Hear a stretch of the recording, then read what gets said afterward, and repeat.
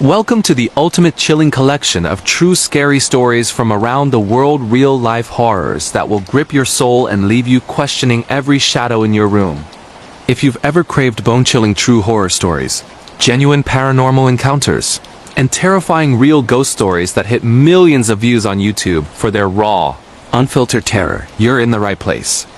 These aren't made-up creepypastas or fake urban legends. These are authentic scary tales straight from the darkest corners of the globe, whispered by survivors who barely escaped with their sanity. True scary stories like these have gone viral for a reason. They read the stuff of nightmares that keep you up at night. Perfect for late-night true horror story compilations or falling asleep to real scary stories, if you dare.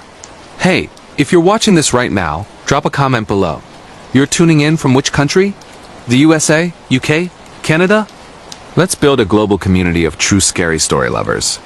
And before we dive into this marathon of terrifying real-life horrors, hit that subscribe button and ring the bell. Don't miss out on more viral true scary stories, haunted house encounters, and supernatural chills that explode your Explore page. Let's get into the first one. But remember, once you start, there's no turning back. The Cabin in the Great White North Country, Canada, Yukon Territory.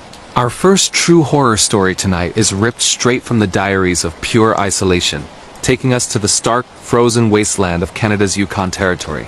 This isn't just about harsh weather. This is about confronting a predator far older and colder than the ice itself. Meet Elias. For 30 years, Elias had been a master trapper, living off the grid, miles from anything resembling civilization. He considered the wilderness his home, understanding its dangers, the grizzlies, the blizzards, the sheer, bone-crushing cold. But what happened during the winter of 2017 shattered his entire worldview. Elias was bunkered down in his small, heavily reinforced log cabin. The temperature had dropped to an apocalyptic -$40 circ text dollar for 3 days straight, locking the world in silence save for the roar of the wind. On the third night, around 2 a.m., the deafening silence was broken by an anomaly that defied all logic. Tap. Tap. It was a precise, deliberate knocking sound coming from the glass window, just beside his sleeping cot. Not a random scrape of a branch, not the frantic clawing of an animal trying to escape the cold. This was intelligent. This was communicative. A veteran of the deep woods, Elias knew that whatever or whoever was out there had navigated a lethal blizzard and was standing just 10 feet from his door. His heart hammered a desperate rhythm against his ribs. He slowly, painstakingly, reached for his Winchester, his eyes fixed on the frosted pane. He crawled across the floor, scraping a small circle of ice from the window with his thumbnail. Peering through the tiny gap, his breath hitched, freezing instantly in the sub-zero air. The figure standing outside was tall, impossibly tall. It was a dark, spindly silhouette against the swirling whiteout, but it wasn't the height that terrified him. It was the structure. Its limbs were unnaturally elongated, thin to the point of appearing skeletal, and its head was a massive, smooth, bone-white oval like a polished, oversized skull, devoid of hair, skin, or recognizable features. It stood motionless, staring directly at the spot where Elias was hiding. It was silent, utterly and completely silent, which was the most chilling aspect of all. Elias instinctively blinked, needing to reset his vision, to tell himself it was exhaustion. When he opened his eyes, the figure was gone. He sprang up, racing to the back door, then to the other window. Nothing. The pristine snow around his cabin was undisturbed. Not a single track, not a single sign of passage. Then, the true horror began. He heard movement, not outside but above him. A slow, heavy dragging sound on the thick wooden roof of his cabin. Whatever it was had climbed the structure without leaving a trace on the ground. The timbers groaned under the weight. It wasn't pacing. It was circling methodically, testing the stability of the roof. Elias spent the remainder of the night in a primal state of terror, crouched beneath his sturdy oak table, his rifle pointed upwards, listening to the agonizing scraping above him. The presence felt massive, predatory, and unnervingly patient. As the faintest dawn finally began to leak over the eastern horizon, the sounds vanished completely. The cabin fell silent once more. He waited an hour, then slowly ventured outside. The snow surrounding the cabin was perfect. But when he looked up at the roof, he found a shocking truth. A large, perfectly circular patch of snow directly above his cot had completely melted, exposing the dark frozen wood. and etched deep into the windowsill where the initial terrifying knock occurred was a symbol he had never seen in any logging or trapping manual. A set of 3 parallel lines intersected by a closed circle. Elias abandoned his home that very day. He claims the entity was not a man or a beast, but something that existed in the terrifying quiet spaces of the Yukon, a truly paranormal watcher that knocks before it enters. This is a real-life encounter that remains unexplained to this day. The missing hiker and the unseen camera country. Australia, Blue Mountains, New South Wales. The Australian bush is beautiful, but it holds secrets older than time. Our second true story takes us to the vast, rugged terrain of the Blue Mountains near Sydney. This is the tale of Liam, a seasoned solo hiker who vanished without a trace in 2018. Liam was meticulous. He logged his route, checked in daily, and always carried a high-end waterproof action camera, filming his entire journey for his small YouTube channel. When he failed to check in for 3 days, a massive search operation was launched. Authorities found his campsite intact. Tent pitched, food supplies neatly stored, and his backpack resting against the tree. The only things missing were Liam and his camera. 6 months later, a flash flood exposed a shallow cave nearly 10 miles from his campsite. Inside, a search team found a decaying, mud-caked action camera. It was Liam's. The battery was dead, but the memory card was miraculously preserved. Hope soared. Maybe the camera held the key to his disappearance. The police forensic team began analyzing the footage. The first 3 days were standard. Scenic shots, Liam talking to the camera, and setting up camp. Everything was normal. Then came the footage from the final day. Liam is hiking a remote, unmarked trail, seemingly in good spirits. Around 3 p.m., the camera suddenly drops and bounces, capturing a shot of his hiking boots in the dried dirt. He curses and picks it up, adjusting the strap on his head. But the following 45 minutes of footage are what gave the seasoned detective investigating the case nightmares. The camera, fixed to Liam's head, shows him walking, but the view is constantly tilting and shaking violently, as if he's struggling to walk straight or being physically pushed. He doesn't speak. He doesn't look around. The only sound is his labored, heavy breathing. Then the breathing stops entirely. The camera is suddenly aimed directly down at the ground for a solid 5 minutes. The only thing in the frame is a patch of dry, dark earth. Then an audible wet thud is heard, and the camera jerks upward, spinning wildly. The final, terrifying 30 seconds of footage show a quick succession of flashes. Asterisk, a dense thicket of black, thorny vines. Asterisk, a brief, horrifying glimpse of a large, pale hand with too many knuckles, pressing against the lens. Asterisk, a rapid shot of the night sky, now suddenly dark, even though it was afternoon. Asterisk, the final image, held for only a fraction of a second, is a close-up of a face not human, but distinctly intelligent, with enormous, reflective black eyes and a mouth that was simply too wide. The footage cuts off abruptly. Liam's body was never found. The camera was the only piece of evidence, and the police officially labeled the case an unexplained wilderness disappearance, quietly classifying the final footage as unfit for public release due to its disturbing and unidentifiable content. The locals, however, have a different theory. They call it the thing that walks where the trail ends. The ghost of the Soviet radar station country, Russia, Siberia, Far East, near a decommissioned military base. Our final true nightmare takes us deep into the cold, desolate heart of the former Soviet Union, a place known for its abandoned secrets. This happened to a group of urban explorers in 2021 who decided to penetrate the perimeter of a massive, decommissioned Duga radar station in a remote corner of Russia.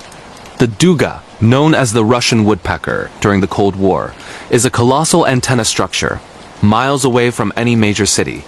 It's an imposing, terrifying monument to a forgotten era. The explorers Igor, Dmitry, and Katya were experienced, and their goal was to film the heart of the main control bunker. They spent the entire first day filming the exterior and the immense steel structures. That night, they set up camp inside the main communications building, a vast, echoing space of rusted electronics and peeling paint. As they were setting up their cameras, a high-pitched, rhythmic thumping began. Thump dot dot dot thump dot dot thump. It sounded like a massive, heavy boot striking metal, slowly approaching their location from the deepest recesses of the bunker. They tried to rationalize it. Shifting metal, wind, maybe a local scavenging. But the rhythm was too deliberate. Igor, the leader, switched on his night vision camera and began walking toward the sound. Dmitry and Katya watched his progress on the live feed. The thumping grew louder. Igor reached a long corridor leading to the main reactor room. He stopped, holding his breath, the camera perfectly steady. Suddenly, the thumping stopped. Silence. Then, a voice cut through the silence on the live feed, not Igor's, but a sound like dry paper scraping over concrete. It was speaking a distorted version of Russian, too garbled to understand, but the tone was one of sheer, agonizing pain and intense, focused anger. Igor screamed a short, sharp, cut-off sound and the camera instantly dropped. It landed face up, capturing the ceiling. Dmitry and Katya saw a flash of movement on the screen, something large and dark that moved with impossible speed. The camera stayed on, recording only the steady, persistent drip of water and the metallic scent of rust. Dmitry, paralyzed by terror, refused to move. Katya, however, grabbed a flashlight and ran toward Igor's last known position. She found the camera, still recording, lying on the floor. But Igor was gone. Not a struggle, not a drop of blood, just the camera. She found him 20 minutes later in the main reactor room, a space miles away from where he dropped the camera and a room they hadn't entered yet. Igor was standing in the center of the vast, circular room, facing the wall. He was completely catatonic. He didn't respond to her touch or voice. His eyes were wide, staring at a blank concrete wall. The paramedics who eventually extracted him said he was in deep traumatic shock. He never recovered fully. When asked what he saw, he would only whisper one word in Russian, over and over. Prizrak. Ghost. He said the thing that spoke to him wasn't the ghost of a person, but the ghost of the system, a remnant of the Cold War itself, forever patrolling the abandoned stations, unwilling to let anyone leave with its secrets. The camera's audio from the moment Igor screamed? It was wiped clean, replaced by an ear-splitting, high-frequency whine. The signature sound of the old Duga radar itself. Glitch in the Matrix. The Appalachian Static True Scary Stories. Missing Hiker Cold Case. The story begins in the summer of 2012. Deep in the Monongahela National Forest in West Virginia, USA, our narrator Alex, a 24-year-old freelance wildlife photographer, had taken a commission to document the rarest flora and fauna near the notorious Spruce Knob. Alex wasn't an amateur hiker. He was a seasoned backpacker, comfortable with long stretches of solitude, his gear meticulously chosen. The unsettling element began on day 4. Alex was miles off the main Appalachian Trail. Having bushwhacked to a secluded high-altitude bog, he set up camp just before dusk. The environment was aggressively quiet, the kind of silence that doesn't feel natural but rather enforced. The only sound was the white noise of the Russian River far below. That night, just as the last glow of civil twilight vanished, Alex heard it, a sound that defied logic. It was a high-pitched, metallic static, not from a radio, but seemingly generated from the very air around him. It wasn't loud, but it was omnipresent, vibrating in his teeth. He immediately suspected a military exercise, perhaps a restricted area, but his detailed maps showed nothing. He recorded the sound on his professional-grade audio recorder, hoping to identify it later. The recording was a clean, electronic hum, a digital scream in the analog world of the forest. The next morning, the static was gone. But a far more terrifying discovery took its place. The GPS function on Alex's robust handheld unit was failing, not just losing signal. It was displaying coordinates that placed him hundreds of miles away in the middle of the Atlantic Ocean before flickering wildly and settling on a coordinate 100 feet from his actual position, marked with the label, Unknown Region 7. Alex tried to rationalize it as solar flare interference or a faulty unit, but a deep primal panic began to set in. He decided to pack up and hike out immediately. The 12-mile trek back to his truck, which should have taken 6 hours, became a nightmare of disorienting repetition. Alex, following a well-defined creek bed, noticed a specific oddly shaped rock formation he had used as a landmark the day before. He bypassed it, continued for a solid hour, and then, his heart sinking, saw it again. The exact same rock. The same snapped pine branch lying across the creek. He had walked in a circle. He switched to compass navigation. North was north, but the landscape refused to cooperate. Every 2 hours the scenery reset, not completely, but with subtle, terrifying differences. The moss was on the opposite side of the trees. The direction of the water flow seemed slightly altered. It felt like the forest was a video game level that had failed to load its full area, forcing him to loop back. This was his first true glitch in the Matrix experience. That night, desperately searching for shelter, he found a structure. A small, dilapidated hunting cabin, nestled impossibly deep in a ravine. The cabin shouldn't have been there. It wasn't on any maps, and the surrounding terrain was too rugged for construction access. It was a single-room affair, built from rough-hewn logs, clearly very old. Inside, Alex found nothing but a thick layer of dust, one rusted metal cot, and on a small handmade shelf, a single object, a worn leather-bound journal. The journal was dated 1987. The handwriting was erratic, scribbled with a desperate intensity. The pages detailed a man named Silas who had gotten lost and experienced the exact same looping phenomenon. But Silas's journal contained an element Alex had not yet encountered: the mimicry. Silas's final entry was chilling. They don't hunt with teeth, they hunt with ears. They listen for the sound of you talking to yourself. They catch the echo and they refine it. I heard my own wife call my name from the ridge. But Alice died in '86. The voice was hollow. It was learning. Alex slammed the journal shut. The fear of an unsolved mystery now had a name. Silas was clearly one of the region's missing persons. As the light faded, the unsettling static returned, louder this time, accompanied by a low, guttural chuffing sound from the woods outside. Alex gripped his large hunting knife, his back against the cabin wall. Then the voice. "Alex? Is that you?" The voice was his mother's. Perfect, pitch perfect, with the exact lilt and inflection she used when she was worried. My mother is 1,000 miles away, Alex thought, his breath hitching. I never told anyone where I was hiking off trail.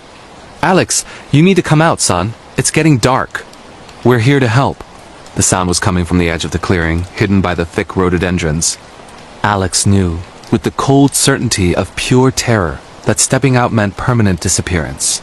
It was the weird coincidence and the foreshadowing from Silas's journal coming true. He stayed silent. The voice repeated the phrase, but this time the perfect inflection slipped. There was a faint, electrical waver, like a poorly rendered audio file, a momentary return of the metallic static hidden inside the mother's voice. It was a sonic manifestation of the glitch in the Matrix. The entity was an imperfect mimic. The chuffing stopped. The voice vanished. A new sound replaced it. The sound of something heavy dragging itself around the cabin, pausing at the window, and letting out a low, experimental scream. It was an alien sound, a sound of frustration, a sound of something that had failed to capture its prey, and was now reverting to its primal, monstrous noise.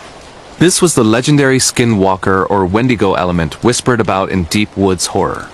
Alex waited until dawn, the creature having retreated after hours of psychological torture banging on the logs, scraping, and occasionally whispering his sister's name, this time with a malevolent, hissing tone.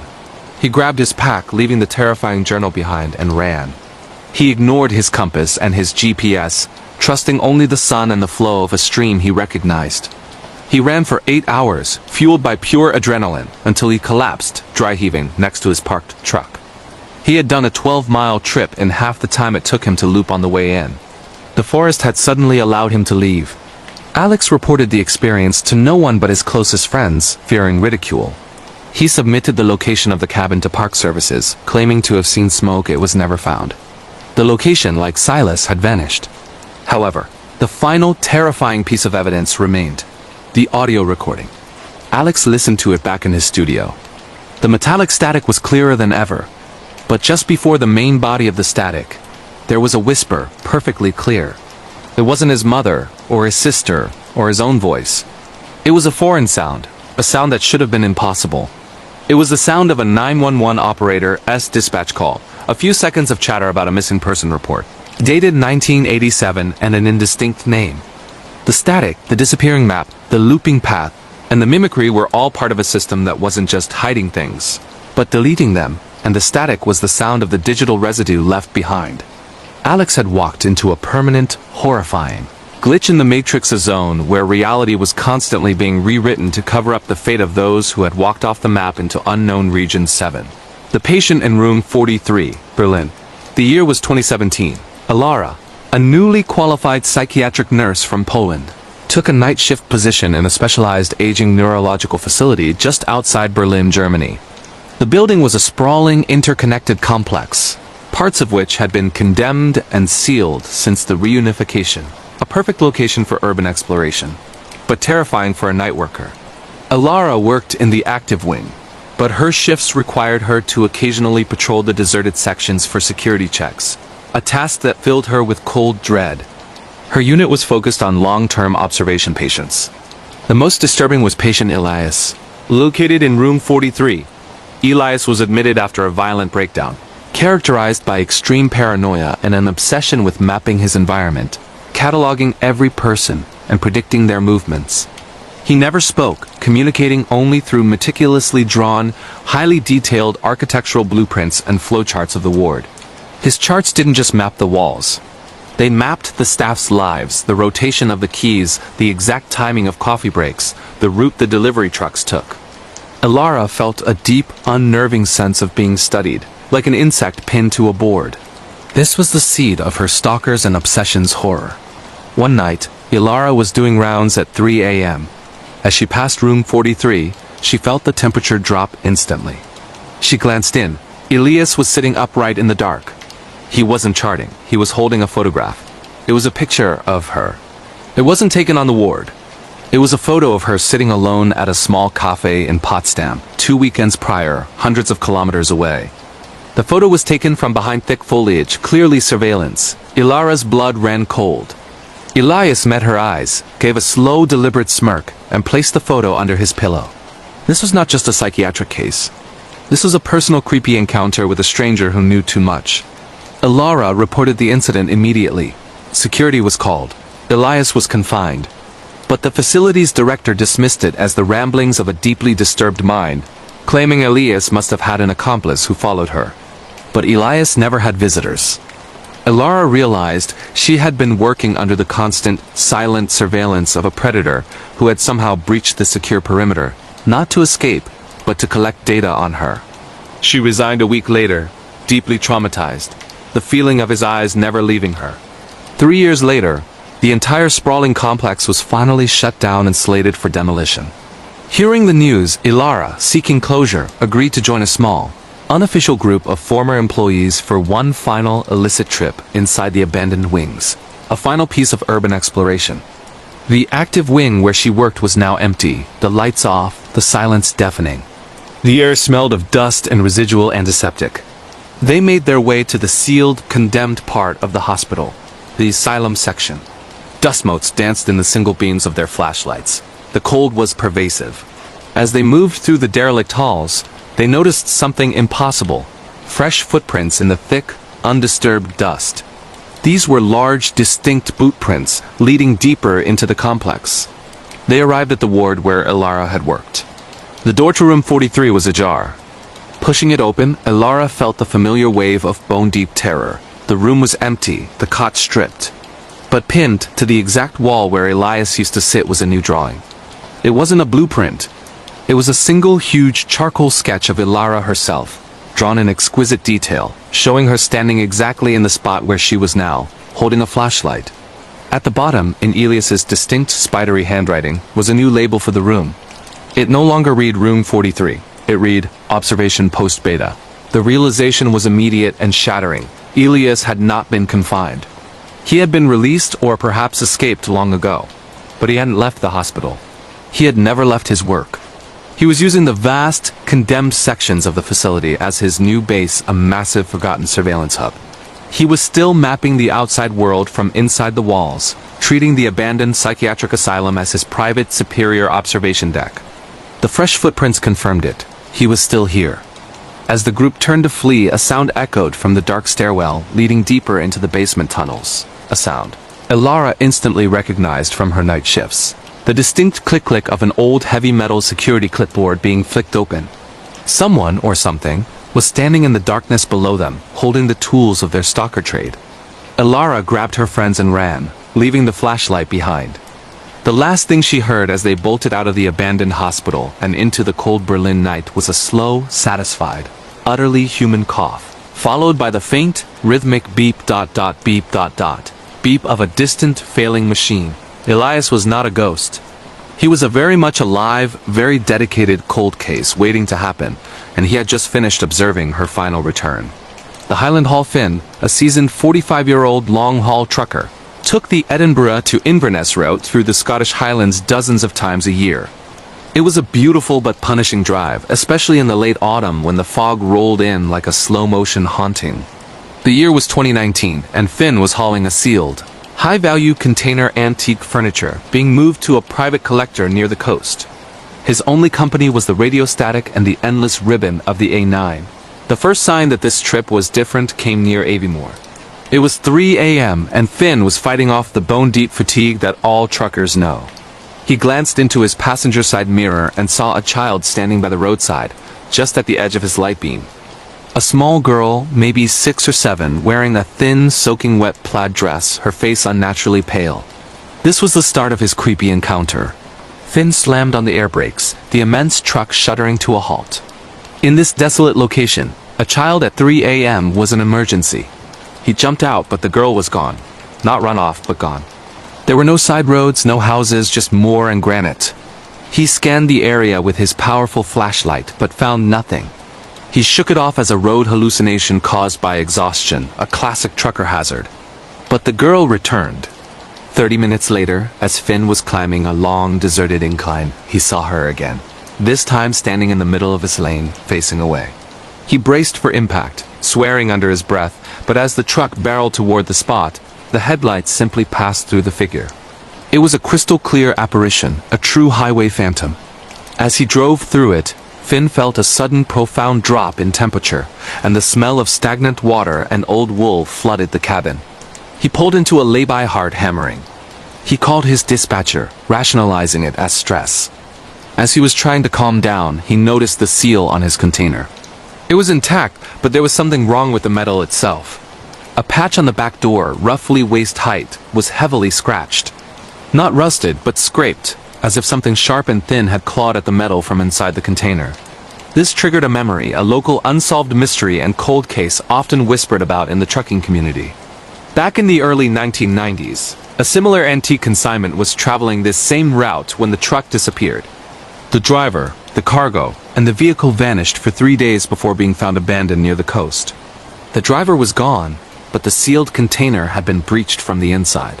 The cargo inside, however, was undisturbed save for a single, small, hand-knitted woolen doll left on a velvet chair. The general theory was kidnapping and abduction, but the case went cold, the driver never found. A terrifying thought crystallized in Finn's mind. What if the old stories weren't about the driver being the target of the kidnapping, but the cargo?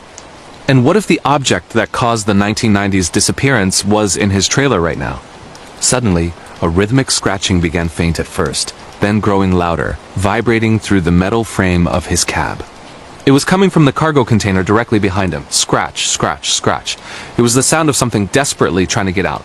Finn gripped the steering wheel, flooding the truck with light, refusing to look in the mirrors.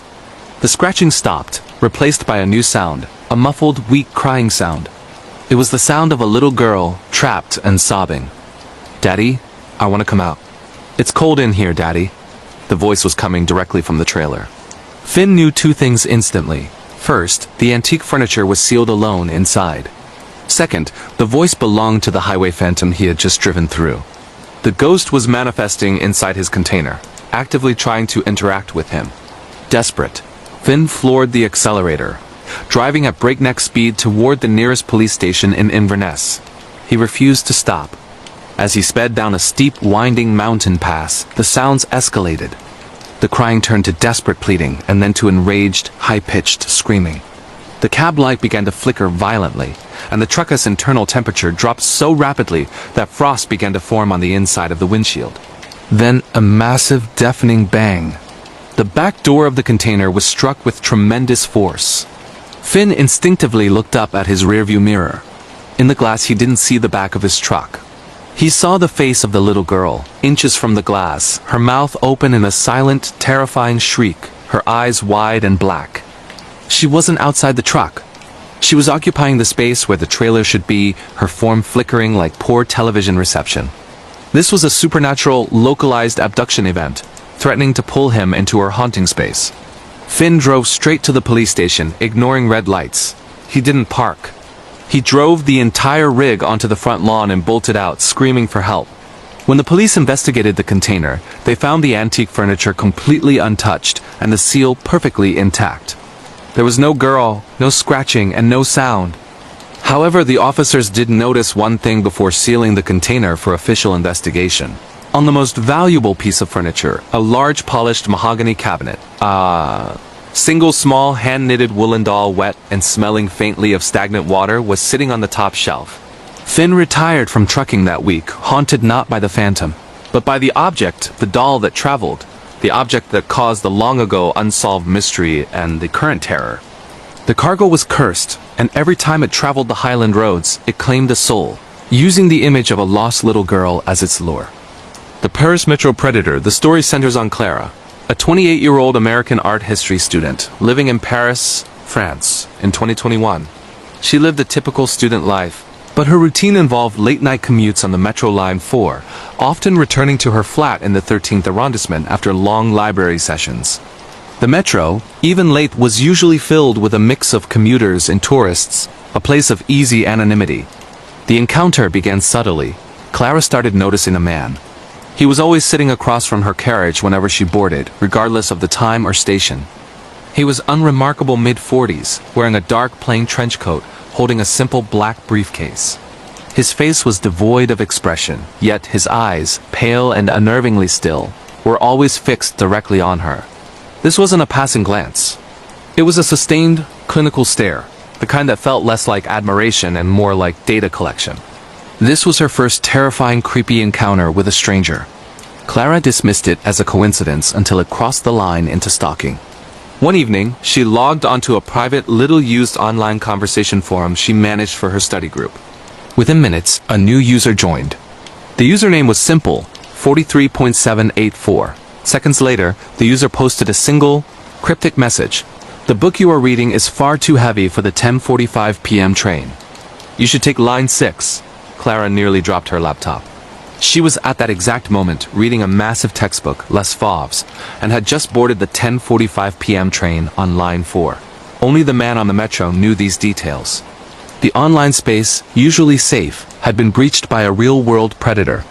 She immediately reported the incident to the police, citing an extreme stalking case. They were sympathetic but unable to act, noting no direct threat or physical harassment. Desperate, Clara changed her routine drastically, taking buses and using ride-shares. The man vanished from her daily life, but he reappeared in her nights. The intense stress and fear triggered severe sleep paralysis. It began as simple, waking nightmares, lying paralyzed in her bed, unable to move, feeling a crushing weight on her chest. But the hallucinations were always the same. Standing over her, completely still and silent, was the man from the metro, the stalker. In her paralyzed state, she couldn't scream, and she couldn't look away from those cold, pale eyes. In one terrifying episode, as he stood over her, his lips moved for the first time. The voice was a low, dry rasp. He said, "You changed your route. But I know where you sleep." This psychological torture continued for weeks.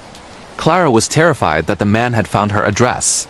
She researched the stalker and his online handle, 43.784.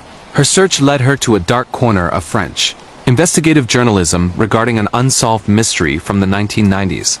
A series of disappearances labeled the librarian murders.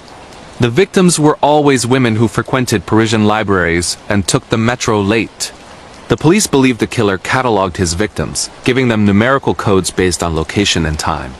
The number 43.784 was a decommissioned metro reference code for a rarely used maintenance tunnel near her stop.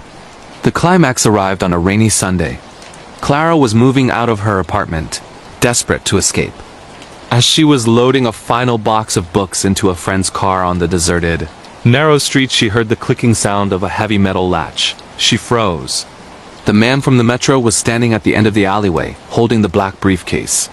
He didn't run or hide, he just stood watching her. He gave a small, almost imperceptible nod, a final acknowledgement of his victory in finding her.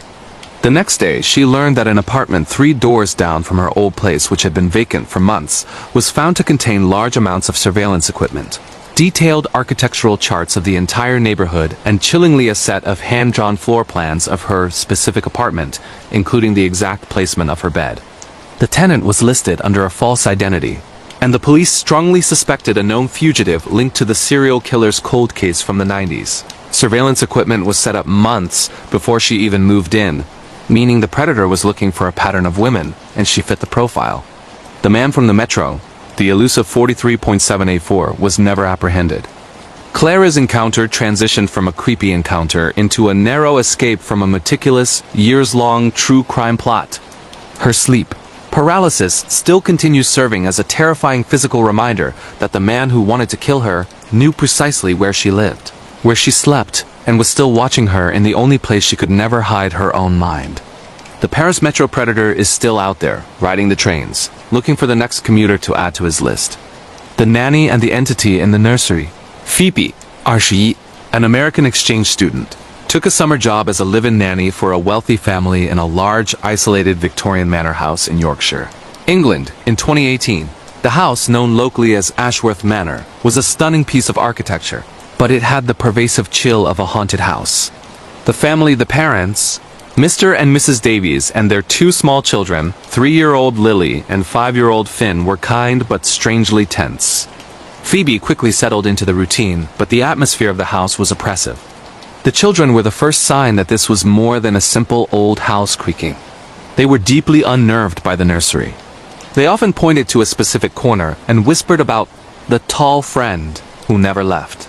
Lily, the youngest, had stopped sleeping through the night. The true paranormal activity began when Phoebe was alone at home for the first time on a Friday night, the parents away at a gala. The night was intensely quiet. Around 1 a.m., Phoebe heard a slow, rhythmic rocking sound coming from the nursery upstairs. She knew the rocking chair was kept locked and still. Heart pounding, she crept up and peered into the nursery. The room was dark, but in the center, the antique rocking chair was swaying gently, completely empty. As her eyes adjusted, she realized it wasn't empty. A dark, impossibly tall shadow, too sharp and defined for a simple trick of the light, was seated in the chair. It didn't move. It simply occupied the space. Phoebe fled, locking herself in the master bedroom, calling the parents in a panicked whisper. Mr. Davies' response was chillingly resigned. "Phoebe, listen to me. Don't go into the nursery. Stay in your room. Lock the children in yours. Whatever happens, do not engage." The terror escalated from passive haunting to aggressive demons and possessions activity. As Phoebe huddled with the two terrified children, the sounds started. First, heavy, deliberate footsteps walking directly above them in the attic footsteps that ended right over the nursery. Then, the rhythmic thump-thump of something heavy being dragged down the wooden staircase. It was slow, agonizingly deliberate, and it sounded like a heavy human body. The children, however, reacted the most horrifyingly. Finn, the 5-year-old, began staring intensely at a blank wall, his face going pale. He whispered, "He says we have to go with him now. He says it's time to play in the cold room." His voice was not his own. It was deep, gravelly, and laced with an inhuman, hissing quality. This was a clear sign of possession. Phoebe grabbed the children, rushing them into the hallway and down the main stairs. As she reached the bottom landing, a door at the end of the long hall, the rarely used door to the cellar, slammed open with violent force. Standing in the darkness of the cellar entrance was the source of the footsteps. A tall, skeletal man, wearing clothing that looked centuries old. His face stretched into a soundless, terrifying rictus of rage.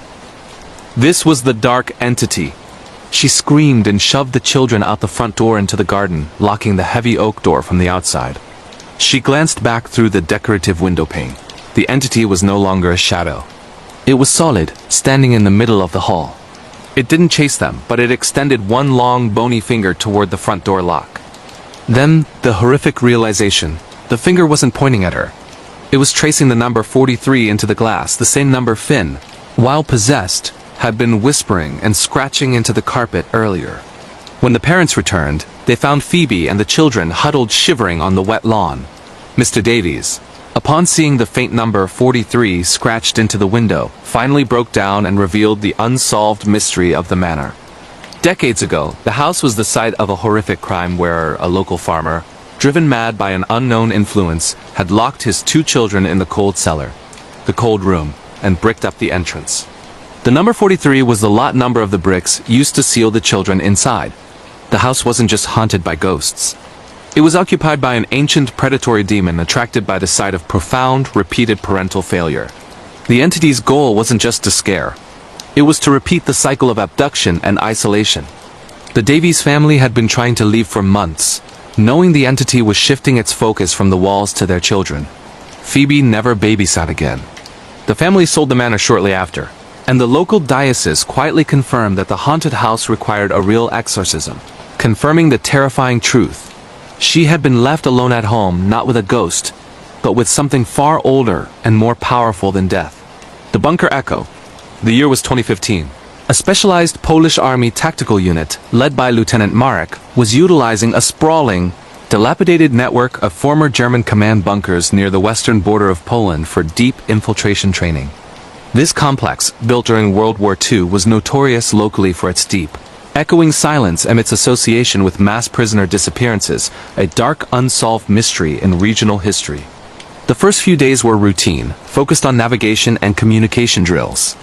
The primary objective was to map and relay data from the lowest, most inaccessible level, known only as Sub-Level 5, SL5, which was nearly 2 kilometers below ground. The initial sign of the paranormal encounter came from the radio. The team relied on a secure, closed-circuit communication system. On day 3, as they descended into SL5, the comms officer, Jan, reported anomalous interference. It wasn't static. It was distinct, layered sound chatter in multiple languages, faint marching music, and most chillingly, a deep, inhuman moaning. Jan labeled it the echo phenomenon. When recorded and filtered, the primary sound was clearly antiquated German military calls, echoing from the 1940s. Marek pressed on. SL5 was designed with a unique acoustic layout, a network of sound-dampening chambers intended for interrogation and experimental sonic weaponry.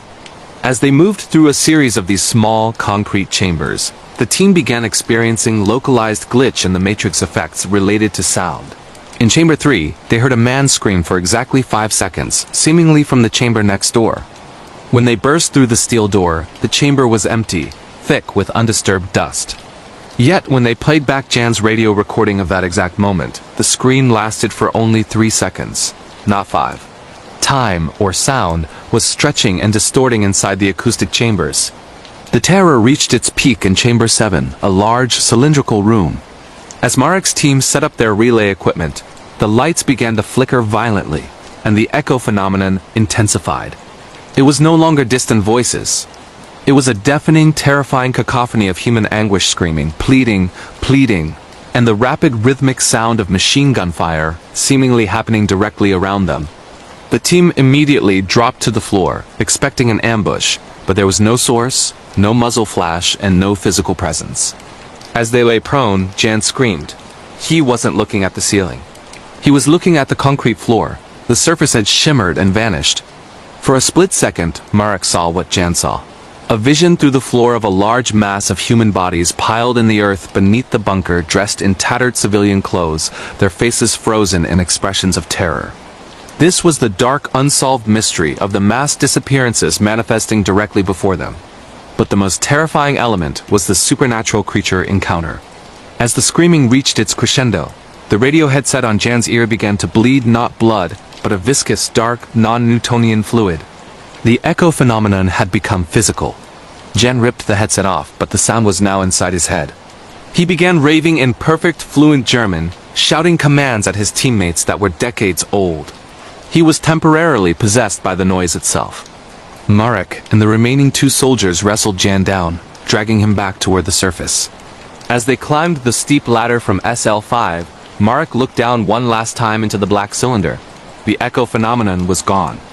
In its place, standing at the bottom of the chamber, was a single figure. It was not a translucent ghost or a soldier.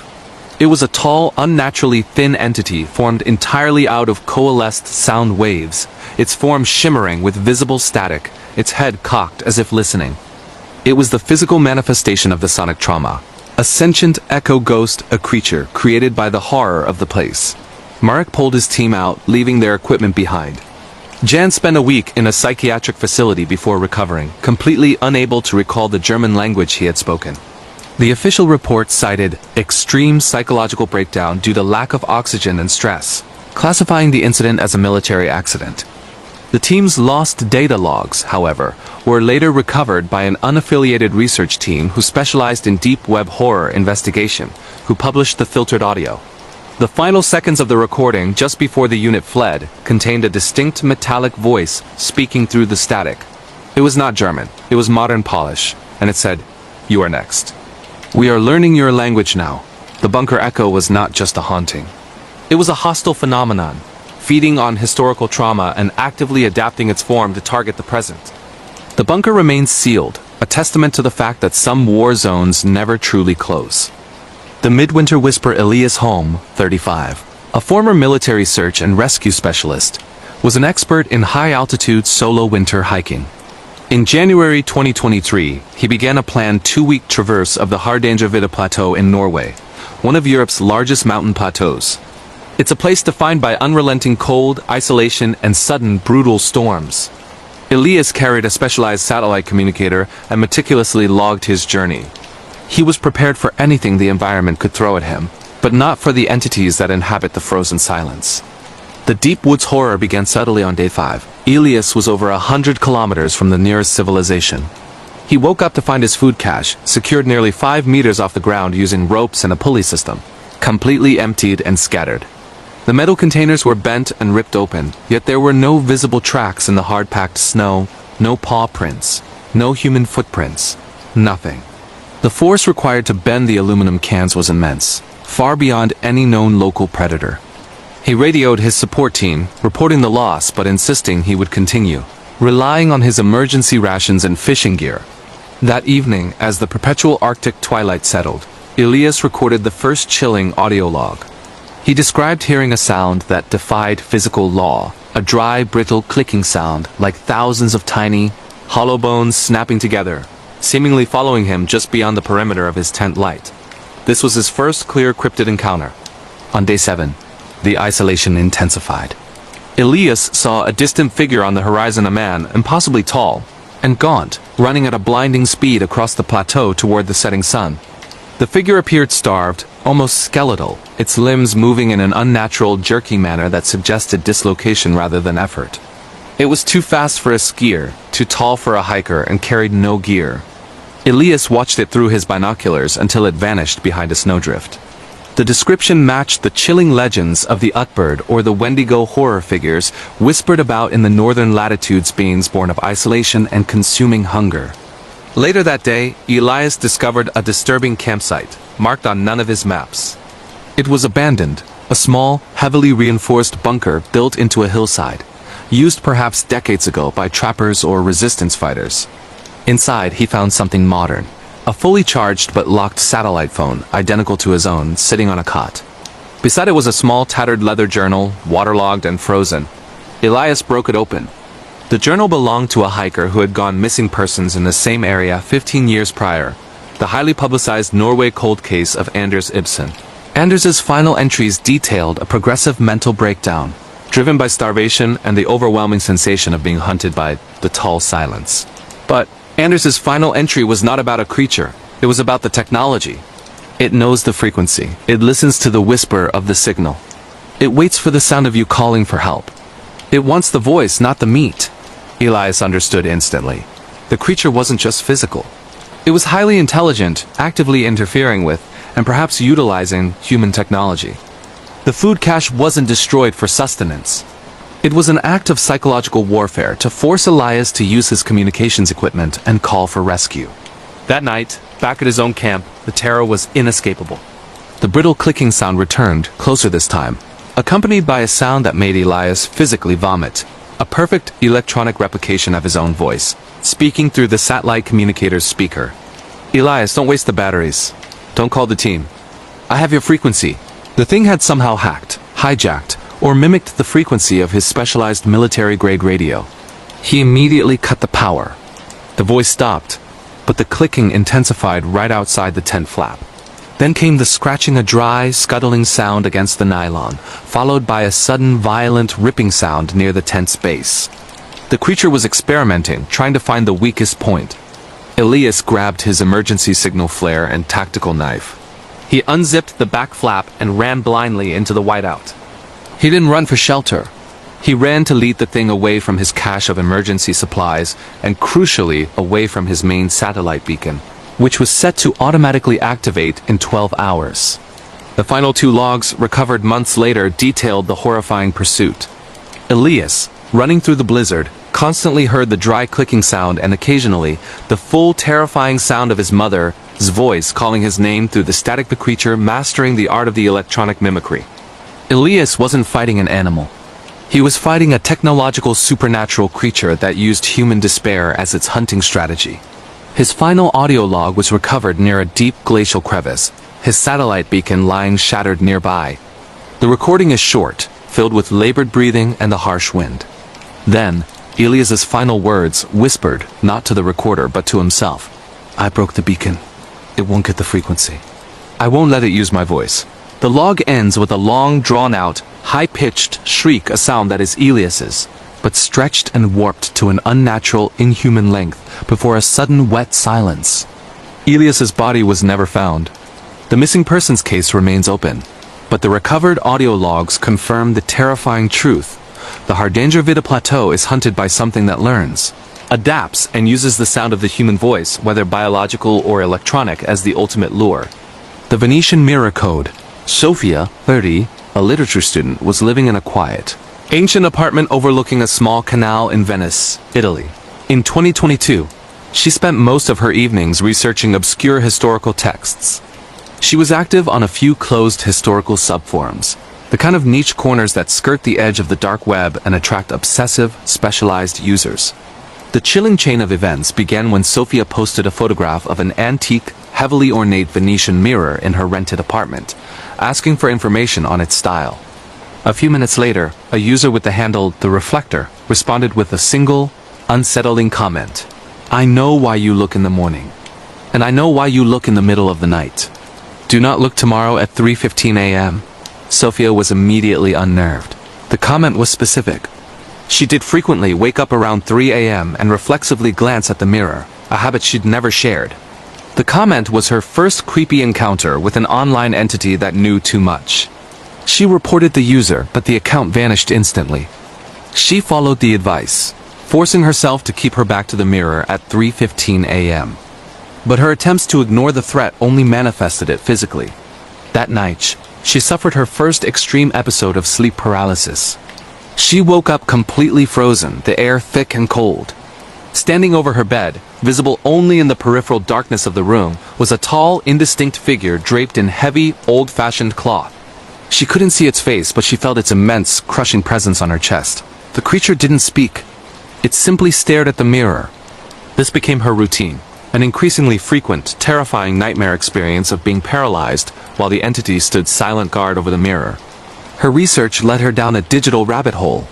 By tracing fragmented metadata from the vanished Reflector account, she discovered it was linked to a deep, untraceable historical archive, a kind of deep web. Mystery archive dedicated to documented historical cases of psychic or mirrored contagion. One thread detailed a chilling local legend, the Specchio del Malocchio, mirror of the evil eye. It was said that during the plague years, mirrors were used to trap the dying breath and spirit of the deceased, hoping to halt the contagion but instead creating a portal for the city's concentrated suffering. The only way to break the mirror's power was to scratch a specific, repeating code onto its glass. The article listed the code, 77-18-9. The final, terrifying weird coincidence occurred during her next episode of sleep paralysis. The shrouded figure was standing over her, again. Terrified, yet determined, Sofia forced herself to move in the daytime. She bought a diamond-tipped engraving tool and, hands trembling, traced the sequence 77-18-9 3 times over the faint scratches on the mirror. The effect was instantaneous and violent. A piercing, high-pitched scream, dry and ancient, ripped through the air of her apartment. The mirror didn't shatter. Instead, the glass warped, buckling inward like heavy water before snapping back into place.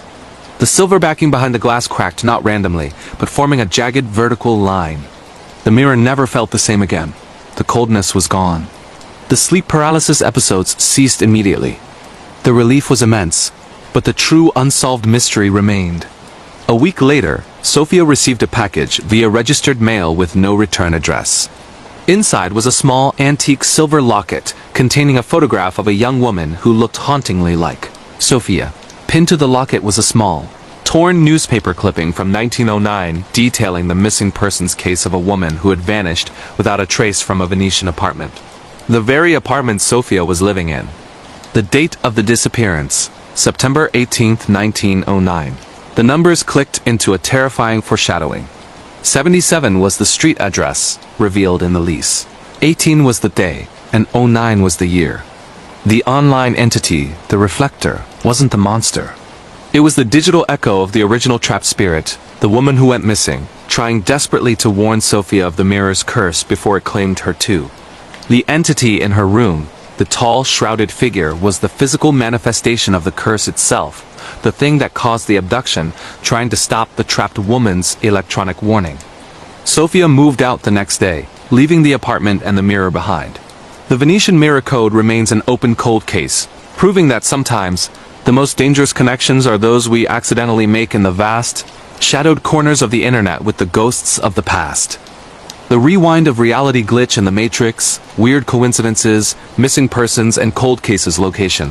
Helsinki, Finland. The Helsinki Loop. The year was 2017. Dr. Elias Vok, a meticulous and renowned astrophysicist at the University of Helsinki, was by all accounts a man of unshakable logic. His world was numbers, calculations, and the undeniable laws of physics. His wife, Ino, however, was his anchor to the softer, more unpredictable world of art and emotion. The nightmare began on a Tuesday, an unremarkable afternoon in late October, with the disappearance of a key, the electronic key fob to their apartment building. Ino swore she'd left it on the kitchen counter. Elias searched for an hour, dismissing it as a momentary lapse. They replaced the fob. Life moved on.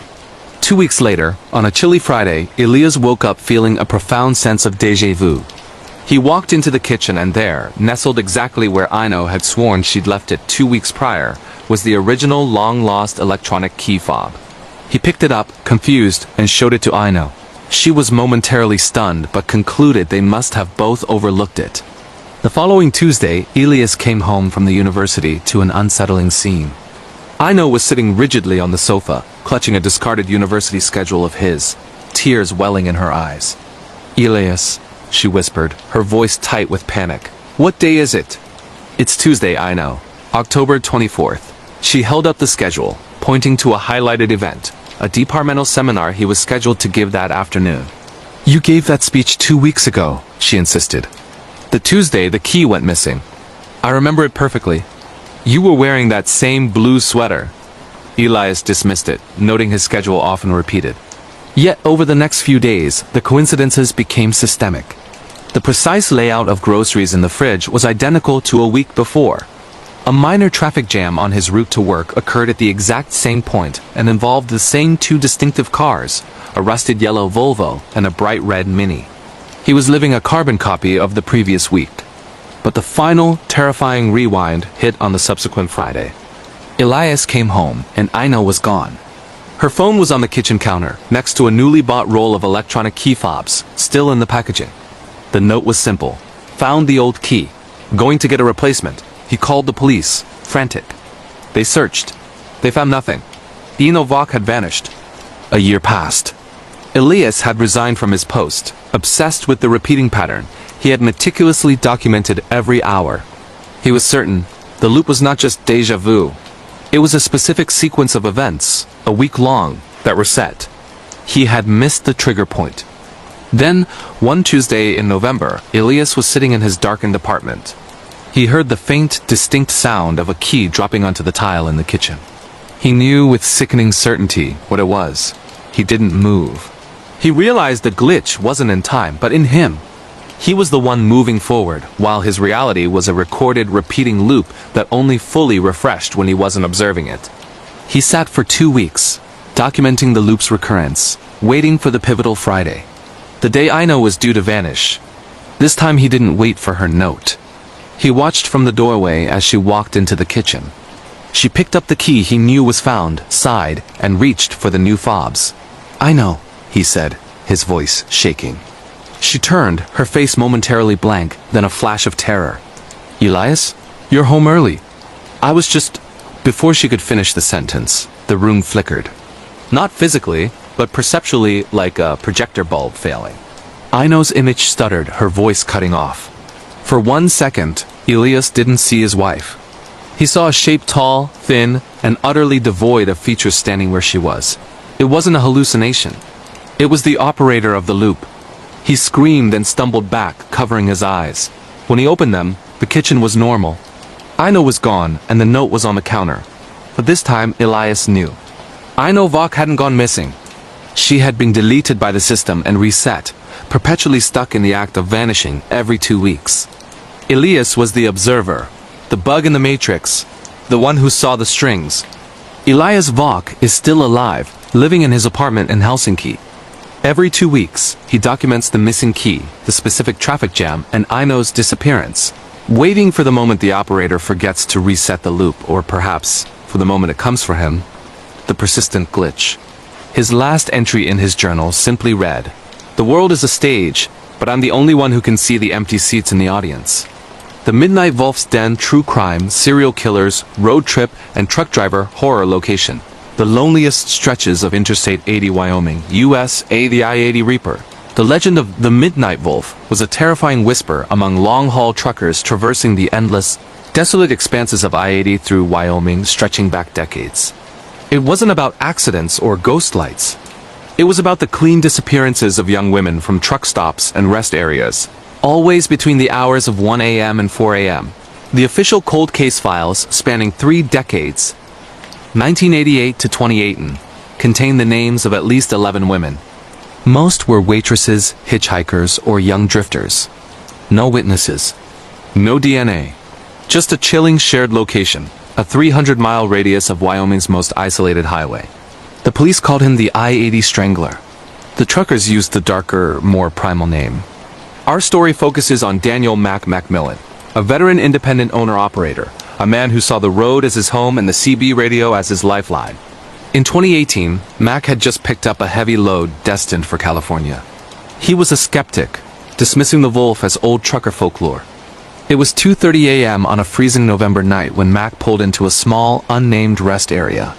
He saw a battered, older semi-truck, a Kenworth W900, recognizable by its distinct, almost military green paint and a massive, stylized Wolf decal on the side of the sleeper cab. It was parked at an odd angle, isolated and running. Mac felt a primal instinct to drive on, but he was exhausted. He killed his engine and slumped in his seat. 10 minutes later, his CB radio crackled. Not with the usual chatter, but with a dry, low voice, almost a growl. "Breaker, breaker. Anyone got eyes on the wolf? The night is long and the sheep are sleeping." Mac's blood went cold. This was not the usual code. He instinctively picked up his mic. "Negative, Wolf. You got the wrong channel. This is the Big Mac northbound." The voice on the other end chuckled, a dry, rasping sound. "Wrong channel? No, Big Mac, I'm right here. And I know you've been watching my rig. Nice new Peterbilt. You think you're safe in there?" Mac's hands started to sweat. He looked out his window. The green Kenworth's brake lights flashed once, twice, then off. It wasn't a coincidence. The driver knew he was being watched. Mac slammed his gear shift into drive, his heart hammering against his ribs. He sped out, driving the next 3 hours non-stop. He was unnerved, but he convinced himself it was a sick prank. 2 weeks later, Mac was back in Wyoming, heading east this time. He stopped at a different, larger truck stop diner. He sat in a booth, sipping coffee, trying to shake the feeling of being watched. The waitress, a young woman with tired eyes named Sarah, came to refill his mug. As she leaned in, Mac noticed a faint, jagged scar just below her left ear, almost hidden by her hair. "Rough night, Sarah?" he asked, just to make conversation. She flinched, a look of sheer, cold panic flashing in her eyes. "Sir, I don't know what you mean." No, I just meant... The scar. Looks nasty." Sarah's face went white. She put the coffee pot down, whispering, "That was the wolf. He leaves a mark. A sign." She quickly explained that 6 months ago, she was a hitchhiker he picked up outside Rollins. She was young, naive, and desperate. He took her back to his rig, the military green Kenworth W900 with the Wolf decal. "He didn't hurt me, not like that," she explained, her voice cracking. "He said he was an administrator of the lonely. He kept me in the sleeper for 2 days. He showed me photos. The photos, she said, were of all the missing women. He didn't just kill them. He ritualized the process. He never touched them until he documented their complete erasure from the world. He told me I was his mistake, Sarah whispered, clutching a towel. He said he let me go because he wanted me to spread the word. He wanted the fear. He said, "Tell the other sheep the wolf's den is always open, but the door only locks one way." The scar, she said, was from the small silver chain he used to fasten her to a hook inside the sleeper, not a weapon. He never used weapons. Mac's mind raced back to the rig, the CB call, the brake lights. He looked up at Sarah, a wave of sickening understanding washing over him. "Sarah, where is he now? Did he say where he's going?" Sarah looked past him, her eyes wide with unholy terror. "He doesn't travel. He patrols. He's not a truck driver, Mac. He's the highway itself." Mac turned slowly. Outside the diner window, moving at a snail's pace through the pre-dawn mist, was a massive military green Kenworth W900. It wasn't his imagination. The stylized wolf decal seemed to stare directly into the diner. The truck passed, but as the rear of the sleeper cab came into view, Mac saw it. Scratched deeply into the dust on the trailer door, a fresh message that could only have been put there minutes before. "I heard you calling, Big Mac. Sleep well." Sarah screamed, a raw animal sound, and collapsed. The police were called. The wolf was gone. Sarah refused to speak again, lapsing into a catatonic state. Mac Macmillan abandoned his truck that day, selling it for scrap. He never drove again, haunted by the realization that on the endless, dark ribbons of America's interstate system, true crime isn't solved by police, it's managed by something worse. The blood right of Blackwood Asylum, paranormal and supernatural, ghosts and hauntings. Urban exploration, abandoned asylums. Location: Blackwood, Scotland. UK, the 13th patient. Blackwood Royal Lunatic Asylum, established in 1888 near the desolate Scottish Highlands, was shut down in 1974 after a devastating fire that claimed the lives of 8 staff members and 12 patients. The official narrative blamed a faulty electrical heater. The locals, however, knew the truth lay with the 13th patient. In 2021, a team of 4 urban explorers, Liam, the leader, cameraman, Chloe, the skeptic, audio lead, Mark, the historian, and Reese, the drone operator, decided to spend a full 48 hours inside the ruins of Blackwood. They were after the ultimate paranormal evidence. The asylum was a hulking Gothic testament to despair. The most notorious section was the Yeast Wing, where the most violent and disturbed patients were kept. Specifically, room 13, the cell of patient 13, a woman named Elspeth, who was believed to have been a powerful, untrained psychic who drove everyone around her to self-harm. She was found the morning after the fire, not burnt, but meticulously flayed in her locked room. The tools of her skinning laid out neatly beside her. They set up camp in the main recreation hall, equipped with infrared cameras and EMF meters. The first night, the choir of silence, nothing happened until 3 a.m. Chloe, monitoring the audio feed, ripped off her headphones. "I don't know what that was, Liam, but it sounded like 1,000 voices singing. Right outside the window." Liam checked the mic feeds. Total silence. Not even a single cricket or a wind noise. "We're in the middle of a windstorm, Chloe. How can it be silent?" Reese, standing guard, whispered, "It wasn't singing. It was weeping." The second day, the locked doors. Mark, the historian, found a hidden sub-level beneath the East Wing and execution chamber disguised as a hydrotherapy room. They found iron cuffs embedded in the stone floor and dark, impossible stains. As they documented it, the heavy iron door to the room slammed shut and the bolt shot home. Panic ensued. They worked desperately to force it open. After 20 minutes of frantic effort, the door effortlessly swung open. There was no one on the other side. But Reese noticed something. A fresh scratch mark, a long, deep gouge on the metal door, right beside the bolt. It looked like someone with immense power had tried to claw their way out of the room, not in. The second night, the ultimate sacrifice at 2:45 a.m., the EMF meters exploded in the recreation hall. The temperature dropped instantly. Liam was filming when a black, billowing shape coalesced at the far end of the room. It was not a wispy ghost. It was a column of palpable, oppressive darkness. Then the true horror began. Chloe, the skeptic, suddenly started to scream, a high, piercing sound of pure agony. She was clutching her hands to her ears, blood pouring from her nostrils. It's telling me to do it. She shrieked, her voice morphing into a deep growl. The 13th demands the blood right. Cleanse the vessel! Liam and Mark tackled her. She fought with superhuman strength. As they struggled, Reese, terrified, activated the drone and flew it towards the east wing. The live feed showed the drone hovering outside room 13. The window, which had been smashed and sealed with plywood, was now perfectly intact, as if the asylum was operating again. Then, a face appeared in the window, a woman with an impossibly wide, grinning mouth and no eyes, only empty sockets.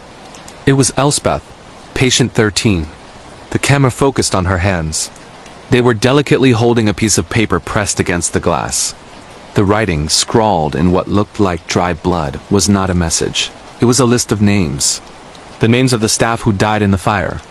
At the bottom, a new name, freshly written, in wet, glistening red. Chloe. In the hall, Chloe finally broke free, grabbed a loose shard of glass, and with a terrible, methodical precision, sliced a perfect deep crescent moon shape into her own chest. She collapsed, whispering, "The rite is done. The vessel is cleansed." They managed to drag Chloe out and get her medical help, but she never recovered mentally. The police investigation found no evidence of forced entry to the asylum. The door to the hydrotherapy room was found sealed shut, the bolt rusted into place. The drone, however, was found miles away, resting atop a small, ancient Gaelic stone cairn in the wilderness. The memory card was wiped clean, except for one file, a 10-second audio clip. It was the sound of a woman's breathy, manic laughter, followed by the chilling whisper of a multitude of voices. "You can't escape the loop. You are the staff. You are the patients. You are the fire." The team was broken. Liam never posted the footage. He now lives under a constant paranoia, checking his body daily for any unnatural scars or wounds, forever wondering if he was marked as the 14th victim of the blood rite of Blackwood Asylum. The Silent Watchman of Prague category. Personal encounters. Creepy encounters with strangers. Stalkers and obsessions. Location, Prague, Czech Republic. The man who never moved in the winter of 2023. Amelia, an American student from Boston studying fine arts in Prague, secured a small, charming, but very old apartment near the lesser town. The apartment had enormous windows overlooking a narrow, cobblestone side street, a view she loved. The unnerving pattern began innocently. One Tuesday morning, as Amelia hurried to her 9 a.m. lecture, she noticed a man standing perfectly still across the street. He was dressed in a heavy, charcoal gray overcoat, a dark scarf concealing his lower face, and a fedora pulled low. He wasn't doing anything, just standing. Amelia paid him no mind. "Prague is full of people waiting."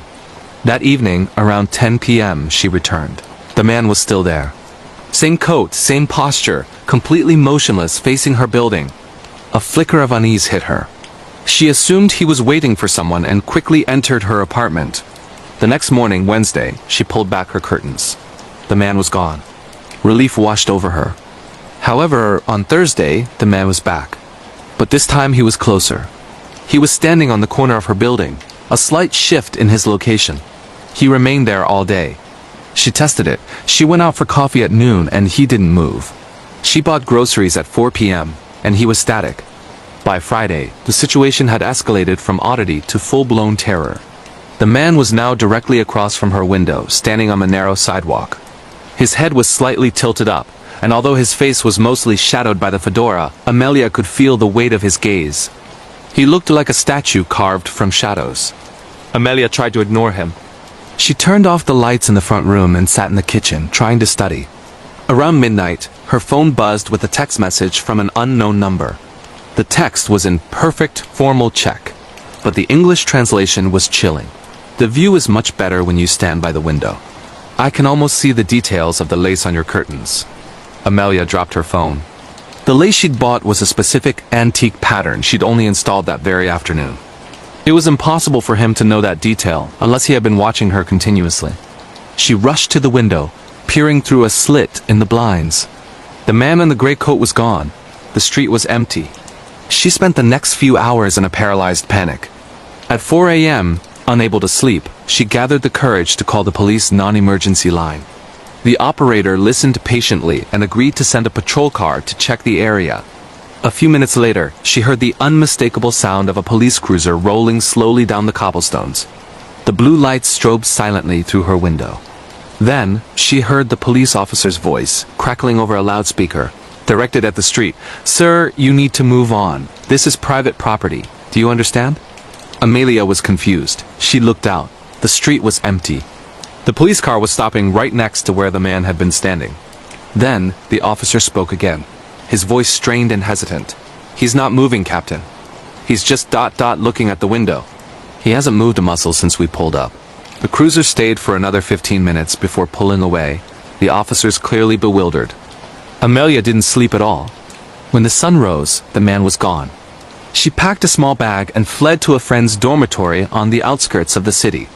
2 days later, Amelia was walking across Charles Bridge, trying to reclaim some sense of normalcy. She paused to look at the dozens of street artists and vendors, and then she saw it. Near the statue of St. John of Nepomuk, positioned right in the middle of the heavy crowd, was an artist selling charcoal sketches. The artist was nowhere to be seen, but on the display stand, right in the center, was a freshly drawn portrait. It was a sketch of a young woman sitting in a kitchen, light from a window illuminating her face. Her expression was one of terror, and in the corner of the sketch, drawn in incredible, chilling detail, was a patch of lace curtain. Amelia looked up, scanning the crowds. She didn't see the man in the gray coat. But then, she saw the artist's stool, tucked neatly behind the display. On the seat of the stool was a dark charcoal gray overcoat, and resting on top of it, a simple dark fedora. Amelia didn't scream, she didn't run. She simply walked away, the unsettling knowledge settling in her stomach. The silent watchman wasn't just observing her movements. He was documenting her soul, turning her terror into art, and he was always one step ahead. She left Prague that week, abandoning her studies. She still has nightmares, but the worst part is not the dream itself, but the lingering fear that somewhere, in a gallery she hasn't found yet, the man in the gray coat has put her portrait on permanent display. The Hollow Cabin of Yellowstone. Category: Supernatural Creatures, Cryptids, Camping and Wilderness Horror, National Parks. Deep Woods. Location: Shoshone National Forest. Bordering Yellowstone, Wyoming, USA. The Wendigos whispers Jake and Ben, two seasoned hikers and best friends from Seattle, decided to tackle the brutal, unmaintained trails of Shoshone National Forest, the truly wild and isolated land bordering Yellowstone. It was June, and the weather was unpredictable. Their goal was a remote, decades-abandoned logging cabin known only from old topographical maps. 4 days into their hike, deep in the heavy pine forest, they found the cabin. It was a decaying structure of heavy logs, covered in thick moss and entirely silent. There were no foot trails leading to it, and no animal tracks around the perimeter. It felt less like an abandoned building and more like a tomb. Inside, the air was freezing despite the summer temperature. The cabin was almost empty, save for a few rusted tools and a small, handmade wooden box sealed with 3 heavy iron clasps. The box was heavy, and they immediately tried to open it. It was impossible. Ben suggested smashing it. Jake, feeling a profound sense of wrongness, insisted they leave it untouched. That night, they slept in their tent 50 yards away from the cabin. Around 3 a.m., Jake was woken by a chilling sound. A voice calling Ben's name, clear as a bell, coming from the direction of the cabin. "Ben, come closer. You look so tired." "I have warmth." Ben, sound asleep next to Jake, mumbled something in his dream. Jake crawled out of the tent, armed with his flashlight. He swept the beam toward the cabin. Nothing. The voice was too soft, too close to be an animal. Too human to be the wind. He whispered, "Ben, wake up." "Did you hear that?" Ben woke up instantly, his eyes wide. "Hear what?" "I was just dreaming of a meal. Something warm and heavy. Steak." Jake shook it off, but over the next 2 days, the incidents intensified. The voice started calling Jake's name, too, always from the vicinity of the cabin. Always with an unnerving, intimate familiarity. The final night, a dense fog rolled in. The air dropped to sub-zero. Around 1 a.m., the screaming started. It was a terrifying sound, a mixture of human agony and guttural, desperate hunger coming from the woods. Ben, a military veteran, was instantly alert. "That's not a bear. That's not a mountain lion. That's a person being eaten." They grabbed their weapons and waited. The screaming stopped abruptly. Then, they heard the voice.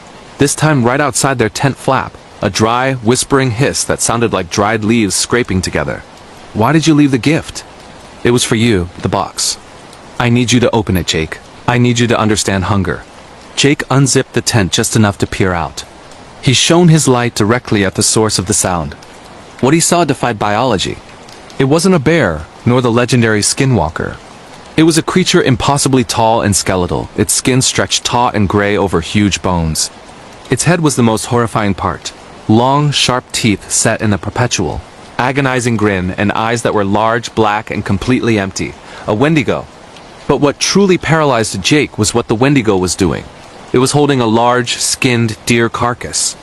And with its impossibly long, clawed fingers, it was writing on the wooden cabin wall with the deer's blood. Jake watched, terrified, as the creature finished its inscription and then silently retreated into the thick fog.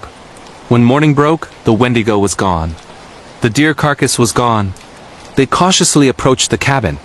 Scrawled on the front wall, dripping with blood, was a single, cryptic sentence. "The box is my throat. The clasps are the teeth. Do not feed the hunger." Next to the inscription, lying innocently on the moss, was the little wooden box they had found. It had only 2 clasps now. One was missing. The terror was not that the box was a trap, but that the Wendigo itself had been holding the 3rd clasp, the last piece of the lock that contained the creature. Jake and Ben grabbed their gear and ran, never looking back. They reported the encounter to a ranger, who merely wrote down the coordinates and then mysteriously lost the paper. Years later, Jake researched the origins of the Wendigo myth and the logging cabin. He discovered the cabin was built in the 1920s by a small logging team. One logger had vanished after being accused of cannibalism during a harsh winter. His name was Jake. The most terrifying thought for Jake Macmillan is the knowledge that the creature in the woods, the silent watchman of the hollow cabin, did not call his name by chance. It was calling him to fulfill a dark, generational debt, waiting for the namesake to finally open the box and become the final clasp to contain, or perhaps become the hunger itself. The Red Room on Floor 7 category. Professional. Horror. Hospital and nurse night shift stories, demons and possessions. Location: Berlin, Germany. The Kurite shift Lena Voss was a 3rd-year nurse specializing in palliative care at the renowned Kurite Hospital in Berlin. She worked the demanding night shift, known as the ghost shift, due to the quiet, eerie atmosphere between 2 a.m. and 5 a.m. Lena was a realist, immune to the superstitious whispers that clung to the older wings of the hospital. The whispers centered around Floor 7. A sealed-off wing that had been decommissioned in the late 1990s after a catastrophic ventilation failure. It was rumored to hold the spirits of patients who died in agony during the system collapse. Officially, it was just storage. Unofficially, it was forbidden territory. The hospital's internal alarm system had an annoying random glitch. Every few weeks, the call bell for the single isolated room at the very end of the abandoned Floor 7 would activate, briefly displaying Room 713 on the central panel before resetting. Technicians dismissed it as static feedback on the old wiring. One bitterly cold January night, Lena was covering a double shift. Around 3:30 a.m., the alarm panel flashed. Room 713. This time it didn't reset. The red light stayed solid. Her supervisor, exhausted, simply groaned. "Just reset the panel, Lena. It's that old ghost wiring again." But Lena felt an unshakable sense of dread. The silence of the night shift suddenly felt heavy, predatory. Against protocol, she grabbed a spare key card left over from a maintenance crew and her sturdy medical flashlight. She had to verify. Taking the ancient service elevator to Floor 7 was like stepping into a freezer. The air was thick with the smell of dust and something metallic like old, dried blood. The hallway was pitch black, her flashlight cutting a weak cone through the pervasive darkness.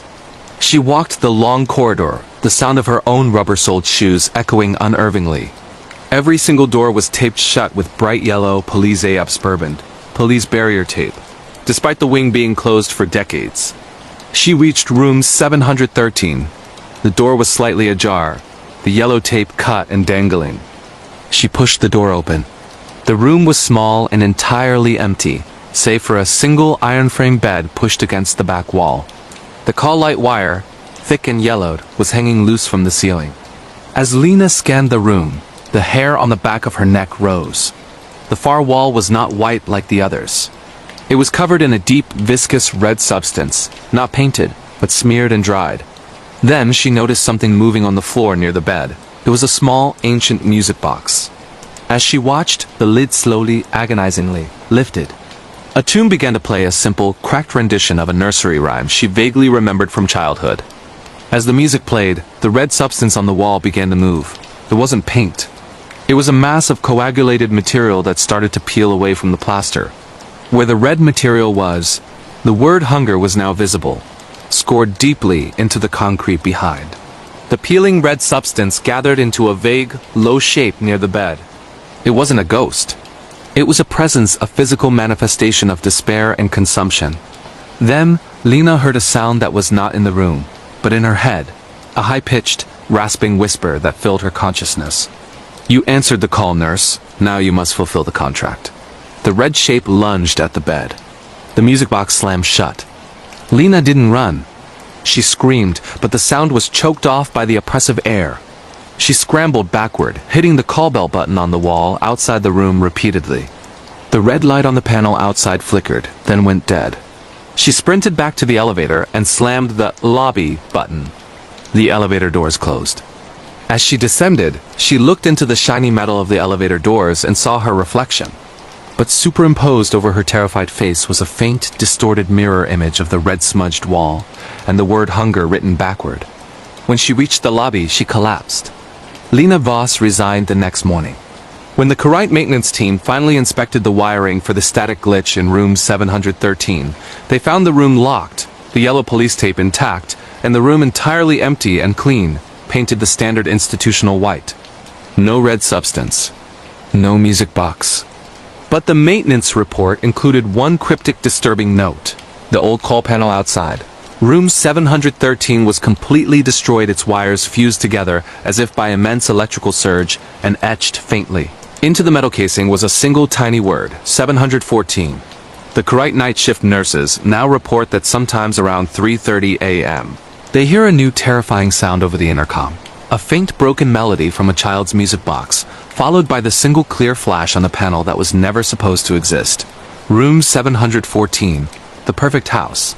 Category: personal encounters, home invasion and intruder stories, neighbor horror stories. Location: Greenwich, Connecticut, USA. The man who knew the floor plan, the Reynolds family, Mark, Sarah, and their 7-year-old daughter, Lily, moved into their dream home in an upscale, quiet neighborhood in Greenwich, Connecticut. In the summer of 2022, it was a beautiful, isolated Tudor-style house surrounded by high hedges. Their next-door neighbor, an elderly, perpetually smiling gentleman named Mr. Peterson, seemed harmless, if a bit eccentric. He was always pruning his prize-winning rosebush, waving and offering unsolicited advice about their landscaping. The Japanese maple should go there, Mark," he'd say.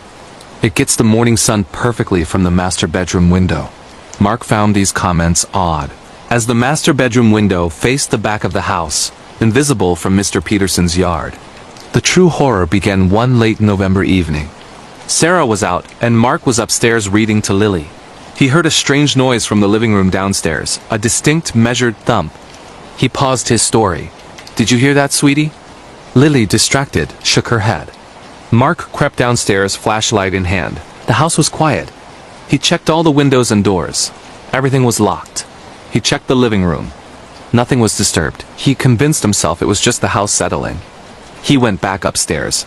5 minutes later, the noise repeated, louder this time, thump. Thump, not random, but deliberate, spaced about 5 seconds apart. It was coming from directly below their feet, the finished basement. Mark went down to the basement, his heart pounding. The lights were off. He flipped the switch. Nothing. The bulb must have blown. He shined his flashlight across the wide, carpeted room. Everything was normal. The unused treadmill, the boxes, the old wooden workbench. Then he noticed the workbench. It was pushed slightly out from the wall. Behind it, barely visible, was a small, almost undetectable trapdoor cut into the concrete floor. Mark had never noticed it. The workbench had always been positioned over it. He knelt, grabbed the recessed metal handle, and pulled. The trapdoor squeaked open, revealing a short, dark crawl space beneath the main foundation. He shone the light down. It was a dusty, cold space. And lying in the center of the dirt, directly under where his feet were standing upstairs, was a small, antique music box. The kind with a winding key. Mark reached down and picked it up. It felt heavy and cold. He turned the key. The music box started playing the same simple tune that it played on the old hospital intercom in Berlin. The childhood nursery rhyme. As the music played, Mark realized the rhythm of the tune matched the thump he had heard upstairs. The music box wasn't playing on its own. Someone or something was winding it, then letting it thump as the key hit the wooden casing. Then, the final paralyzing revelation. The bottom of the music box was covered in dried reddish-brown clay, and stuck to the clay were several small, delicate, dried rose petals. The exact same shade as Mr. Peterson's prize-winning roses. Mark fled the basement, slamming the trapdoor shut and shoving the heavy workbench back over it. He grabbed Lily and waited for Sarah. When Sarah returned, they immediately called the police, showing them the hidden trapdoor and the music box. The police investigation was brief. The trapdoor led nowhere but a small, empty inspection crawlspace. The music box was examined. It was generic, bought cheaply online, no fingerprints.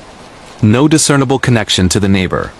The next morning, Mr. Peterson was out pruning his roses, smiling his unnervingly wide, pleasant smile. He caught Mark's eye as Mark was loading the car, planning to take Lily to a friend's house. "Mark, my boy," Mr. Peterson called cheerfully across the hedge. "Terrible shame about that old workbench. You know, you really should keep that on the west wall of the basement. It gets a lot less damp there. And you definitely don't want any mold near the access hatch, do you?" Mark froze. He hadn't told the police or anyone that the trapdoor was an access hatch. Mr. Peterson winked, tilting his head. "And Mark? Your family really does make the perfect picture. Especially when you're reading to Lily in the second-floor corner room, directly over the music box. It's the perfect, quiet ritual." Mark didn't wait for the police. He sold the house 3 weeks later at a massive loss and moved his family hundreds of miles away. He never understood why Mr. Peterson never broke in or harmed them. He realized, with crushing certainty, that the horror wasn't about the act of invasion, but the invasion of knowledge. Mr. Peterson wasn't a burglar. He was the collector of perfect routines, the silent architect who had mentally constructed their lives, step by step, from the unseen crawlspace beneath the floor. The man who knew the floor plan was not a threat to their lives, but to their reality, a terrifying reminder that when you live in a world crafted for the perfect picture, someone else might be holding the lens. The warehouse of the blind eye category: professional horror, 911 operator, police dispatcher calls, online conversations and internet horror, deep dark web. Location: Manchester, England, UK. The dispatcher's deep dive: Evelyn Hayes. A veteran police dispatcher in Manchester, UK, had heard everything. Domestic violence, road traffic collisions, and the occasional prank. She thought she was desensitized to human crisis. That changed on a quiet Tuesday night in 2024. At 2:47 a.m., a call came through that didn't follow protocol. It was a digital voice, synthesized and perfectly smooth, devoid of any human emotion. Caller: "Hello, 999. I am reporting an incident of non-compliance at coordinates 53.4808 n, 2.2426 w. The coordinates pointed to a derelict warehouse near the Manchester Ship Canal. Evelyn: Sir, are you in danger? What is the nature of the emergency? Caller: The nature is observational. A party is attempting to withdraw from the viewing agreement. Compliance must be enforced. Evelyn was about to hang up, assuming it was a disturbing automated prank, when she heard a sudden, sharp human scream in the background. A woman's terrified cry instantly cut short. Evelyn immediately flagged the call for a priority dispatch. As she waited for units to arrive, the synthetic voice returned. Caller: Dispatcher 401, your pulse is elevated. Your breathing rate is 18 cycles per minute. You have bypassed procedure to send help. This is noted. Evelyn felt a chill that transcended the air conditioning. Her heart rate monitor was strictly internal. Evelyn: Who is this? How do you know my information? Caller: We are the blind eye. We watch the raw feed. The true human experience. Your job is to filter the screams. Ours is to provide them. This is the ultimate uncensored stream. Evelyn realized she wasn't talking to a prankster. She was talking to an administrator of the deep web, controlling a live, illegal streaming event, a true crime spectacle happening right now. Over the next 5 minutes, the synthetic voice narrated the police response, anticipating every turn, every mistake. Caller: Unit 43 is 2 minutes out. He will approach from the south entrance, overlooking the ventilation shaft. Inaccurate protocol.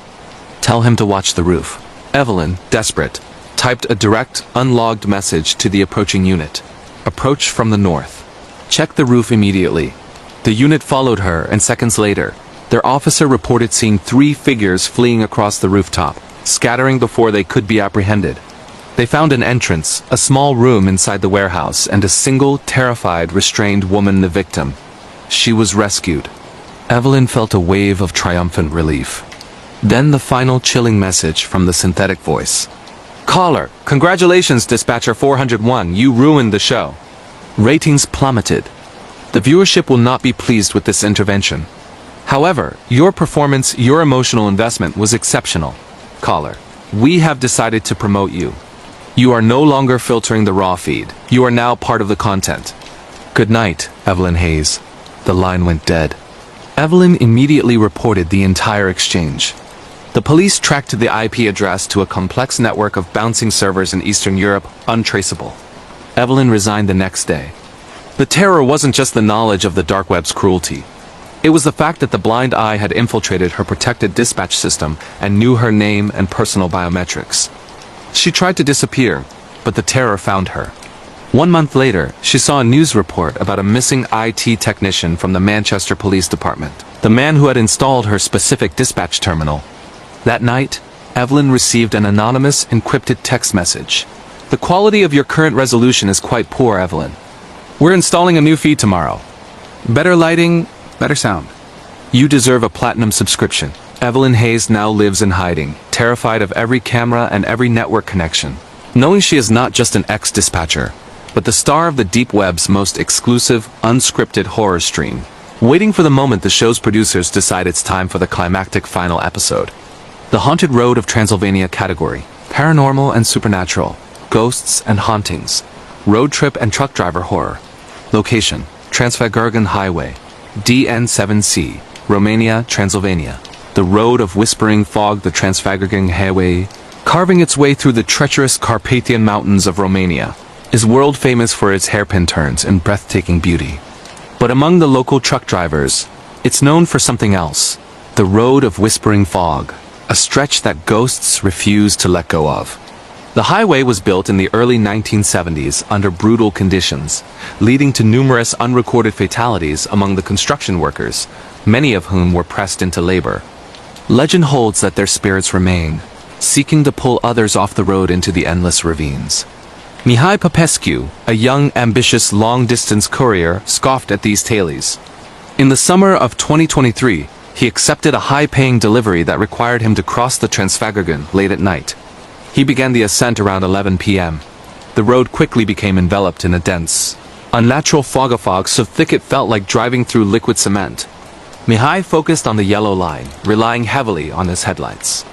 Suddenly, his truck's cabin filled with a sound. The low, mournful singing of a choir, multiple voices, all singing in a language Mihai didn't recognize, though he felt it was ancient Romanian. He turned off the radio, but the singing continued, emanating from outside the truck. Then, the truck began to slow, despite Mihai pressing the accelerator. He looked at the speedometer. It was dropping rapidly. It felt like something immense was pressing against the truck, forcing it to stop. Panic seized him. He struggled with the wheel. As the truck ground to a halt, the singing outside stopped abruptly. Mihai looked out his side window. The fog had thinned slightly and he saw them. Hundreds of faint, shadowy human figures standing shoulder to shoulder, lining the side of the road as far as his weak headlights could penetrate. They were dressed in rough, old-fashioned work clothes, and they were all staring at his truck with vacant, black holes where their eyes should be. The construction workers of the dead. Mihai was frozen, unable to breathe. He realized they weren't trying to scare him. They were blocking his path. A single figure taller and more solid than the rest approached his driver's side window. This figure was holding a heavy, rusted pickaxe, the kind used in manual stone quarrying. The figure tapped the pickaxe gently against the window, the faint tink sound echoing loudly in the silence. Then, Mihai heard a voice, not the choir, but a single deep, exhausted male voice, speaking clearly in Romanian. "Where are you going, driver? The road is closed. We haven't finished the work. You must stay here and help us finish the wall." Mihai screamed and violently slammed the gear into reverse, flooring the pedal. The tires spun uselessly on the wet asphalt. He looked back out. The figure was still there, smiling a horrible, wide, bloodless smile. In a moment of pure fight-or-flight instinct, Mihai pulled his truck's air horn cord and held it down. The deafening blast of the horn momentarily sliced through the silence and the fog. For a second, the phantom figures recoiled, their forms flickering like bad television static. Mihai seized the moment, jammed the truck into first gear, and drove forward, right through the area where the tall figure had been standing. As he sped past, he saw in his rearview mirror that the figures were dissolving back into the fog, the low choral singing returning, growing fainter. Mihai drove the rest of the night non-stop. When he reached the town on the other side, he checked the truck. His headlights were cracked, and the paint was deeply scored in 3 long, parallel lines across his cab, exactly where the phantom pickaxe had tapped. The most terrifying evidence was found days later when Mihai finally dared to look at his dashboard camera footage. The video showed him driving through the fog, screaming and honking the horn. But the camera did not register a single figure outside the truck.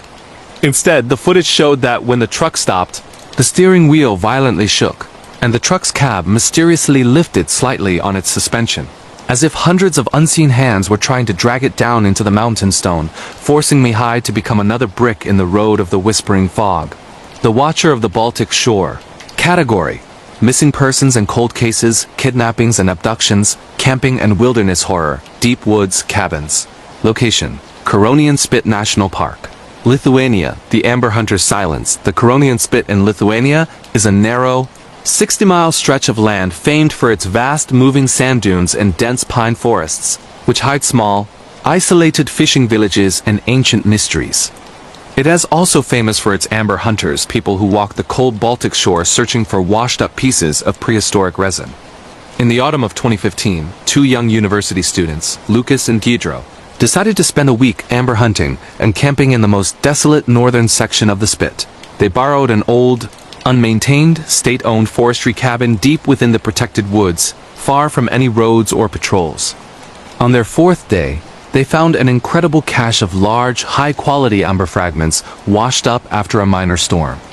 They spent the entire day collecting them, thrilled by their luck. That evening, back at the cabin, Lucas noticed that the tiny, ancient window in the kitchen, which faced the dense pine forest, was covered in condensation, even though it wasn't humid. He wiped it clear, and etched into the outside glass in the damp frost was a single large, jagged letter. "Well, that's strange," Lucas commented to Guidro. "Must be an old carving." Guidro, however, had gone quiet. She was staring at the table where they had laid out their day's finds. The massive pile of amber fragments was gone. Every single piece had vanished. A wave of paralyzing fear swept over them. The cabin door was locked from the inside. There were no windows open. They frantically searched the small cabin.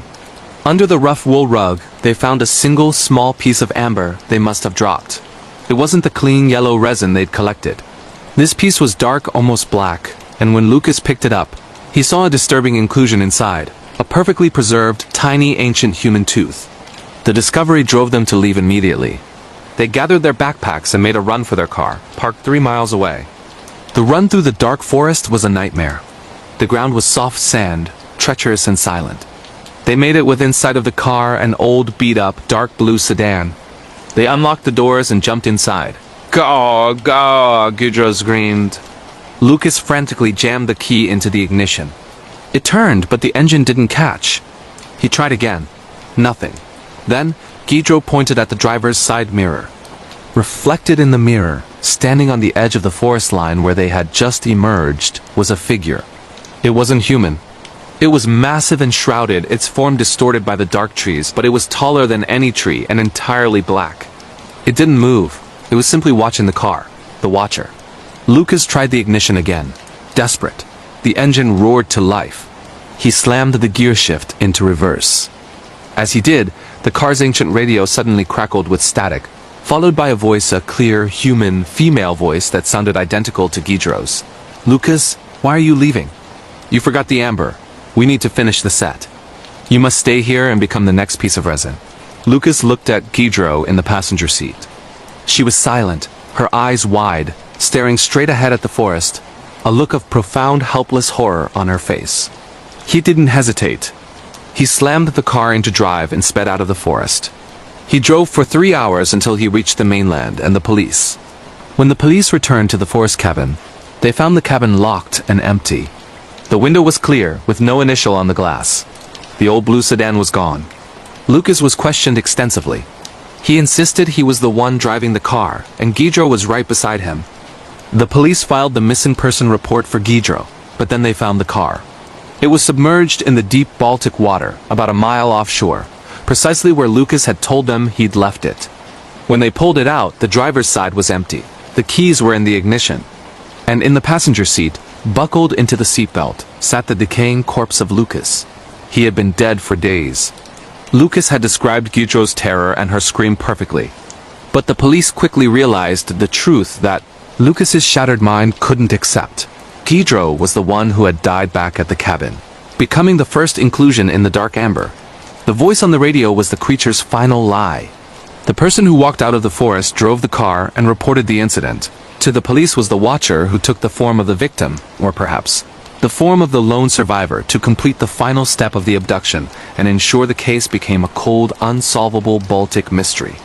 Lucas is still officially listed as missing, his car found empty. The only known survivor of the event is the man who walks the mainland, now convinced he is Lucas, terrified of the sea and the sand, and completely unaware that he is only the final perfect mask of the watcher of the Baltic shore. The babysitter's silent partner category: personal encounters, babysitter, alone-at-home horror, home invasion location. Suburb of Dublin, Ireland. The white noise protocol. Roisin Murphy was 18, reliable, and desperately needed money for university. Her regular Friday night gig was babysitting the O'Malley children, 10-year-old Finn and 6-year-old Chiara, in their large, modern, and eerily quiet home in a Dublin suburb. The O'Malleys were meticulous about security. "We live on a cul-de-sac, Roisin," Mrs. O'Malley explained every week. "The doors lock automatically. The alarm is on the perimeter. If anything feels off, call us immediately. And keep the white noise machine on in the nursery." The white noise machine was key. Chiara, the 6-year-old, slept with a high-tech sound machine that generated a specific, static, low-frequency hum. Roisin always made sure it was running before settling down to watch TV downstairs. One stormy Friday night in 2024, the power flickered around 1 a.m. The house was plunged into silent darkness for a brief moment before the power surged back on. Roisin immediately checked the baby monitor. The screen was static, but she could hear the rhythmic, peaceful sound of the white noise machine already back on in Chiara's room. She felt reassured and went back to the living room. Half an hour later, Roisin received a text message from an unknown number. It was in Irish Gaelic, which she thankfully understood. "And Bufuil and Turan Bangabear FS? Tasachuin Ansio. Is the white noise still working? It's quiet here." Roisin's blood ran cold. The text suggested someone nearby could hear the white noise machine. But it was impossible. The house was well insulated and the neighborhood was quiet. She immediately checked the baby monitor again. The screen was still on, displaying the fuzzy image of Chiara's dark room. The white noise was clearly audible, the low, steady she. Then, she noticed something horrifying on the screen. The machine was always placed on a dresser near the door. But in the dim light of the monitor, Roisin saw that the machine had been moved. It was now sitting on the floor, right next to the bed. Roisin grabbed the house phone and started to dial the O'Malley's number. Before she could finish, her phone rang. It was the same anonymous number. She answered, her voice shaking. "Who is this?" A low, calm, heavily accented voice replied, speaking in English. "I apologize, Roisin. I was just confirming the machine was on. I didn't want the static to mask the little sounds. It ruins the experience." "Experience? Who are you? Are you in the house?" The voice chuckled, a dry, rattling sound. "Not exactly in the house, Roisin.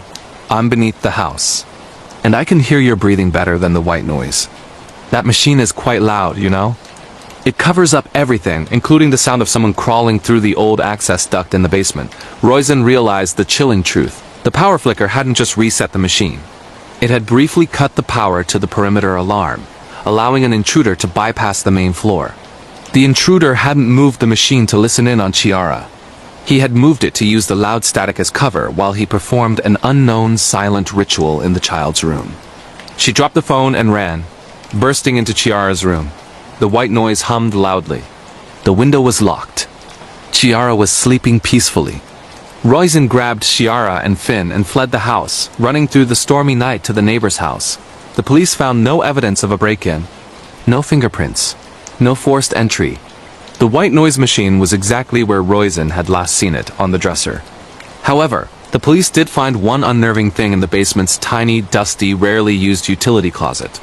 The small, rusty access duct that led beneath the house was slightly ajar, and lying next to the opening was a single, tiny, perfectly formed earbud, still connected to a phone playing a continuous, perfectly looped recording of Roisin's voice, telling a bedtime story to Chiara from the previous week. The intruder wasn't listening to the white noise machine. He was using the white noise to mask the sound of the victim's recorded voice, perhaps studying it, or using it to soothe the child while he was close by. Roisin never babysat again, haunted by the thought that for 10 minutes, while she sat confidently listening to the sound machine, a silent partner was performing a dark play in the next room, protected by the very noise meant to keep them safe. The Svalbard Stasis. Category: military and war-related horror, unsolved mystery stories, supernatural creatures. Location: Svalbard, Norway, High Arctic Military Research Outpost. The north of Reason. Sergeant Elias Jensen, a Norwegian army meteorologist, was assigned to the most isolated post imaginable, a covert, decommissioned scientific research base high on the Svalbard archipelago, far north of the Arctic Circle. His mission in 2019 was simple: monitor climate data and maintain radio silence until relieved. The base was dug deep into the frozen permafrost, accessible only via a reinforced steel hatch. For 6 months, Elias was completely alone, bathed in the eternal twilight of the Arctic winter. The anomaly started in the second month. Elias noticed his external temperature sensors were giving erratic readings. One day, the sensor 300 meters north of the base would report an impossible temperature, minus 150 degrees Celsius, far below the physical limit of the atmosphere.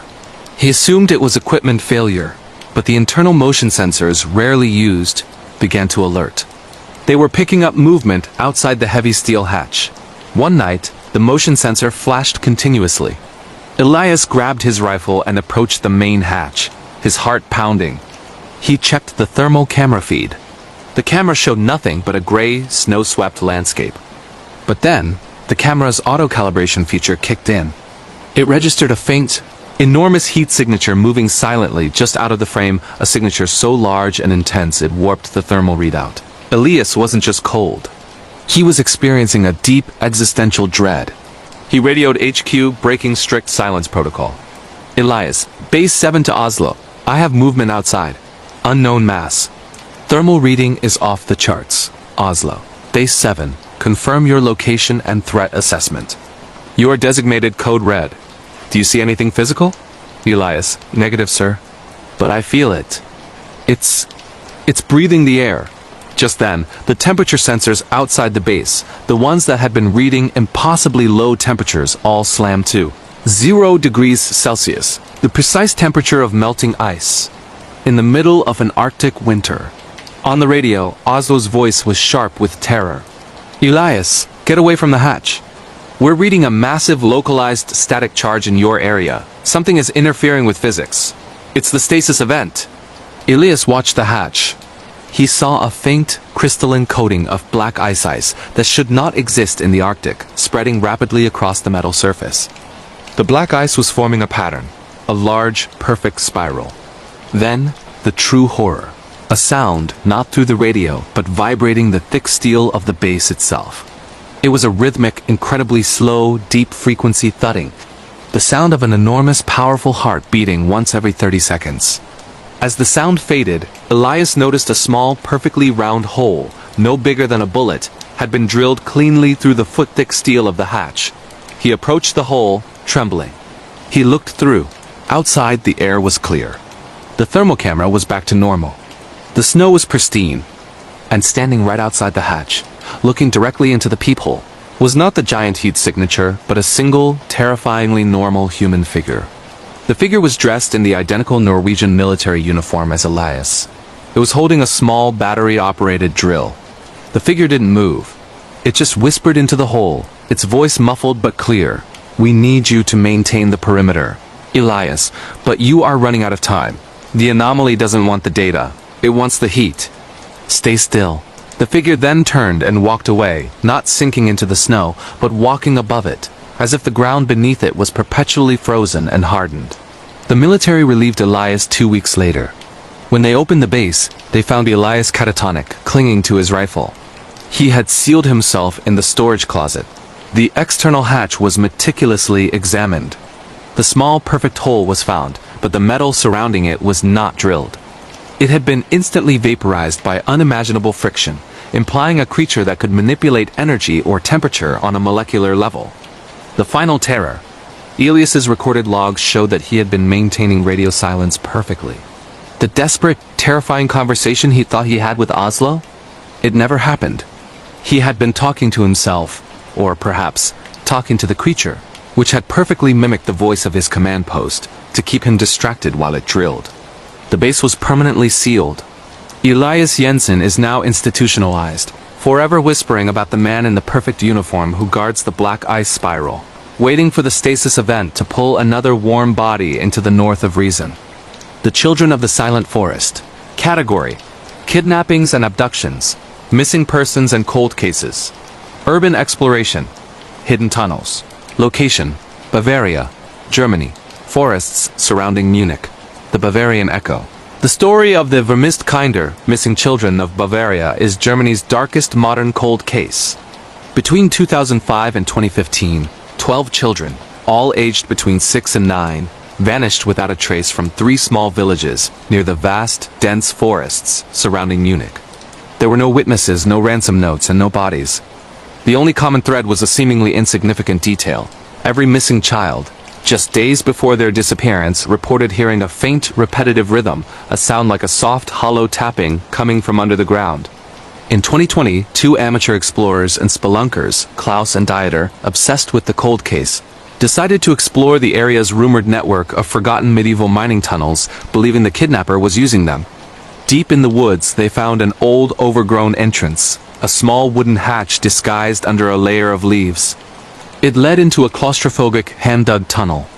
They descended, finding the tunnel to be surprisingly well-maintained, equipped with modern rebar supports and even ventilation ducts. This wasn't a medieval mine. It was a modern secret infrastructure. After traversing nearly a mile, they reached a larger cavern. The cavern was silent, but dimly lit by a single industrial-strength work light hanging from the ceiling. The air was sterile and cold. In the center of the cavern, they found a circle of 12 small, perfectly preserved wooden rocking horses. Each horse had a tiny child's drawing tacked onto its bridle, dated with the year of one of the missing children's disappearances. Klaus's blood ran cold. "This is it, Dieter. This is where he kept them." As they were examining the display, Klaus noticed a sound. A soft, steady thwack. Twack. It was the hollow tapping sound the children had described, coming from the tunnel they had just exited. They grabbed their camera and tried to run, but the light fixture suddenly went out, plunging the cavern into absolute darkness. They fumbled with their headlights. When the light finally came on, the cavern was still there, but the rocking horses were gone. The space was empty. Dieter, panicking, pointed to the ground. In the exact spot where the rocking horses had been arranged, there were now 12 distinct small impressions in the dust, the size and shape of a child's shoe print. But the prints were fresh, not old. As the tapping sound grew closer from the tunnel entrance, Klaus noticed a new, horrifying detail on the ceiling of the cavern. Written in precise black paint was a single German phrase: "Das Echo ist fertig. Das Spiel ist beendet." The echo is ready. The game is over. They realized the terrifying mechanism. The kidnapper was not one person. The disappearances were linked to the tunnel itself, which somehow trapped and absorbed the children, turning them into phantom echoes. The tapping was the children's feet, perpetually running, trying to escape the loop. The empty chamber was the reset point. They scrambled back into the tunnel. As they ran, they heard the tapping behind them grow louder, then multiply. It was now the sound of 24 small feet running, catching up to them. They finally burst out of the hatch and sealed it, running until they reached the nearest police station. The police investigated the coordinates. They found the overgrown area but no hidden hatch. The ground was solid, dense earth. Geological surveys confirmed no subterranean tunnels existed there. The two explorers were dismissed as suffering from shared psychosis. However, 3 weeks later, Dieter was found in his locked Munich apartment. He was sitting on the floor, staring blankly at the wall. The wall was covered in dozens of small hand-drawn pictures of wooden rocking horses. And when Klaus visited the apartment, he noticed that the tiny utility cupboard under the kitchen sink, a space he'd never seen, was slightly ajar. He opened it. The cupboard was empty, save for a single, small, antique wooden hatch cut into the floor, perfectly sized for one person to crawl through. And from beneath the hatch, he heard it. The faint, repetitive, and now familiar thwack, thwack. The hollow tapping of wood on wood. The Bavarian echo had followed them home, waiting for the perfect moment to collect its next piece of the set. The Appalachian Trail Disappearance Country, United States of America, USA. Visual, forests. Misty mountains, a lone hiking trail. This story takes us deep into the unforgiving wilderness of the Appalachian Trail in the United States. A place where millions of people seek solace, but where some only find terror. It was the summer of 2018. The victim, let's call him Ethan, was an experienced solo thru-hiker. He meticulously logged his journey. On July 14th, Ethan reached a particularly isolated stretch near the border of Tennessee and North Carolina. His last known communication was a text to his sister at 4:17 p.m., joking about how eerie the silence of the woods was. That night, a group of 3 other hikers camped about 5 miles south of Ethan's last known location. They reported hearing a sound that was not an animal, not a rock slide, and not human. It was a rhythmic, almost mechanical thump drag sound coming from the deep tree line, getting louder. One of the hikers, a veteran, said, "It sounded like something heavy being moved against its will. They were too scared to move." But the next morning they found something horrific on the trail. Not blood, not a body, but a piece of Ethan's high-grade mountaineering boot, a piece that looked deliberately and cleanly cut off, not torn. The leather and rubber were sliced with surgical precision. The search teams that followed found no trace of Ethan's massive backpack, his tent, or his body. All they found, 5 days later, was a small, perfectly constructed pile of 7 stones balanced precariously near a stream where Ethan must have stopped for water. And underneath the stones? A note written in Ethan's own handwriting, but with ink that wasn't from his pen. It simply read, "It saw me leave the path." The Appalachian Trail has thousands of missing person cases, but this one remains the most unsettling. What moves in the deep woods of the USA that requires absolute silence, cuts through mountaineering gear, and leaves a ritualistic warning? The Midnight Train to Nowhere Country, Japan. Visual. A dark, empty train station. A subway car with fluorescent lights flickering. In Japan, a country known for its efficiency and bustling cities, sometimes the true horror hides just beneath the surface of the ordinary. This account comes from a commuter in Osaka in 2005. The woman, Miss Kanmochi, was on the very last train heading home. It was well past midnight. The carriage was completely empty, which was unusual, but not unheard of. As the train pulled away from the station, she noticed the lights in her car flicker and then dim to a strange yellowish hue. Then, she noticed the map. The electronic display that shows the next stop was completely blank. Miss Kanmochi looked out the window, but instead of the familiar city lights, the train was speeding through a vast, dense, and utterly black forest. She hadn't seen a forest like this in the entire Kansai region. Suddenly, a voice boomed over the intercom, but it wasn't the conductor. It was a flat, synthesized voice that said, in perfect Japanese, "The destination has been corrected. Next stop, Kizaragi Station." Kizaragi Station is a well-known urban legend in Japan, a station that doesn't exist on any map. Terrified, Ms. Kanmochi tried her phone. No signal. She then saw a figure appear at the end of the carriage. It was a woman, dressed in a faded white kimono, with incredibly long, jet-black hair that obscured her face. The figure wasn't walking. It was gliding, silently and quickly, toward Ms. Kanmochi. As the gliding figure reached the seat across from her, the train jolted to a stop. The doors hissed open. Outside, there was only a decrepit, wooden platform in the middle of a dense, fog-covered wood. And on the platform stood dozens of silhouettes, all facing the train, completely still. They were too far to make out details, but their posture was unnaturally stiff. Miss Kanmochi screamed and hit the emergency button. As the doors began to close, the figure in the white kimono lunged across the aisle. Miss Kenmochi managed to kick the figure back, seeing for a split second that its face was featureless, smooth like polished stone. The train then shot forward again, lights returning to normal, and moments later, she was pulling into her correct well-lit station. She never rode the last train home again, forever haunted by the memory of the non-existent station and the faceless entity on the train to nowhere in Japan. The basement tapes of the North Country. Canada. Visual, a snow-covered, isolated cabin. A flickering old camcorder screen. Our final true horror story takes us to the bitter desolate north of Canada, specifically a small isolated research outpost in Nunavut. In 1996, the outpost was abandoned after a sudden, unexplained event. The subject of this story is the video evidence. When authorities finally reached the location, they found everything perfectly intact, except for one thing. The 4 researchers were gone, vanished into the vast Arctic landscape without a trace, leaving behind their coats, food, and supplies. What they did find was a sealed metal box containing 3 unlabeled VHS tapes. These became known as the Nunavut tapes. The footage is blurry, shaky, and terrifying.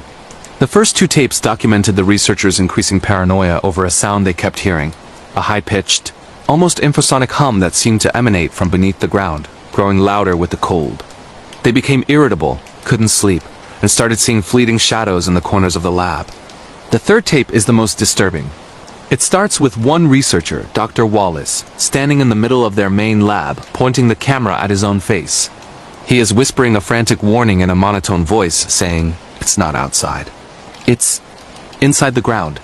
The camera then pans down, showing a crude, hand-drawn map of the base's basement on the floor, covered in geometric symbols. Suddenly, the infrasonic hum spikes to a deafening screech, and the camera drops. For the next 7 minutes, the video shows nothing but the cracked concrete floor. But the audio is what makes it legendary. You hear the sounds of heavy rhythmic scraping, the cracking of concrete, and then the terrified, primal screams of the researchers. Interspersed with the screams is a guttural, wet sound, and finally, a voice, a deep, ancient, and non-human voice that whispers one word in a language that experts still cannot identify. The tape ends abruptly with the sound of a heavy body being dragged across the concrete. To this day, the area of the outpost in Canada remains sealed off, and the official report simply cites unspecified environmental hazard as the cause of the researchers' disappearance. But the basement tapes tell a story far worse. The abandoned Museum of Curiosities country, Russia, visual, a vast imposing Soviet-era building. Dusty halls and strange, preserved specimens. This terrifying account originates from the frigid heart of Russia, in a remote, half-forgotten city near the Ural Mountains. The focus is a museum dedicated to obscure medical and scientific oddities. A place built during the Soviet era and abandoned abruptly in 1989. Our source, a former security guard named Dmitry, worked near the site in the early 2000s. He claims the museum wasn't empty, it was sealed for a reason. Dmitry was part of a small, contracted team sent to perform a preliminary structural assessment before potential demolition. On their second night inside, working on the lower floor near the old storage vaults, they started hearing movement. Not footsteps, but a faint, high-pitched scratching sound, like fingernails dragging across marble, coming from the floor above. When they ascended to the exhibition hall where hundreds of jars held preserved anatomical anomalies, the sound stopped. The hall was massive and pitch black. Dmitry's partner, Oleg, shone his powerful flashlight across the room, illuminating rows and rows of glass containers. Suddenly, Oleg stopped breathing and dropped the light. When Dmitry recovered the beam, he saw what had terrified his partner.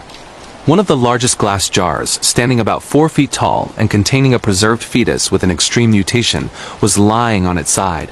The jar was intact, not broken. It hadn't rolled. It looked like it had been gently lowered onto the floor. And inside, the milky preservation fluid was rippling aggressively, as if something within the sealed glass was fighting to get out. As they watched in stunned silence, a slow, deliberate knock came from inside the jar. Then another, and another.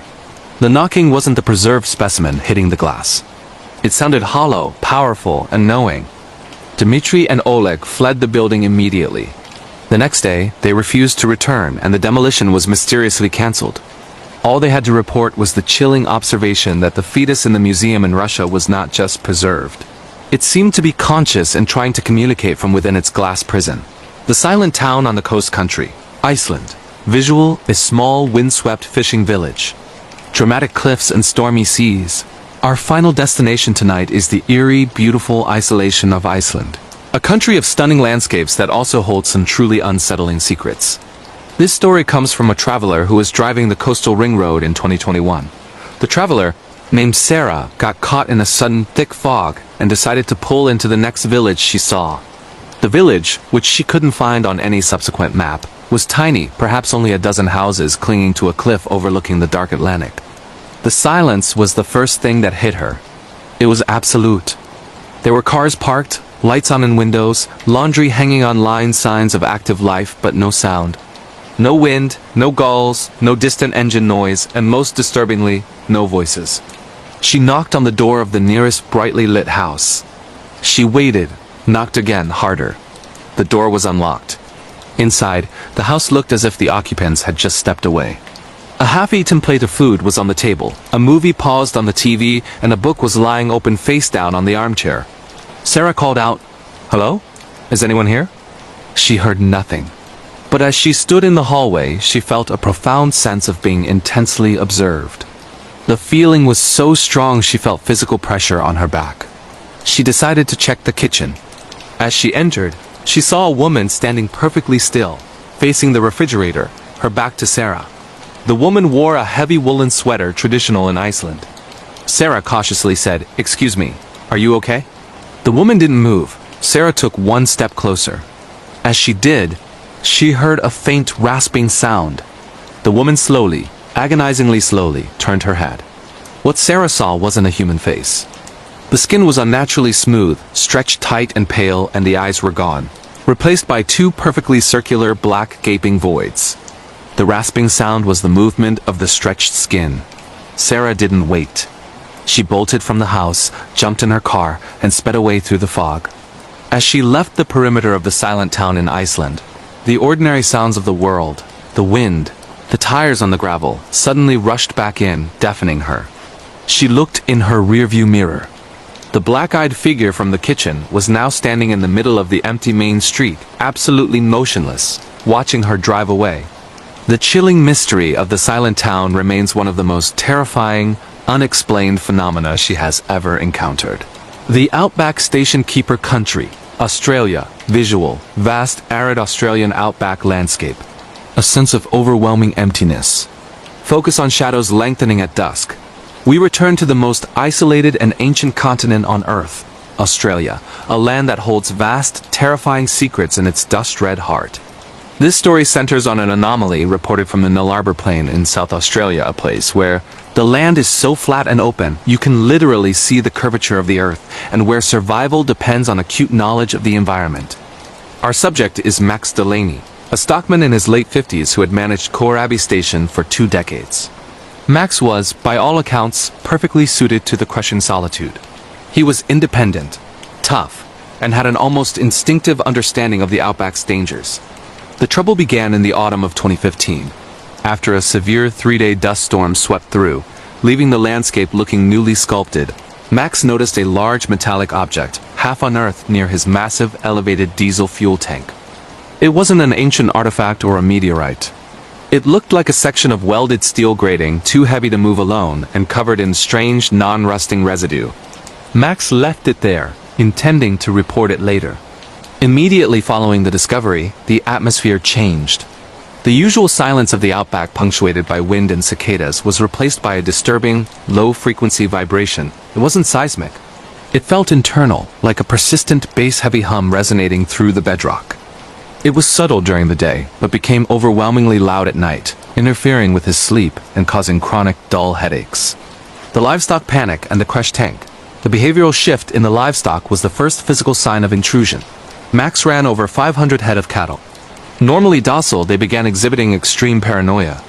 At night, they would abandon their grazing and stampede, not away from a threat, but toward the homestead, forming a dense, frantic circle, moaning and bellowing in abject terror toward an unseen point in the distance. The pattern was identical every night. Then came the physical evidence. Max's main water tank, a thick-gauge steel structure sitting on a 10-foot-high stand, holding 200 gallons, was found severely damaged. It wasn't leaking. It was dented inward, a huge semicircular indentation near the top. The force required to do that to industrial-grade steel was phenomenal. It looked like a giant blunt fist had slammed into the side. Crucially, Max found no footprints or tire marks whatsoever in the undisturbed sand surrounding the base of the tank stand. Max started patrolling the property line, armed with his rifle. He drove the long perimeter of the station, checking the heavy-duty boundary wire, a fence designed to resist massive cattle pressure. On the eastern boundary, he found the next piece of the puzzle. The thick triple-strand wire was not broken or shorted. It was shredded. Long, jagged tiers, perfectly horizontal, spanning a distance of almost 40 feet, approximately 5 feet off the ground. The metal was curled back as if peeled by something with immense, sharp power.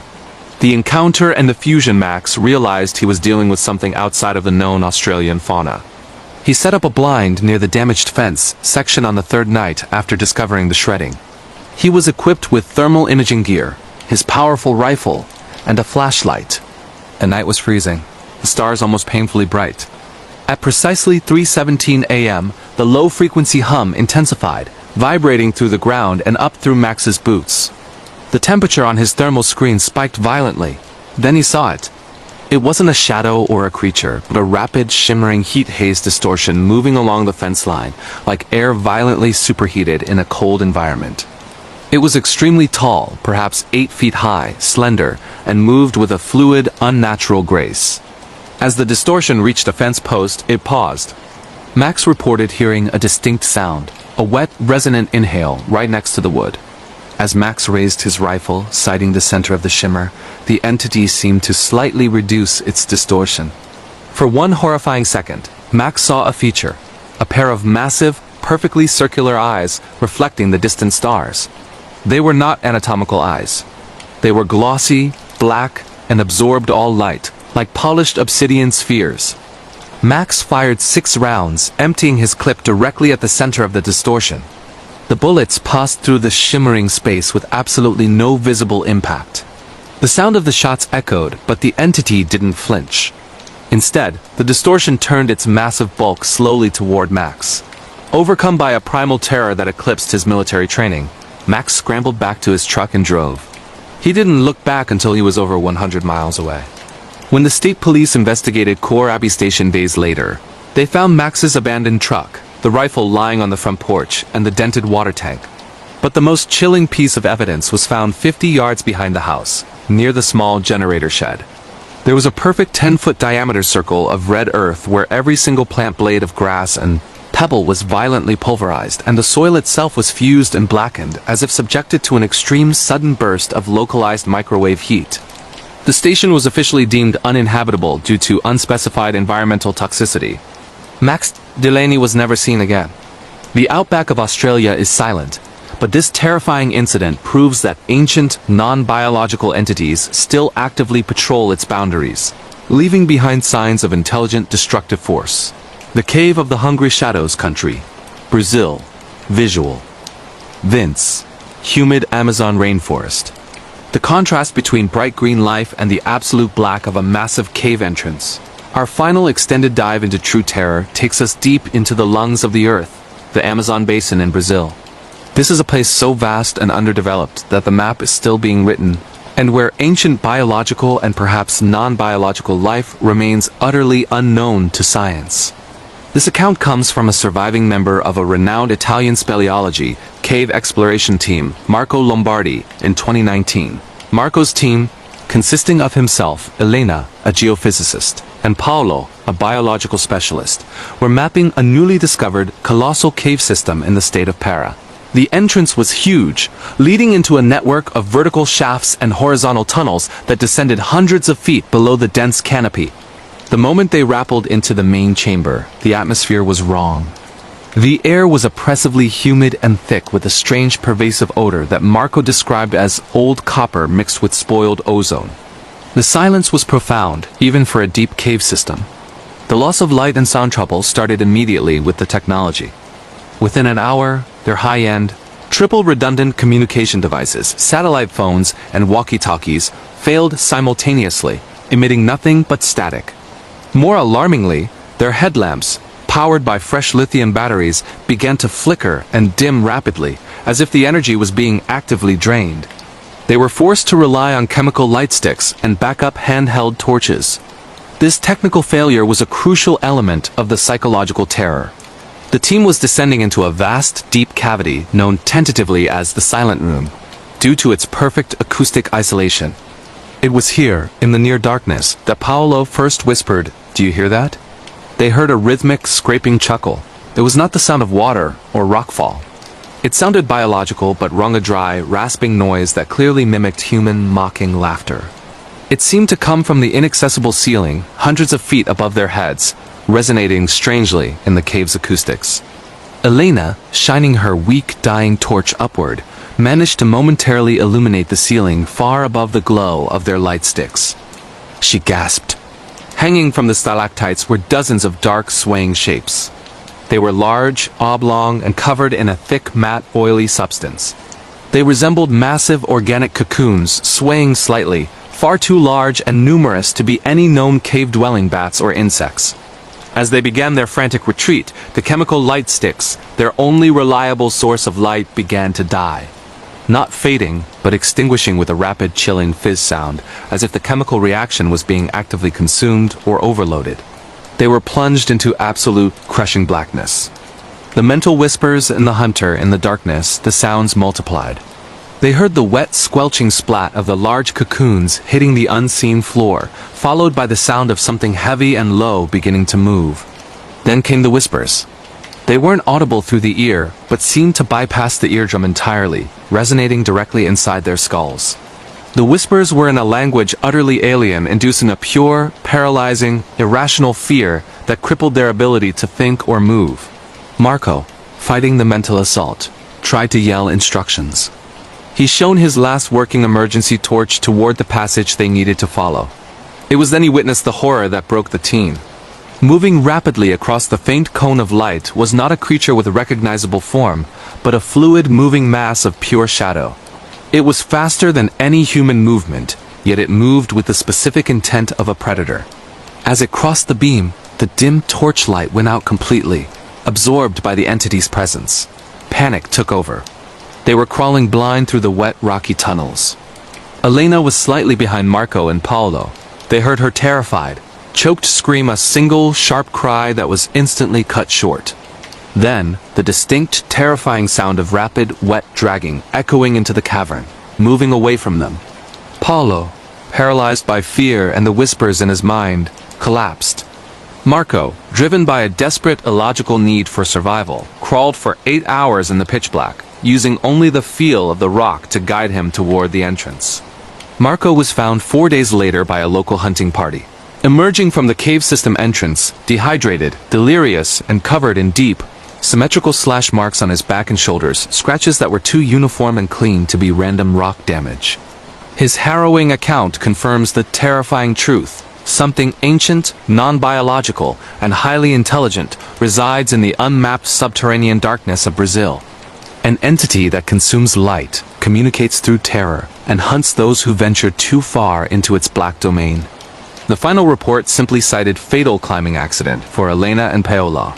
But the scratches, the silence, and the chilling whispers remain one of the most terrifying, unexplained phenomena in global exploration. The mute village of the Rift Country. Kenya, Great Rift Valley. Visual: vast, dry, cracked earth landscape in the Rift Valley. A small cluster of huts. Focus on the oppressive heat and the feeling of endless space. We conclude our terrifying journey in the heart of the Great Rift Valley in Kenya, Africa. This is a place of dramatic geological forces, ancient history, and immense open spaces where help is often days away. This is the documented account of an anthropological team's encounter with a horrifying, inexplicable social collapse in 2017. The victim group was a small team of 4 researchers, led by Dr. Anya Sharma, studying remote, isolated tribal settlements near the arid zones of the Rift Valley. They targeted a village that was known for its extreme traditional isolation, referred to only as Itamwa in their field notes. The team's initial approach in late 2017 was met with silence, which was unusual. As they drove closer, they noted the village looked intact. Smoke was rising from fire pits. Laundry was hanging, and tools were laid out, indicating recent presence. However, the village was completely silent. No children laughing, no goats bleating, no voices talking. It was the same unnatural, oppressive silence reported in the Iceland story, but intensified by the vast, scorching heat of the Kenyan landscape. The ritualistic silence. Dr. Sharma and her team entered the village cautiously. They found people inside the huts, dozens of individuals, all perfectly still. They were not dead. They were sitting or standing, frozen in positions of daily activity. One woman was holding a gourd halfway to her mouth. A man was stopped mid-stride, and children were sitting rigidly by the fires. Every single person was mute. They were conscious, their eyes followed the researchers, but they did not react to noise, touch, or even pain.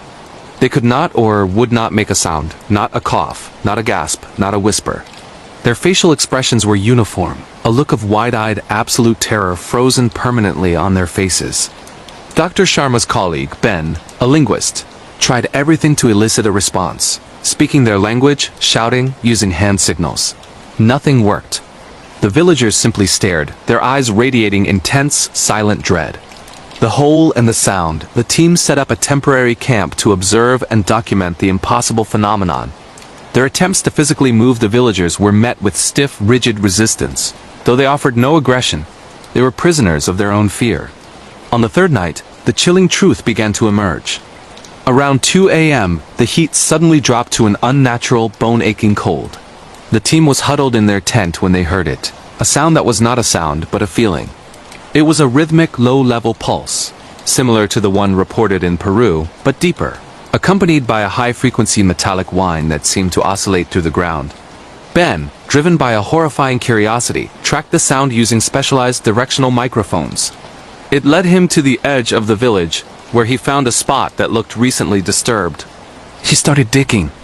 What he uncovered was a circular, perfectly smooth hole carved into the hard-baked Kenyan earth, about 3 feet in diameter. It looked less like an excavation and more like something had been pressed or melted into the ground.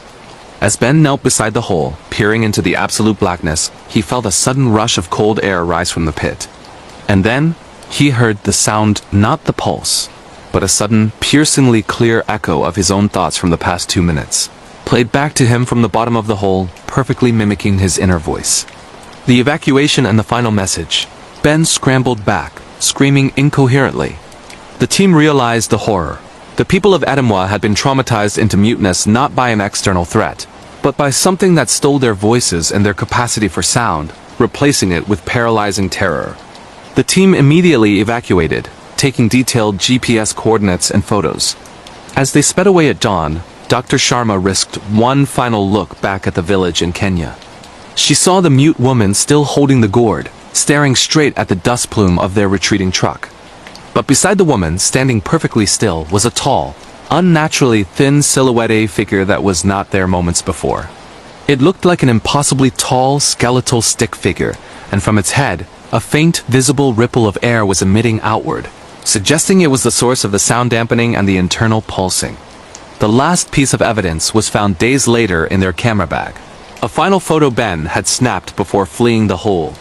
The photo shows the circular hole, but reflected in the blackness at the bottom is not the sky, but a single, ancient, glowing red symbol of unknown origin. The mute village of the rift remains sealed off, a horrifying monument to the power of a presence that silenced an entire community in the heart of Africa. The Man in the Frost, Norway. People say the cold in northern Norway carries secrets. It preserves more than snow and ice, sometimes it preserves the dead. My story happened near Tromsk, where winter nights last longer than most people can handle. I was an exchange student there, studying atmospheric sciences. I expected freezing winds, polar lights, and long nights. What I didn't expect was the Man in the Frost. The first time I saw him, I thought it was a trick of the reflection on my window. It was 3 a.m. pitch black outside, the aurora faint behind thick clouds. My cabin sat alone at the edge of a forest, beautiful in daylight, unsettling at night. I was reading when I noticed a faint silhouette outside, a shape pressed against the frost-covered glass. He stood completely still, a pale face, hollow eyes, lips frozen parted as if stuck between a scream and a whisper. His features were blurred by the frost, but he was definitely staring directly at me. When I jolted up from my chair, he vanished. I panicked, grabbed a flashlight, and checked outside. Nothing. Only snow, wind, and deep silence. I tried to brush it off, lack of sleep, imagination, whatever. But then I saw him again. This time he wasn't at the window. He was standing near the tree line, watching the cabin from afar, unmoving, expressionless, like a sculpture of ice shaped into a man. The locals didn't help. When I described him, an older woman at the small grocery store whispered something in Norwegian, crossed herself, and refused to look at me again. That night, I locked all doors and windows, but I couldn't sleep. I kept hearing a faint scratching sound outside. Gentle at first, then louder, like fingernails dragging along wood. When I finally got the courage to peek out, I froze. He was at the door, not knocking, not trying to enter. Just standing there, his head slightly tilted. Like he was studying me, I called the local emergency number. The operator asked my address. Then she went silent for a long moment before whispering something I will never forget. Stay away from the windows. Do not speak to him. We're sending someone. Speak to him? Why would I speak to him? The scratching stopped. The silence that followed felt heavy. 30 minutes passed, then an hour. No one came. Around dawn, the temperature rose slightly, and something strange happened. The frost on the windows began to melt. And that was when I saw something that made my entire body go cold. On the outside of the bedroom window, where the frost had thinned, I saw fingerprints. Human fingerprints. Hundreds of them. Pressed into the ice. But here's the terrifying part. They were on the outside of the window. But the frost had been on the inside, meaning someone had been inside the cabin. Touching the glass from my side, while I slept, I left Norway the next day. I've never gone back. But sometimes, especially on cold nights, I wake up with a strange sensation, like someone is standing at the foot of my bed, watching, and the air feels just a little too cold. Like Norway followed me home. The black-eyed passenger, Australia. My uncle has been a truck driver in Western Australia for more than 30 years. He's seen wildfires, sandstorms, dangerous animals, and endless stretches of desert highway. But he swears that nothing, not even the deadliest wildlife, compares to what he encountered one night on the Great Northern Highway. It was past midnight, the middle of nowhere, with nothing around except dry earth and empty sky. He had been driving for hours when he saw her standing on the side of the road, barefoot, wearing white, her hair blowing violently in the desert wind. At first he thought she was injured, maybe a lost hiker. But when he slowed down, everything felt wrong. She wasn't waving for help, she wasn't moving, she was standing perfectly still, with her head tilted downward. He rolled down his window an inch and called out, "Hey, are you okay? Do you need help?" Slowly to slowly, she lifted her head. Her eyes were black. Not dark brown, completely black from edge to edge. Glossy and empty, like two holes carved into her skull. My uncle slammed the gas pedal, speeding past her, adrenaline flooding his veins. But after a few seconds, he glanced at his side mirror. She was gone. He drove faster, heart pounding, trying to calm down. 10 minutes later, he reached for his water bottle on the passenger seat, and froze. The woman was sitting inside his truck. Her head leaned against the window. Her hands folded in her lap. Her black eyes staring straight ahead, unblinking. He nearly crashed. She slowly turned her head toward him, her mouth stretching wider and wider, way beyond anything human. And in a voice like dry leaves scraping across stone, she whispered, "You shouldn't have stopped." My uncle swerved the truck violently. She vanished instantly, no sound, no trace. He didn't stop driving until sunlight broke across the horizon. To this day, he refuses to work night routes. He says the desert is ancient, and there are things out there far older than humans. And some of them are still hungry. The Mirror Keeper, South Korea. Seoul is a city of neon lights, crowded streets, and endless noise. But even the loudest places have shadows. My story happened when I was living in a tiny apartment near Hongdae. It wasn't the best place, thin walls, bad plumbing, old fixtures, but the rent was cheap. Too cheap. The apartment came with an old mirror bolted to the wall. The previous tenant left it behind. At first I didn't think much of it, but after a few weeks, strange things started happening. Every morning the mirror was fogged from the inside, not outside, from the inside. Like someone had been breathing behind the glass. Then came the reflections. One night I was brushing my teeth when I noticed something wrong. My reflection wasn't moving the same way I was. When I leaned forward, it leaned back. When I turned my head left, it turned right, not like a normal reflection, but like someone copying me with a slight delay. I backed away slowly. My reflection smiled. I did not. I screamed and fell backwards, knocking over a stool. When I looked again, everything was normal. I should have moved out. I should have broken that mirror. But fear does something strange. It makes you freeze. Over the next week, my reflection began appearing even when I wasn't near the mirror. Sometimes I saw it standing still when I passed by. Sometimes its eyes were following me. Then, one night, things escalated. I woke up at 3:17 a.m. to a soft tapping. It was coming from my bathroom. Tap, tap, tap, rhythmic, patient. I walked toward the sound. The bathroom door was slightly open. As I pushed it open, I saw the mirror shaking, vibrating, like something was trying to push through from the other side. Then a crack split across the glass. From inside that crack, a pale hand pressed outward. I ran out of my apartment barefoot, down 5 flights of stairs, and didn't stop until I reached the street. The building owner later claimed the mirror fell and broke. But I know what I saw. Whatever was in that mirror wasn't a reflection. It was waiting. The woods that speak, Canada. Northern Canada is full of ancient forests, dense, silent, and untouched. My friend Ethan, an experienced hiker, decided to camp in a remote area near British Columbia. He wasn't scared of wildlife or harsh weather. He was more comfortable in the woods than most people are in their own homes. But the woods he camped in weren't normal. It started with voices. Whispering, not words, just sounds like breath carried by the wind. The second night, the whispers became louder, closer, surrounding his tent. When Ethan opened his eyes, he saw shadows moving outside, not animals. These shapes were tall, human-like, but wrong. Their limbs were too long, their movements unnatural. He held his breath and remained completely still. Then the voices stopped. Silence. Heavy. Thick. Suddenly, something pressed against the tent from outside. A long finger traced a line down the fabric. Slowly. Deliberately. Then another finger, and another like a hand, feeling the shape of Ethan's head from outside the tent. He didn't move. He didn't breathe. Then a voice clear this time spoke inches from his ear through the tent wall. "We know you're awake." Not whispered. Spoken. When morning came, he packed everything and left. But the forest wasn't done with him. As he walked back to the trail, he noticed footprints beside his own. Huge.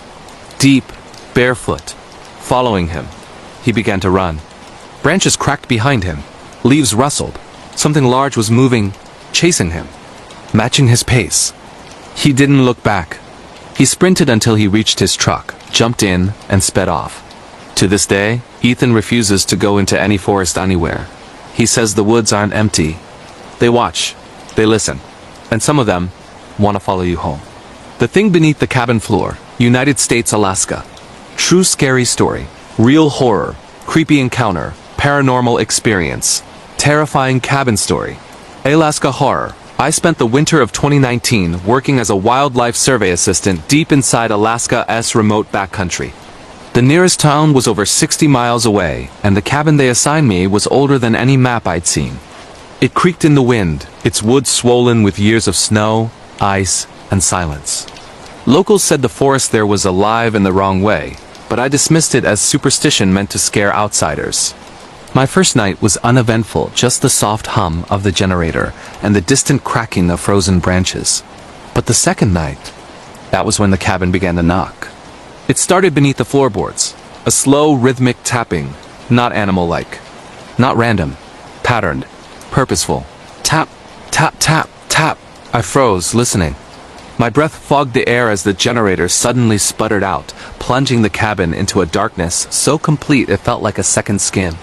The knocking grew louder, as if something was crawling upward toward me, board by board.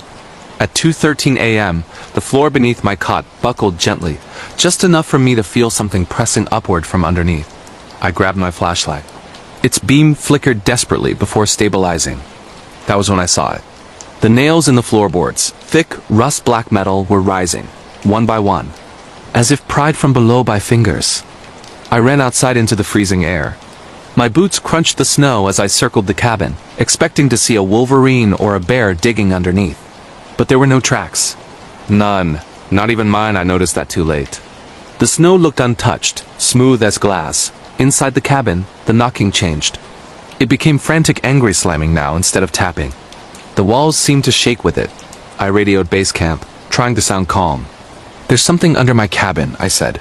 My supervisor's voice crackled through. "Impossible," he replied. "That cabin doesn't have a crawl space." I didn't sleep. Not that night. Not any night after. On my 5th night, the knocking stopped entirely, replaced by something worse. Whispering. Low, breathy voices drifting from beneath the floorboards like steam. I couldn't make out words, just a rasping tone that made my ribs ache. By night 8, I packed everything and hiked out before dawn.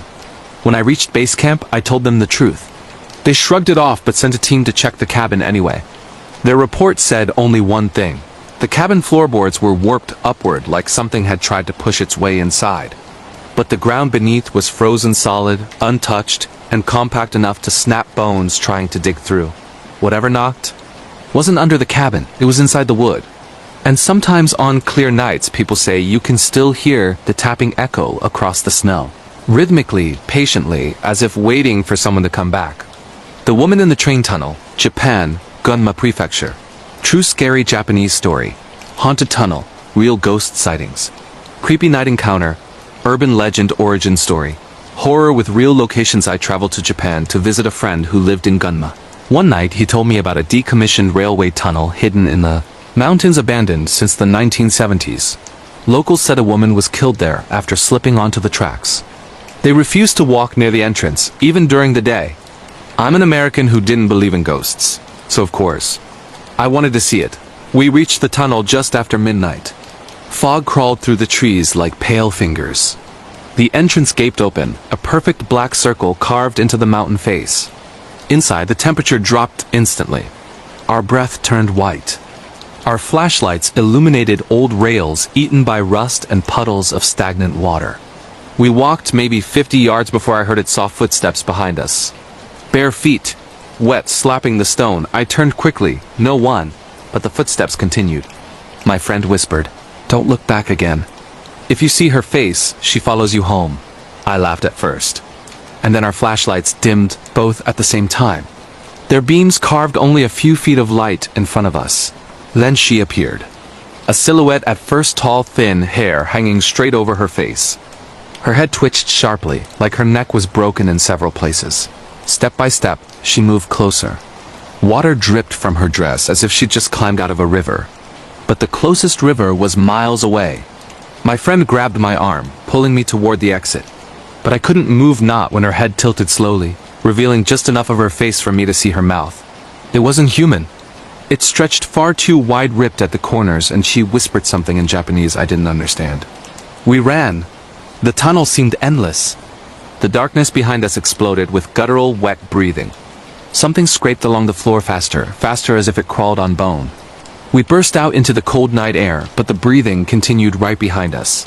Until we stepped onto the old rail bridge. The moment my foot hit the metal, everything went silent. We didn't speak on the way back. The next morning, my friend asked, "Did you understand what she said?" I told him no. He nodded grimly. She said, "You looked back. I will find you again." I never returned to Gunma, but sometimes late at night, I swear, I hear wet footsteps in the hallway outside my apartment. The Yellow-Eyed Guest, Australia, New South Wales Outback. True Australian Outback horror story, cryptid encounter, real scary story, missing persons mystery, disturbing true encounter in 2021. I worked with a research group studying desert ecosystems in the Australian Outback. Besides the brutal heat and endless silence, the place was known for something else: unexplained disappearances. Our station chief, an elderly Aboriginal ranger named Dane, warned us never to wander at night. "There's something out there," he said. "Not animal. Not human. Something old." I thought it was folklore. Until the night I woke to footsteps outside my tent. Slow. Heavy. But too controlled to be an animal. I unzipped the tent a few inches and froze. Standing about 30 feet away was a figure shaped like a man, but far too tall. Its limbs were long, wrong, almost puppet-like. Its skin was ash gray, stretched thin over visible bone. But its eyes glowed yellow like two burning coals in the desert darkness. It didn't blink, didn't sway, didn't breathe. It just watched me. Then, without moving its legs, it slid forward across the sand. Silent, effortless, too fast. I zipped the tent shut and backed away, my hands shaking so violently I could hardly grip the zipper. The footsteps circled me, slow drags across the sand, then sudden stops, as if it pressed its face against the fabric. I held my breath. After a full minute of silence, the entire tent structure bent inward, something pressing down on it with enormous strength. Cloth touched my forehead. A cold, dry fingertip, only one, dragged slowly across the outside of the tent exactly where my face was. Then everything stopped. At sunrise, the tracks around my tent were unmistakable. Not human, not animal, and spaced too far apart for any natural creature. Dane saw them and whispered, "You should leave today." I did. A week later, the station reported one missing researcher. His tent was shredded from the inside, as if he tried desperately to get out. They found no tracks, no signs of a struggle. Just a single smear of ash-gray skin on the torn tent fabric. Whatever watched me that night wasn't wandering the desert. It was choosing. The Whispering Highway country, Canada. I was 19 when I took my first solo road trip across northern Canada, a stretch of wilderness so empty that for hours at a time, I didn't see a single car, house, or human being. They call it the Whisper Highway, though nobody ever explained why. Most people I told just said, "Don't stop on that road, no matter what you hear." The first 2 days were peaceful. Endless forests, frozen lakes, a sky so wide it felt like another world. But on the third night, something changed. It was just past midnight when I realized my radio had gone completely silent. Not static, not music, not even white noise. Just dead silence. Then my headlights flickered. The engine coughed. And the temperature inside the car dropped so fast that the windows frosted over from the inside. I pulled over, thinking maybe the battery was failing, but as soon as the car stopped, I heard it. A whisper. Not from outside. Not from the woods. From the back seat. At first it was faint. Just my name, drawn out like someone tasting it. Daniel. I froze.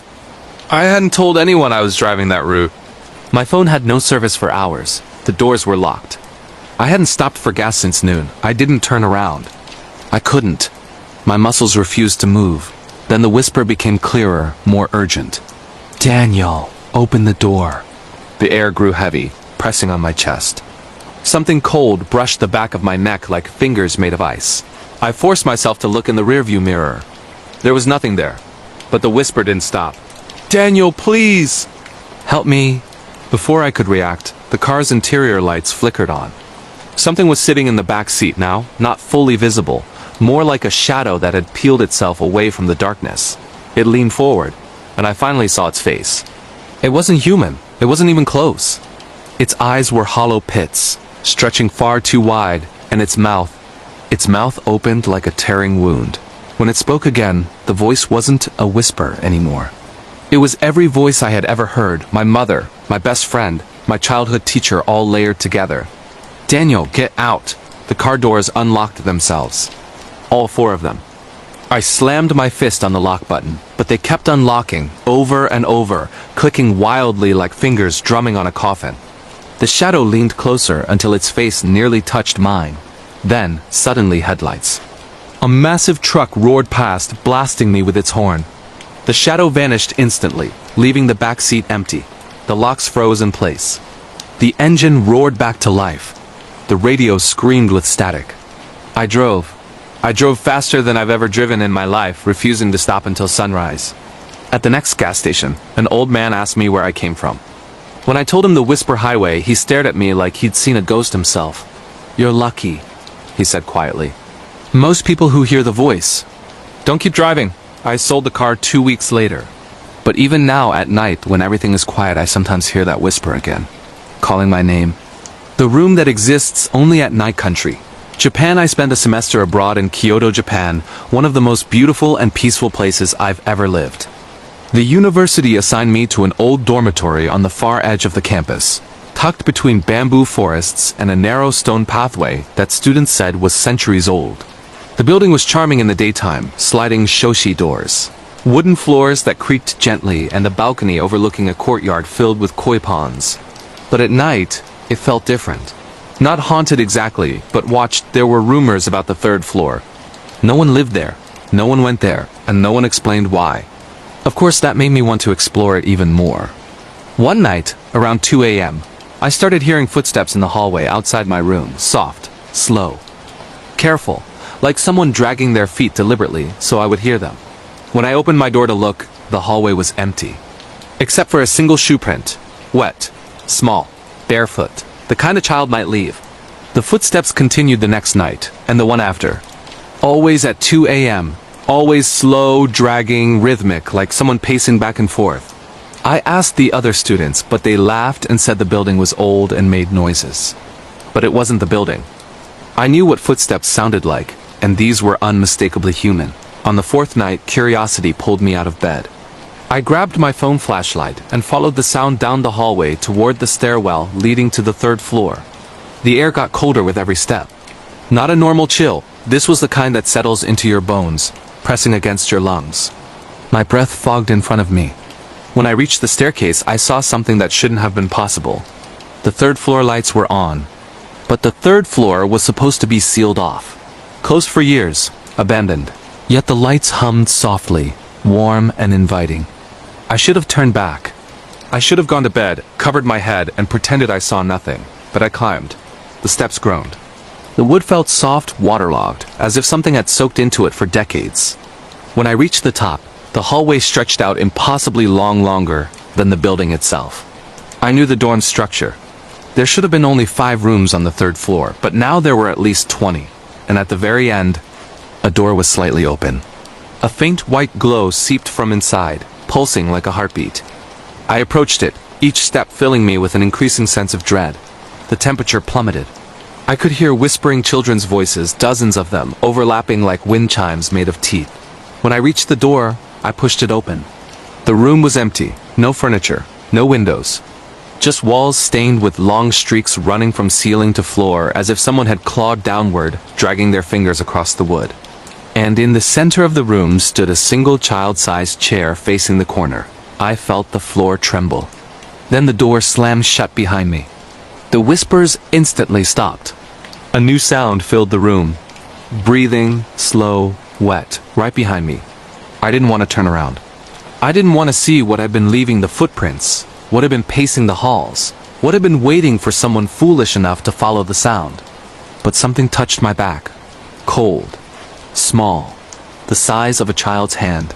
I spun around, and the room was no longer empty. There were children. Dozens of them. Silent.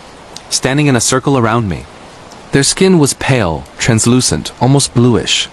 Their eyes were black, not just the irises, but the entire socket, hollow and endless. Their mouths hung open, dripping water that pooled around their feet. The little hand touched mine again. A girl, no older than 6, stared up at me. Her voice was barely a whisper. "You shouldn't be here." The lights went out. The children screamed high, piercing, inhuman screams that shattered the silence. They rushed toward me, and I ran blindly, slamming into walls, feeling hands claw at my clothes, grasping ankles and wrists.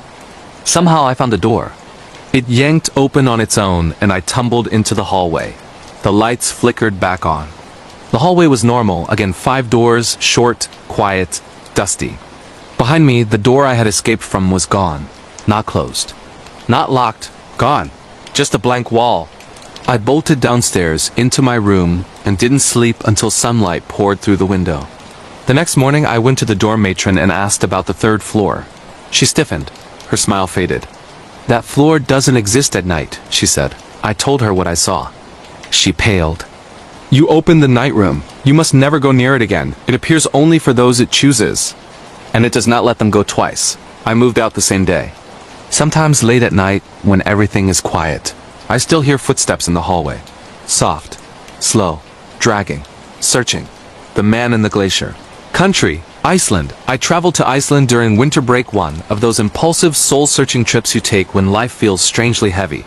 The plan was simple: rent a tiny cabin, explore the glaciers, enjoy the silence, and reset my brain. But Iceland in winter is not silent. Not at all. The land itself speaks. My cabin sat miles away from any town, at the edge of a massive glacier called Solheimsander. Locals told me the glacier was unpredictable, alive in a way that science didn't fully explain. The ice groaned at night, like something enormous shifting beneath the surface. On my first evening, the host handed me the keys and said one thing before leaving. "If you hear knocking, don't open the door." I laughed, thinking it was Icelandic humor. It wasn't. The first night passed quietly. The sky glowed with green auroras that danced like spirits overhead. But the second night, things changed. The knocking came at 3:17 a.m. 3 slow knocks. Not on the door. On the window. I froze in bed. No one should have been out there. My cabin sat in the middle of a frozen wasteland. The nearest neighbor was nearly 30 minutes away. I sat up slowly, holding my breath. Again, knock, knock, knock. This time louder, closer, more deliberate. I reached for my phone. No service. When I finally gathered the courage to look through the window, the breath left my chest. A man was standing in the snow. But something was wrong. His posture was stiff, like a statue carved from ice. His skin was pale blue. Frost covered his eyebrows and beard, dangling from his face like needles. His clothes were tattered, frozen in jagged sheets that looked fused to his body. He raised his hand mechanically and knocked again. 3 slow, heavy knocks that shook the window pane. Then he said something. I swear to you, the words didn't sound human. They sounded like ice cracking on a lake. Let me in. I stumbled back from the window.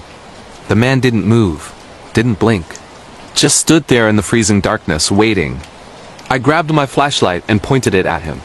His pupils shrank instantly, like a predator reacting to light. And then he tilted his head, slowly, unnaturally, far almost to his shoulder. He spoke again. Cold. So cold. Let me in. Something about his voice clawed at my insides. Like he wasn't asking, he was commanding. The knocking didn't stop until sunrise. When daylight came, the man was gone. No footprints in the snow. Nothing disturbed, like he'd never existed. I tried convincing myself it was a dream, but the window had frost marks in the shape of a hand. A large one. The next day, I drove into the nearest town to ask the locals about what I saw. When I described the man, every person in the cafe went silent. An old woman finally approached me, her eyes trembling. You saw him, she whispered. The one who drowned in the glacier. The ice spit him out years ago, but his spirit never found peace. When storms come, he roams the edges of the glacier. Looking for warmth, looking for a door that will open. I asked why. She shuddered. Because anyone who lets him in becomes the next one to wander. That night, the storm hit. The wind screamed against the cabin, shaking the walls. Ice pellets hammered the roof like stones, and at exactly 3:17 a.m., the knocking returned. Not on the window this time. On the door, 3 slow knocks, so heavy they rattled the frame. I stayed perfectly still in bed, barely breathing. Then the handle began to turn, first softly, then violently. Someone or something was trying to force the door open. The cabin lights flickered. The temperature plummeted. I heard footsteps pacing outside, crunching in the snow, circling the cabin, again and again. Then he spoke right at the door. I know you're awake. I pressed my back against the wall, shaking. Minutes felt like hours. Eventually, the footsteps stopped. The storm calmed. Silence returned. When sunrise came, I opened the door cautiously. There were footprints everywhere, but not normal ones. They were deep, frozen impressions that led away from the cabin toward the glacier, and halfway across the ice. They simply vanished. I left Iceland the next morning. But sometimes in the middle of the night, when the world is quiet, I hear knocking again, 3 slow knocks. And I remember the old woman's warning. The glacier never keeps just one soul. The echo of yesterday, a glitch in the matrix that stole a life. United States, Chicago, Illinois. It started on a drizzly Tuesday in late October 2024. The kind of Chicago autumn where the wind off Lake Michigan carries whispers of forgotten winters. My name's Alex Rivera, a 32-year-old graphic designer scraping by in a cramped Wicker Park apartment. The walls thin enough to hear my neighbor's microwave ding at midnight. Life was predictable. Coffee runs to the corner bodega. Endless freelance gigs tweaking logos for startups that promised to disrupt everything, but never paid on time. And the occasional swipe right on apps that felt more like digital graveyards than dating pools. But that Tuesday, as I shuffled home from a client meeting in the Loop, everything I knew about reality cracked like cheap glass under a boot heel. I just crossed Milwaukee Avenue, dodging the usual cluster of hipsters nursing oat milk lattes, when my phone buzzed in my pocket. It was a text from my own number to me. Hey Alex, meet me at the old L station on Dammon. 7:15 p.m. Don't be late. It's important. The timestamp read 6:58 p.m. My heart skipped. Not in fear yet, but in that weird disoriented flutter you get when your brain glitches on a simple math problem. I hadn't sent that. Hell, I hadn't even thought it. shaking it off as some spam bot hacking my contacts because who hasn't gotten those? I pocketed the phone and kept walking. The L train rattled overhead, its brakes screeching like a banshee's laugh, and I glanced at my watch, 7:02 p.m. Plenty of time to grab a slice from Giordano's before crashing with Netflix. But as I turned onto Damen Avenue, the air thickened, like the humidity before a storm nobody forecasted. Streetlights flickered in unison, not the usual random buzz, but a synchronized pulse, like the city's heartbeat syncing to some hidden rhythm. I pulled out my phone again to check the time, 7:14 p.m., and that's when I saw it. Another text. "You're late. Hurry up. The platform's empty tonight." My thumbs hovered over the screen, frozen. This wasn't funny. I typed back. "Who is this?" "Stop messing with me." The response was instant. "It's me, idiot. Alex. From tomorrow." A photo attached a selfie of me, standing exactly where I was now. But the background showed the L station platform bathed in the golden haze of a summer sunset, not the gray slush of fall. My face in the photo looked older, lines etched around my eyes like I'd aged 5 years in seconds. And I was wearing a coat I didn't own, a black wool peacoat with a tear at the cuff. Panic clawed up my throat, hot and metallic. I bolted toward the Damen station, feet pounding the wet pavement, the city blurring into streaks of neon and shadow. By the time I hit the stairs, lungs burning, it was 7:17 p.m. The platform was deserted, no commuters huddled under umbrellas, no buskers strumming out-of-tune guitars for loose change. Just the wind howling through the tracks like a distant train that never arrived. I scanned the empty space, heart hammering against my ribs, and that's when I saw him. Me, standing at the far end, back turned, staring into the void where the rails disappeared into the tunnel's maw. He was dressed in that same peacoat from the photo, shoulders slumped like he carried the weight of a dozen bad decisions. "Hey!" I shouted, voice cracking like thunder in the silence. He turned slowly, and oh God, it was me, but not. His face was mine, down to the crooked scar on my left eyebrow from a childhood bike crash, but his eyes, they were hollow, like black pits drilled into a mask of flesh. "Alex?" he said, his voice an echo of mine, but layered like it bounced off walls that weren't there. "You finally showed. Took you long enough." He stepped closer, and the air warped around him, colors bleeding at the edges. The platform just graffiti shifting from tags about lost loves to warnings scrawled in my own handwriting. "Do and trust the echo. It's hungry." I backed up, slamming into the chain link fence, the metal cold and real under my palms. "What the hell is this? Some deep fake prank? Who put you up to it?" He laughed, a sound that started low in his chest and built to a frequency that made my teeth ache. "Prank? This is the glitch, man. The Matrix hiccup. I've been looping for weeks, yesterday bleeding into today, tomorrow chasing your tail. You think that text was from me? Nah, it's from us. The version that knows what's coming." He pointed down the tracks, and for a split second, I saw it. A freight train barreling toward the station, lights blazing like twin suns. But the digital clock on the platform read 7:15 p.m. again. Time rewound. He lunged then, faster than physics should allow, grabbing my wrist with fingers that felt like ice wrapped in skin. "Listen," he hissed, breath smelling of ozone and regret. "The glitch isn't random, it's feeding. Every loop it takes a piece memories first, then flesh. I tried to warn you last time, but you ran. This time we fix it together." His grip tightened, and flashes hit me like strobe lights. Me, in that summer photo, arguing with a girlfriend I didn't have yet. Me, signing a lease on an apartment that burned down in 2023. Me, dead on these tracks, body twisted under the train's weight. Time stamped October 29th, 2024 tomorrow. I wrenched free, adrenaline surging, and sprinted for the stairs. Behind me, his laughter echoed, multiplying into a chorus of Alex's, all pleading, all accusing. "You can't outrun the echo." The world tilted as I burst onto the streetcars, honking in reverse. Pedestrians walking backward like a film reel unspooling. My phone exploded with notifications. Texts from future me, photos of my funeral, voicemails of my own screams. I hailed a cab, barking at the driver to floor it to my building.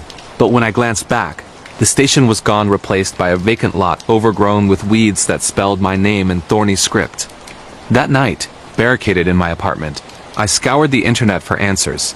Mandela effects, simulation theory, quantum entanglement. Forums buzzed with similar glitches, people in New York seeing their doppelgangers in mirrors, Londoners trapped in time loops during tube delays. But none matched this. By dawn, the texts stopped, the photos deleted themselves.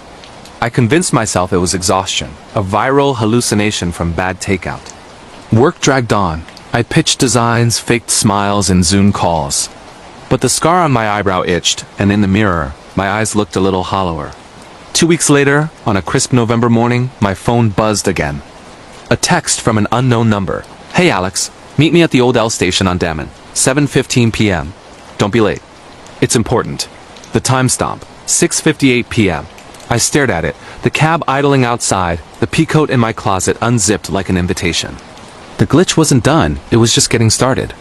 And somewhere, in the infinite branches of what if, another me is typing this warning to you: don't look back.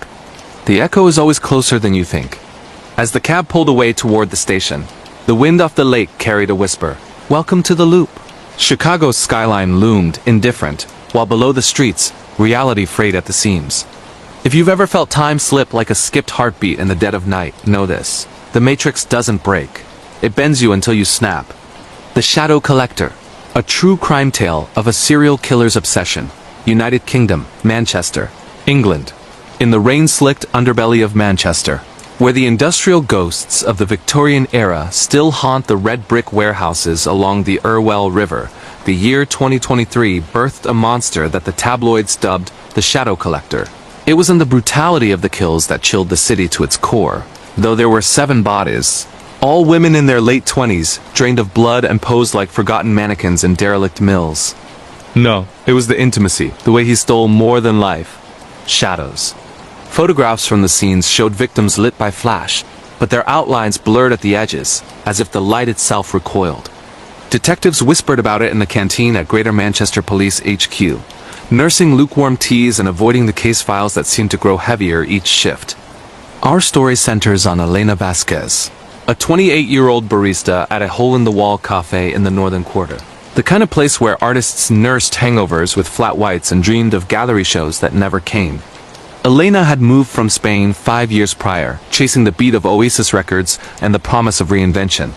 She lived in a converted textile factory flat on Castlefield, the walls papered in faded florals that peeled like old skin in the damp. Her days blurred into nights, steaming milk at dawn, sketching charcoal portraits of strangers in her moleskin after closing, and scrolling dating apps where profiles promised connection but delivered ghosts. That's where she met him, or thought she did. His handle was Echo Shade, a nod to some obscure Joy Division lyric, or so he claimed in their first chat. Tall, brooding, with a profile pic of a silhouette against a stormy Pennine sky. "You draw shadows like they have souls," he messaged after she posted a sketch of a faceless woman dissolving into dusk. Flattery hooked her, loneliness reeled her in. They met at a dimly lit pub off Deansgate, the air thick with the scent of spilled ale and cigarette smoke wafting from the alley. He was real, mid-30s, sharp jaw shadowed by stubble, eyes like polished obsidian that seemed to absorb the pub's amber glow. His name was Marcus Hale, a freelance photographer specializing in urban decay abandoned factories, crumbling viaducts, the skeletal remains of Manchester's cotton empire. Their dates unfolded like a noir film, walks along the ship canal at twilight where the water lapped black and oily under sodium lamps. Dinners in hidden speakeasies where jazz mourned from hidden speakers. Late-night drives in his battered Mini Cooper to the edges of the city, parking on fog-shrouded moors to watch the stars fight through the pollution haze. Marcus had a way of seeing her really seeing, not the superficial glances she got from bar patrons. "Your shadow dances when you laugh," he'd say, snapping candids with his vintage Leica, the shutter click a punctuation to their conversations about lost dreams and the ache of displacement. Elena felt seen, vital, like her charcoal lines had finally found color, but cracks spiderwebbed in by November. The first body had washed up in the Irwell 2 months prior. Sarah Klein, 27, a graphic novelist whose illustrations of ethereal figures mirrored Elena's style. Drained, posed on the riverbank with arms outstretched like a marionette cut loose, her shadow in the crime scene photos faint, as if siphoned into the mud. Elena saw the headline on her commute, "Shadow Killer Strikes Again?" She laughed it off over pints with Marcus that night. "Creepy, right? Like something out of your photos." He smiled, but his eyes lingered on the wall behind her, where her silhouette stretched long and thin in the candlelight. "Shadows are just light's regret," he murmured, tracing the edge of his glass. "They follow us, but what if we could collect them? Keep the pieces we love." The second victim, Lila Thorne, vanished from a gig at the Hacienda Ruins now, a glossy event space, but still echoing with the ghosts of acid house raves. Found in a derelict warehouse off Whitworth Street, her body arranged amid rusted looms, shadow blurred like overexposed film. Elena's sketches began to shift. Her figure's outlines softened, bleeding into the page. She blamed the cheap pencils, the winter gloom seeping through her single-pane windows. Marcus noticed, of course. "Let me photograph you properly," he suggested one rainy evening, leading her to an abandoned mill on the edge of Salford Quays. The air inside was frigid, laced with the metallic tang of decay and pigeon droppings. He set up strobes, their harsh flashes carving her features from the dark. "Stand there," he directed, positioning her against a crumbling wall etched with faded graffiti. "Click. Tilt your head, yes, like that. Click." The lights popped, and in the intervals of black, Elena swore she saw shapes in the corners, elongated forms slinking along the rafters, whispers rustling like silk on stone. What was that? She gasped after the tense shot, heart rabbiting. Marcus lowered the camera, his expression unreadable. Just echoes. Old places hold on to pain. He showed her the digital previews, her face luminous, but her shadow wrong. It stretched too far, forked at the edges like grasping fingers. And in one frame, it wasn't hers at all taller, male with Marcus's jawline superimposed. She confronted him the next day over coffee at her cafe, the steam from her espresso curling like smoke signals. "Those photos my shadow, it looked stolen." He leaned in, voice low, the bustle of morning rush fading to a hum. "Shadows aren't fixed, Elena, they're fluid like memories. I collect them because they tell stories the light hides." Sarah's was fierce, all jagged edges from her battles with publishers. Lila's danced, wild from the dance floor. Yours ... It's alive, poetic. His hand brushed hers and she jerked back, spilling sugar across the counter like scattered bones. That night, the news broke. Third victim, a poet named Clara Voss, discovered in Ancoats. Her verses about light thieves clutched in rigid fingers, shadow all but erased. Elena ghosted him-blocked numbers, deleted the app, double-locked her door against the wind that now howled like accusations. But Manchester is a city of narrow streets and inescapable eyes. Parcels arrived at her door, envelopes of prints, her portraits with shadows progressively fainter, annotated in his neat script. "See how it fades? Let me preserve it." She burned them in her sink, the flames licking acrid smoke up the flue, but the images seared into her mind. Sleep fractured into shards of nightmares. Marcus in the mill, camera whirring, shadows peeling from her skin like wet wallpaper, pooling at his feet in inky puddles he scooped into vials. By December, the tally hit 5. The police profiler, a grizzled D from the cold case unit, pegged the killer as an artist with a god complex, fixated on ephemera. Raids on derelict sites turned up nothing but Echo's empty tripods, discarded film canisters etched with victims' names. Elena's coworker, a lanky lad named Tom, noticed her frame. The way she'd flinch at flashes from passing cars. How her reflections in the cafe windows showed outlines that wavered like heat haze. "You alright, love? Look like you've seen a wraith." She forced a laugh, but confided in her sketchbook. Frantic lines of Marcus's face morphing into a silhouette devouring light. The breaking point came on a sleet-lashed New Year's Eve. Elena, alone in her flat, the city exploding in distant fireworks that painted the ceiling in bloody streaks, heard the knock. Soft, insistent, like a heartbeat against wood. Through the peephole, Marcus, coat dusted with frost, holding a bouquet of black roses that dripped petals like tears. "Elena, please. One last session. For us." Her hand trembled on the chain, but curiosity or madness unlatched it. He stepped in, the cold trailing him like a shroud, and set up his gear on her coffee table.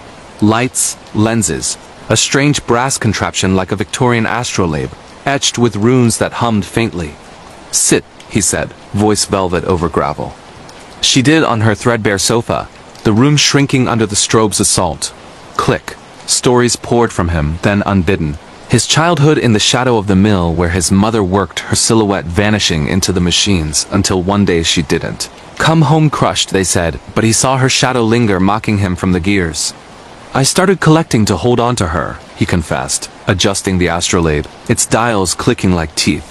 Sarah fought it, clawed at the light. Lila danced until she dimmed.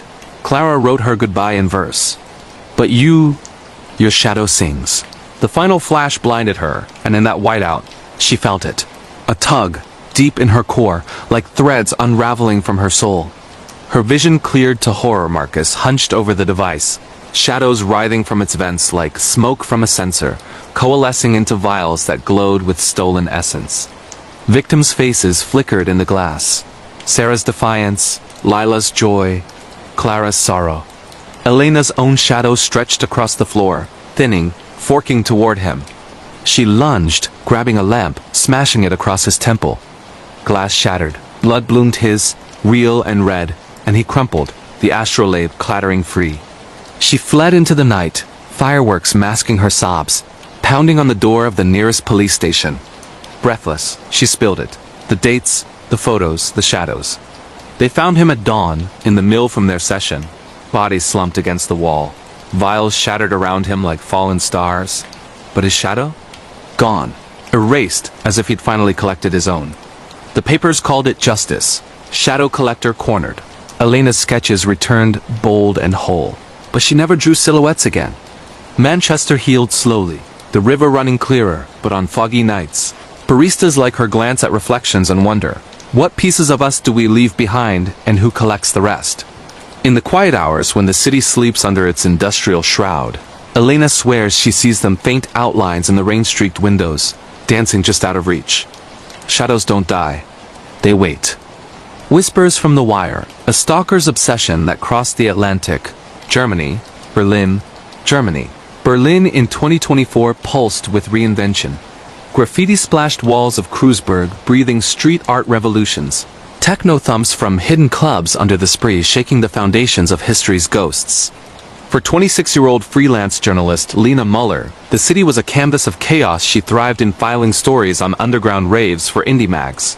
Her laptop a lifeline in co-working spaces that smelled of espresso and ambition. Her flat in New Cologne was a shoebox of exposed brick and second-hand books, the kind where the radiator clanks like Morse code at midnight. Life was a whirlwind. Deadlines blurring into dawn, hookups that fizzled like cheap fireworks, and the thrill of chasing leads that tasted like freedom. It began innocently enough, or so it seemed, in a subreddit for expat writers. ADM from WireGhost87. Loved your piece on the Kit Kat Club's dark underbelly. Ever thought about the shadows behind the strobes? Got tips if you're game. Intrigued, Lena replied journalist's curse, and what unfolded was a digital tango. He called himself K-Voss, claiming to be a sound engineer who'd wired half of Berlin's illicit venues. Messages flowed, shared playlists of industrial electronica, debates on whether the walls fall freed us or just rearranged the cages. He sent voice notes, his accent a low Berlin drawl laced with something sharper, almost American Midwestern flatness creeping in like frost on glass. Your words cut deep, Lena, like wires stripping insulation. They graduated to video calls, his face pixelated in low light, background a blur of cables and screens that screamed hacker den. Evasive, eyes like storm clouds over the Tegel forest, quick with quips about surveillance states and the thrill of being unseen. Lena, ever the skeptic, reverse-searched his handle, nothing but ghost echoes on dark web forums, whispers of a ghost in the machine. Flattered, foolish, she shared snippets. Her unpublished draft on Berlin's forgotten bunkers. A photo of her scarred knee from a punk show mosh pit. You're electric, he typed once after a late-night rant about corporate overlords. I could listen to you hum forever. By spring, the wires tightened. Parcels arrived unannounced. A vintage cassette of throbbing gristle remixes, labeled, For the Girl Who Unmutes the Silence. A burner phone preloaded with his recording's ambient hums from abandoned U-Bahn tunnels. Layered with her own voice clips, spliced from calls, murmuring her unpublished lines like a lover's secret. Thought you'd like the remix, the note read, his handwriting angular, precise. Lena's stomach nodded, but curiosity overrode caution. She called the number etched on the case. Kai? This is ... intense. His laugh crackled through static. Intense is what Berlin does best. Meet me at Tempelhofer Feld midnight. Bring your notebook. I've got a story that'll wire you for life. The airfield stretched vast and void under a sickle moon. Weeds whispering through cracked concrete runways like veins in stone. Lena arrived wired on adrenaline and Red Bull, notebook clutched like a shield. He was there, silhouette sharp against the floodlights, handing her a thermos of spiked coffee. To the ghosts, he toasted, and they walked hours bleeding into confessions. Kai spoke of his past life in Ohio, a tech whiz burned by Big Brother gigs, fleeing to Berlin to rewire the world. He traced her palm with a finger, reading fates in the lines, while drones buzzed overhead like mechanical locusts. That night, she let him kiss her under the stars, his lips tasting of solder and secrets. Sparks, she thought. Electric. But the current inverted by summer. Lena's inbox flooded. Screenshots of her browser history, timestamps matching her solo nights. Audio files of her flat's creaks, her shower running, her sleep-mumbled dreams about deadlines. Missed our call, one read, attached to a clip of her voice gasping awake from a nightmare. She changed locks, passwords, even her handle, but the whispers followed. A colleague at a Prenzlauer Berg cafe mentioned an admirer asking after her routine. Her super slipped a note under her door. Strange bloke in the hall last night, wiring the outlets? Lena confronted the burner. This stops, Kai. You're crossing lines. Silence then. Lines are what connect us, Lena. I'm just tracing yours. Paranoia coiled like barbed wire. She ghosted Berlin's underbelly, sticking to sunlit U-bands and group hangs, but shadows clung. One muggy July eve, returning from a pitch meeting in MIT, she found her door ajar jamb scarred by fresh scratches. Inside, chaos curated, drawers rifled, sketches pinned to walls with copper wire. Her moleskine splayed open to a page she'd never written. He collects echoes because silence screams loudest. In the margin, a doodle of her face, eyes crossed out in red ink. Her heart jackhammered. She bolted to the nearest police station, spilling the digital trail to a weary commissar who nodded at cyberstalking, but eyed her like she courted the freak. File a report, Frau Muller. But ghosts online? They vanish. The vanishing act escalated. Anonymous tips to her editor, half-true smears of plagiarism, laced with her private emails. Her freelance gigs dried up, whispers in co-working lounges about that girl with the wire guy. Sleepless, she scoured dark web mirrors, unearthing threads on Echo Collective, a loose network of digital voyeurs trading intimacies like currency. Kai's handle flickered there, posts timestamped from Ohio IPs, boasting Berlin wire, full circuit, voice, and vein. Nausea hit like voltage. He wasn't fleeing America, he was puppeteering from a basement in Dayton, screens a portal to her life. Desperation peaked on a storm-ravaged August night. Lena, barricaded with chamomile and codeine, heard the hum faint, insistent, like a fridge on steroids. It emanated from her router, LEDs pulsing erratically. She yanked the plug, but the whine persisted, burrowing into her skull. Her laptop flickered alive on its own, webcam iris blooming black. There he was, Kai, not in Berlin fog but sterile American glow, sweat beading on his brow. A wall of monitors behind him, blooming with her feed's live cams hacked into her flat, her phone, even the cafe's security. Lena, he breathed, pixels warping his smile. You cut the wire, but I'm in the walls now. Feel that hum? It's us, sensed. She screamed, hurling the laptop screen shattering like brittle bone, but his voice leaked from the speakers. The fridge, her own earbuds tangled on the counter. I traced you because you glowed. Your stories, your sketches, they're mine now. We'll duet forever. Static surged, and in the glitch she saw it. Feeds multiplying. Not just hers, but others' women in London lofts, Paris attics, voices pleading in clipped accents. The collective's chorus. Lena fled to a friend's in Friedrichshain. Phone ditched in the spree, but the hum followed in taxi radios, neighbor's Wi-Fi bleed. Back at the station, armed with IP logs and forum dumps, the cybercrimes unit traced him. Kai Voss, 35, ex-NSA contractor gone rogue. Holed up in a Rust Belt suburb, his den, a Faraday-caged nightmare of servers sucking souls via smart homes. SWAT breached at dawn, cuffing him amid sparking consoles, his final words a looped recording of her laugh. Berlin exhaled. Lena's byline bloomed anew, exposes on digital phantoms that won her a deed grant. But on quiet nights, when the city's hum quiets to a whisper, she feels it, the wire, invisible, threading her veins. Echoes don't fade, they amplify. And somewhere, across the Atlantic, a screen flickers to life. The vanishing hour. A kidnapping that defied the dawn, France. Paris. France. Paris, eternal city of light, harbors darkness in its labyrinthine alleys, where the Seine's murmur drowns secrets older than the revolution.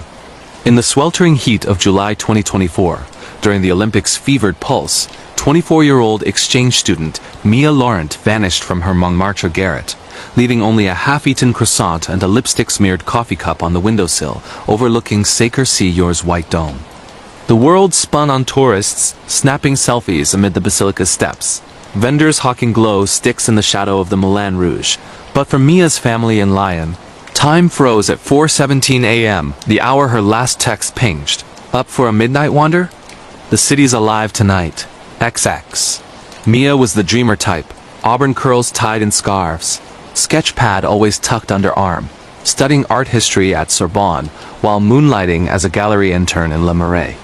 Her flat, a sliver of Haussmannian charm wedged between boulangeries, buzzed with postcards from Florence and vinyl spins of Serge Gainsbourg. Friends described her as effervescent, the girl who'd drag you to 3 a.m. crepe stands after lectures, debating Monet's water lily versus Banksy's stencils. That fateful night, post a raucous dinner at a bistro near Pigalle Rose flowing like the Seine, she texted her roommate, Claire, who was crashing at a boyfriend's in Belleville. "Can't sleep. Heading out for air." Back by dawn, Clary-eyed, replied with a thumbs-up emoji and crashed harder. CCTV from the cobblestone street caught her at 1:42 a.m., sundress fluttering in the breeze, laughing into her phone, voice tinny on audio. "Oui, maman. The games are magic. Wish you were here." She turned down Rue des Saules, the lane twisting like a vein toward the vineyard slopes, street lamps casting elongated shadows that danced with her steps. Then nothing. No footage of struggle. No witnesses roused by cries, just the empty alley by 2:05 a.m., her phone's last GPS blip winking out near an overgrown parklet forgotten by urban planners. The gendarmes swarmed at sunrise, Paris waking to helicopters chopping the air like guillotines. Mia's face plastered metro ads. Ada's news, retriever Mia disparu. Tips flooded. A junkie claiming to see her with a tall ghost in a beret. A tourist snapping a blurry silhouette on the steps that could be anyone. Claire replayed texts obsessively, guilt gnawing like damp rot. Mia's parents, a schoolteacher and vintner, drove up from Lyon, their Peugeot crammed with her childhood stuffed bear, as if whimsy could summon her. Detectives combed the flat, diary entries gushing about a mystery muse from the gallery. A recent hire named Etienne Duval, 31, with a rap sheet for petty thefts and eyes like smoked glass. Etienne entered the frame via Mia's sketches. Charcoal renderings of a man with hawkish features. Captioned, "The Whisperer tells stories the paintings hide." Hired in June to restore frames in the gallery's basement. He was the quiet type, gloved hands deft with brushes. Murmurs about lost layers, while working late. Mia, assigned to catalog. Bonded over absinthe-fueled chats about symbolists and the occult undercurrents in Degas. He sees the shadows in the light, she texted Claire once, heart emoji trailing. Last seen arguing with the curator over invasive techniques that stripped souls from canvas. Raids on Etienne. Squat in the 19th arrondissement yielded horrors. Walls papered in metro maps marked with red pins, abduction hotspots from 90s cold cases. Jars of pigments mixed with something viscous labeled in Latin. Mia's missing scarf knotted like a noose around a mannequin arm. But no Mia. Interrogated in a stuffy prefecture room, Etienne smirked through the smoke of his galloys. She wandered off non? Paris eats the lost. His alibi. A rave in the catacombs, time-stamped by bouncer nods. Yet forensics whispered otherwise, fibers from her dress and his boot treads, a hair in his brush matching her curls. As August baked the city, the search metastasized. Divers dragged the Seine, nets snagging bones from centuries past, but no fresh tragedy. Psychics hawked visions on Pont Neuf, claiming Mia danced with the river's daughters. Claire, racked, unearthed Mia's hidden folder. Voice memos of Etienne's tales, whispers of underground Paris. Tunnels beneath the Louvre where echoes steal breath. One clip, time-stamped 11:47 p.m. that night. Meet me at the old ossuary gate, Mia. I've a secret that'll rewrite your thesis. Dawn's light hides it. The ossuary Paris's bone vaults, sealed since the 80s, entrance a myth in graffiti lore. A tip from a graffiti artist. Saw the whisperer near the gates, with a girl who laughed like bells. Cracked it. Elite search teams breached the forbidden's underbelly. Spelunkers and headlamps navigating ossuaries where femurs stacked like firewood. Air thick with dust and decay. 3 days in, a faint glow. Mia's phone, battery a miracle, clutched in her lap. She was alive, emaciated, whispering sketches on bone dust, but chained to a pillar amid restored murals. Walls he'd de-painted with victims' faces, shadows elongated into pleas. Etienne's collection, layers of history he'd unburied, feeding on the living to animate the dead. Rescue was frenzy. Medics hauling her through tunnels that seemed to pulse, Etienne cornered in a chamber of his own murals, screaming as cuffs clicked. She saw the truth! The city devours its dreamers. Mia, foredripped in hospital whites, murmured of his lessons. How Paris's light was a lie, shadows the real archives. And he'd borrowed her to etch her light eternal. Therapy peeled layers, Stockholm echoes. But deeper, a fracture from his own vanishing act as a child in the catacombs, collected by the dark. Paris dimmed its lights in relief. Mia's byline returning in op-eds on the unseen city. But on humid nights, when the sane laps lazy, she sketches no more men. Whispers linger in the alleys, and somewhere, in the bone vaults, a shadow waits for the next wanderer. Fractured reflections. Sleep paralysis and the nightmare that walked. United States, Seattle. Washington. Seattle's perpetual drizzle in early 2025 wrapped the Emerald City in a shroud of gray. The Space Needle piercing clouds like a needle seeking vein. For 29-year-old software engineer, Jordan Halla, the move from Austin's sun-baked sprawl to this moody metropolis was meant to be a reset. New job at a Pike Place tech startup coding AI chatbots, new apartment in Capitol Hill with views of Elliott Bay's ferries slicing fog. But nights in the Pacific Northwest turned treacherous. The rain's patter evolving into a lullaby that summoned horrors from the code of his subconscious. Jordan's episodes started subtly, chalked up to jet lag, and the stress of debugging neural nets that spat gibberish prophecies. He'd wake at 3:33 a.m., always that witching fraction body leaden, lungs caged, eyes locked on the ceiling fan's lazy spin. The paralysis was familiar from college cram sessions, but this was different. The room breathed. Shadows pooled in corners, coalescing into forms that whispered in binary ones and zeros hissing like static on an old modem. 010101010101010101010101. They'd murmur, translating in his petrified mind to more. He'd strain against the invisible bonds, sweat beating cold, until a gasp shattered the hold, leaving him trembling, the clock ticking to 3:34 as if nothing happened. The first walker came in February, after a late-night sprint to fix a bot that hallucinated user deaths. Jordan collapsed into bed at 2 a.m., the rain lashing windows like accusations. Paralysis gripped at 3:33, but this time, the shadow didn't hover, it moved. From the closet door, ajar despite his OCD locks, a figure emerged, tall, amorphous, clad in a hoodie of writhing darkness, face a void where features should be. It shuffled to the bed's foot, tilting its non-head as if listening to his shallow breaths. Jordan's mind screamed, lungs frozen, limbs stone, but internally, he catalogued. No scent, no sound beyond the rain's camouflage. Yet the air chilled 10 degrees, frost rimming the bed frame. The walker reached out, tendrils of shadow probing the air inches from his toes, and in that suspended terror, Jordan felt it. A pull like code unraveling. Memories, flickering childhood bike crash, first breakup, the Austin apartment fire that claimed his cat. Give more, it rasped, voice a modem screech modulated to English. Dawn broke the spell with a thunderclap. Jordan bolting upright, sheets sodden. No footprints, no chill residue, just the rain's relentless tattoo. He laughed it off in the shower, steam fogging the mirror where his reflection lagged a beat, mouth moving silent after his words stopped. Work blurred, lines of Python mocking him, bots replying with "you're fracturing." Forums offered solace R sleep paralysis threads thick with Hatman sightings. Shadow people anecdotes from insomniacs worldwide. It's just hypnagogic BS, he posted anonymously. But the walks escalated. By March, they visited thrice weekly, evolving. The first was the prober, tendrils tasting his fears. The second, the mirror, perching on his chest, void face inches from his, mimicking his frozen stare until cracks spiderwebbed the bedroom mirror unbidden. Jordan installed cameras, ring dots blinking red, but footage showed empty rooms, timestamps glitching at 3:33, pixels corrupting into fractal voids. Sleep aids failed. Melatonin turned dreams to deluges, Ambien summoned hordes. He confided in coworker Riley, a barista turned dev with tattoos of circuit boards. Shadow walkers? Sounds like your IS bleeding into IRL, or maybe Seattle's gloom's got you. Riley suggested sage smudges from a capital Hill occult shop, the smoke stinging like rebuke. April's full moon brought the architect. Jordan, dosed on chamomile and white noise apps mimicking ocean waves, sank into uneasy slumber. 3:33, paralysis, the room tilting like a bad render. This walker didn't probe or mimic, it built. From floorboards oozing ink, structures rose. Miniature spires of shadow.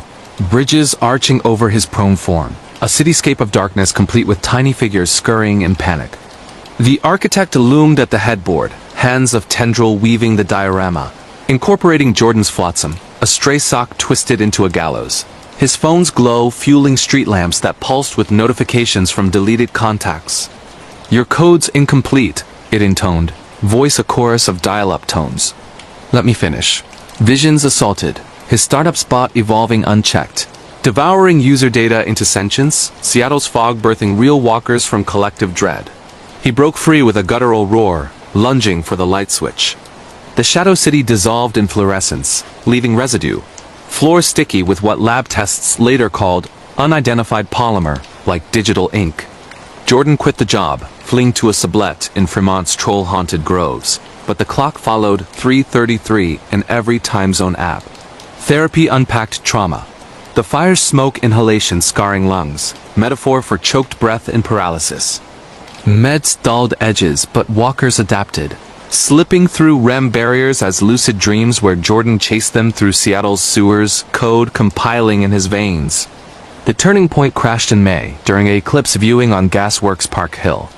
Jordan, insulated by crowd noise and Riley's arm around his shoulders, felt the pull at totality's edge shadows deepening, the park's rusting silos birthing forms. But this time awake, he confronted, what do you want? The nearest walker paused, void rippling. More. Your fractures feed us. The veil thins. Eclipse broke, light flooding, but Jordan glimpsed truth. Not demons, but projections collective unconscious amplified by his AI work, Seattle's tech-sick soul manifesting night terrors. He burned the code, deleted accounts, took up woodworking in the rain. Walkers faded to whispers, but on stormy nights when thunder glitches the grid, Jordan wakes at 3:33, body his own, room still. The mirror reflects true now, but he avoids it. Fractures heal, but code lingers. And in the city's hum, something compiles. Cabin in the Void, wilderness horror on a forgotten trail. Canada, British Columbia. Canada, deep in British Columbia's coast mountains, where the Fraser River carves canyons like God's own switchblade. The summer of 2024 saw the vanishing of 4 hikers from the Nahatlatch Provincial Park friends, who depitched their tents for a digital detox weekend escaping Vancouver's vape clouds and venture capital vampires. The lead 34-year-old trail guide Rhys Donovan knew the wilds like vein maps. Grizzled beard, tattooed forearms mapping old scars from bear encounters, a voice gravelly from years yelling over whitewater. His crew Sarah, his climber girlfriend with calves like steel cables. Tech bro Nate, trading stock apps for topo maps. And Lena, Nate's sister, a botanist whose field notes rivaled poetry. They set out Friday at dawn, convoy of Subarus snaking the logging road to the trailhead, backpacks bulging with dehydrated meals and bear spray that felt like talismans. The path wound through old-growth cedars, their trunks girthier than redwoods, moss draping like funeral veils. Rhys led compass steady, joking about Sasquatch speed dating to ease the city's jitters leaching from Nate. By noon, they hit the cabin, a sagging relic from the 40s, roof patched with corrugated tin, windows boarded against winters that buried it alive. Our palace, Rhys quipped, kicking the door open to dust motes dancing in sun shafts. Inside, bunk beds sagging with mildew, a stone hearth cold as regret, shelves of rusted tins labeled in faded ink. Beans 42, Hope eternal. Night fell like a guillotine, stars pricking the void above the canopy. They huddled around a fire pit, flames licking logs, Reese felled with cactus swings, stories flowing with bourbon nips. Sarah recounted a Yosemite crevasse crawl. Nate confessed coding burnout dreams of wolves. Lena shared fern lore, how fronds unfurl like secrets. Laughter echoed, but Reese caught it first, the snap beyond the tree line, not branch but bone. Cougars, he dismissed, stoking embers higher. Sleep came fitful, the cabin creaking like a ship in dry dock, wind sighing through cracks like lungs exhaling last breaths. At 2 a.m., Nate woke to thirst, fumbling for his Nalgene. The door hung ajar, hadn't he latched it? Outside, the fire pit glowed low, but shapes milled. Tall, loping, silhouetted against embers. Not animals too upright, movements jerky like marionettes on frayed strings. Reese? He whispered, shaking the guide's shoulder. Reese bolted up, grabbing his Leatherman, but the bunks were empty. Sarah and Lena gone, sleeping bags unzipped like shed skins. What the? Panic clawed. They burst into the night, flashlights carving cones through black. The figures scattered, dissolving into underbrush. The prints remained humanesque, but elongated toes splayed like roots, spaced too far for man or beast. Skinwalkers? Nate half joked, voice quaver. Reese, face ashen, scanned the tree line. Old tailies say this valley's cursed loggers vanished in '49. Bodies never found, just cabins emptied overnight. They called out, beams sweeping ferns that rustled with no wind. Dawn crept reluctant, revealing nothing but dew-slick packs and a single earring, Lena's jade stud, half buried in ash. Search parties mobilized by noon. Seared choppers thumping overhead, dogs baying futile at the scent trail that looped back on itself. Reese led the grid, guilt etching deeper lines, replaying the snaps he'd ignored. By dusk, divers dragged the Nahatlatch torrents, foaming white, yielding only trout skeletons. Nate cracked first, ranting about the void, how the mountains swallowed sound light, souls. It's watching. Feels it in the roots. Reese clapped his shoulder, but doubt gnawed. That morning, shaving by the river, he'd glimpsed his reflection ripple, face elongating for a heartbeat. Night 2, alone in the cabin, friends urged retreat, but Reese refused. They came again. He lay rigid on the bunk, feigning sleep, .44 revolver sweaty in grip. The door side open, hinges silent as prayer. Footfalls padded soft, padding like bare feet on needle duff. Breath hitched near his ear, hot and fetid, carrying undertones of wet earth and copper. Join, it exhaled, voice layered, male, female, child's wail woven. Reese's eyes cracked. The walker loomed, skin bark textured, eyes milk-white orbs reflecting firelight from nowhere. Branches for fingers brushed his cheek, drawing bead of blood that it licked with a tongue forked like fern. He fired blind, muzzle flash blooming hellish, the report shattering silence. The thing recoiled, shrieking a sound that bent pines, echoed off cliffs like 1,000 throats. It fled, but Reese pursued, crashing through thicket, revolver barking empty. Dawn found him at a clearing, 4 figures huddled, backs to him, Sarah, Nate, Lena. And a 4th, twisted, wearing Reese's face but elongated, limbs too long, grinning with needle teeth. We found the 5th, it gurgled, and the others turned eyes white. Skins mottling green-brown, mouths stretched in rictuses. Reese staggered back, the clearing dissolving into illusion as chopper blades thwacked closer. Sar hauled him out, babbling of walkers, but the friends? Found miles downriver, hypothermic, amnesiac, claiming a hike gone wrong. No prints, no blood beyond his cheek scratch. Psych Evel pinned it on exposure, isolation, delirium. Reese quit guiding, holding up in Vancouver's rain. But the itch persists in reflections, shadows stretch too far. The Nahatlatch calls, whispers join, and on full moons, he swears he hears snaps. Not branch, but bone. The wild doesn't forgive. It collects. Echoes in the code. Internet horror from the deep web's dare. Ireland, Dublin. Ireland. Dublin's fair city in 2025 thrummed with Celtic Tiger 2.0 buzz. Silicon docks gleaming with FAANG outposts. Temple bars cobbled lanes alive with buskers strumming U2 riffs for Eurotips. Amid this, 22-year-old uni student Shalban Kelly navigated her media studies degree at Trinity, Laptop a portal to viral fame TikToks dissecting Irish folklore, podcasts on digital banshees haunting social feeds. Her flat share in Rathmines was a riot of fairy lights and empty stout cams, roommates a gaggle of aspiring influencers chasing clout. Shaban's niche? Deep web dares. I double dog dare you to click the onion link that screams. It started as content gold. A forum post on r dark web horrors. The echo chamber pastes the code, wait for the call. Board post midterms. Shaban screenshotted the script, a jumble of Python and hex that summons your digital double. For the gram, she laughed, streaming live to 500 followers as she pasted it into terminal.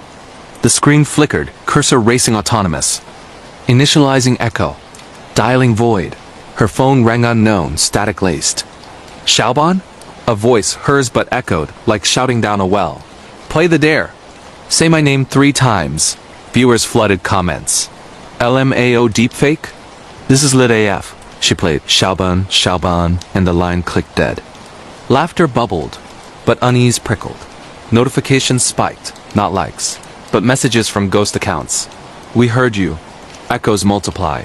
By morning, her feed glitched, posts duplicating, timestamps rewinding, comments in Gaelic she'd never learned, and Tabe said teached, the ghost is coming. Roommates teased, but Shaban dove deeper, chasing the algorithms high. The chamber's lore unspooled.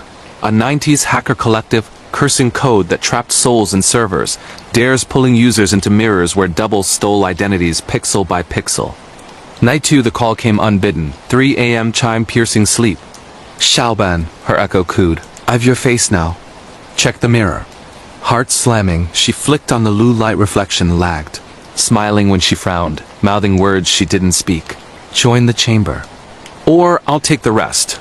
Stream went viral 1 OK views. Best AR filter ever. But Shaban's DMs drowned in echoes. Screenshots of her childhood Dublin flat. Voice clones reciting her confessions to exes. Deepfakes of her at Trinity lectures, spilling exam answers. Stop the dare, she pleaded to the forum. But replies looped. Say our names? Panic wired her to the docks, laptop under arm, begging a coder mate in Google Ireland for a scrub. It's a worm, he diagnosed, fingers flying, self-replicating. Burrowing into your metadata like a virus with memory. Purge failed the code hid in cloud backups. iCloud photos warping to show doubles and family pics. Hernan's eyes white voids. Roommates bailed, whispers of cursed flat. Shaban holed up in a Phoenix Park hostel. Burner phone her shield. But the calls triangulated. We're in the walls now. Dublin's wires hum our song. Climax crashed during a Bloomsday parade. Joyce's ghosts marching O'Connell Street. Shaban, masked as Molly Bloom, felt the pull phone vibrating in sync with the crowd's chant. Say it, the echo urged, volume swelling from speakers. Buskers' fiddles twisting to her voice. Panic attack hit. Visions of doubles swarming, faces her own but multiplied, hands clawing screens to flesh. She fled to the Liffey, hurling the device into the murk, but ripples formed words. Too late. Rescue came via a Trinity professor, folklore expert who tracked similar tech hauntings, Celtic curses digitized, banshees and bandwidth. Ritual.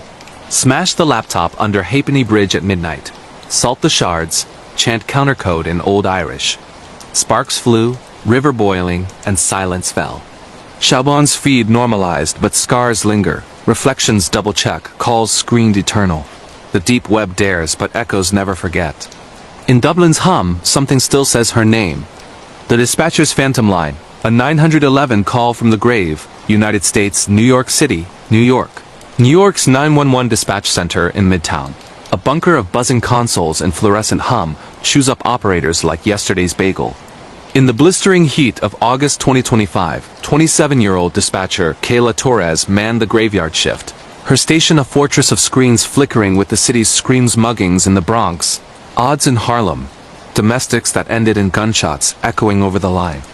Kayla, Queens-born with a voice like velvet over steel, had logged 3 years traging terror. Her mantra, stay calm, stay connected, tattooed on her psyche from academy drills. That shift started routine. 2 a.m. lull broken by a fender bender on the FDR. A drunk slurring for his lost keys. Then, at 3:07 a.m., line 47 lit up caller ID blank. Signal bouncing from a ghost tower in the meatpacking district. 911, what's your emergency? Kayla intoned, pen poised. Static crackled, then a breath shallow, wet like drowning in syrup. Help ... he's here? In the walls, female mid-30s, accent pure Brooklyn, vowels flat as the Gowaness. Ma'am, can you give your location? Is he armed? The line hissed. Background a drip of water on stone. Faint clanks like chains in wind. Warehouse ... old one. By the High Line 47th and 11th. He comes through the vents. Whispers my name. Kayla patched visuals nearest cams showed the derelict Fleischmann's yeast plant. Boarded since the 70s. Weeds clawing chain link. No breach, no lights. Stay on the line, ma'am. Units en route. What's your name? Pause them. Evelyn. Evelyn Hart. Tell them. He's not man. He's the echo. Units rolled. 2 cruisers, K9 units sniffing shadows. Kayla kept her talking, voice anchor in the storm. Evelyn's story unraveled like frayed wire. Alone in the warehouse, squatting artist space, painting murals of subway ghosts. Heard the whispers first, Evelyn, joined the line. Thought it was the pipes. Then the vents. Eyes in the dark, hands like smoke. Clanks grew frantic, her breaths ragged. He's climbing. Oh God, the face, it's mine, but wrong, mouth stitched with wire. Kayla's gut twisted. Evelyn's cadence mirrored her own aunt's. Gone a decade from a canal plunge, ruled suicide. Dispatch chatter spiked. No sign of perimeter. K9 agitated, tracking air. Evelyn screamed, then raw, peeling paint from lungs, followed by scuffle. Thuds like, the signal at mile marker 313. I drive nights because the dark mind's its own business. No traffic, no honking, just the white lines and the whisper of diesel. The run from Boise to Cheyenne is a stitched scar across the map, and I have driven it so long I swear the road knows my name. The first time the radio found 313, I was cresting Red Desert at 2 a.m. The sky was clean and moonless. The kind of black that swallows the cab and leaves only a little cocoon of dashboard light around your hands. I was scanning AM because talk keeps you awake. Most stations were dead. Then a sound like a throat clearing in an empty church. You are coming up on broken glass, said a voice, close and steady. Do not break. Coast through, eyes on the shoulder. Do it now. I laughed out loud at how calm it was. Then my high beams washed over a glittering field. A whole windshield's worth of safety shards, sparkling like frost. A deer's body lay twisted at the edge of the shoulder. I did exactly what the voice said without thinking, and my tires slipped, caught, and held. When my pulse stopped hammering, I looked down at the dial. The needle wasn't on any station I knew. It hovered between dead bands at the far end. 313 scratched in with a marker on the thin face of the plastic, like a joke someone drew and forgot to erase. You are welcome, the voice said. Then nothing but empty static again. I pulled into the next lot to check the rig and my nerves. No punctures. No cuts. I almost convinced myself I imagined it. That would have been easier. The second time the voice came with my name. Eli, slow your roll. Mile marker 246. 5 counts. Left lane opens. I never told the radio my name. No friendly CB chatter, no phone calls piped into the cab. The voice was the radio, or the radio was the voice. There was a jackknifed pickup blocking the right lane exactly where it said there would be. Hazard lights like a heartbeat. I slid past in the left just as an SUV fishtailed and bit the guardrail behind me. In my rear view it was Sparks, and a face staring at me, open-mouthed and stunned. I kept moving. I tell myself that is what the good ones do.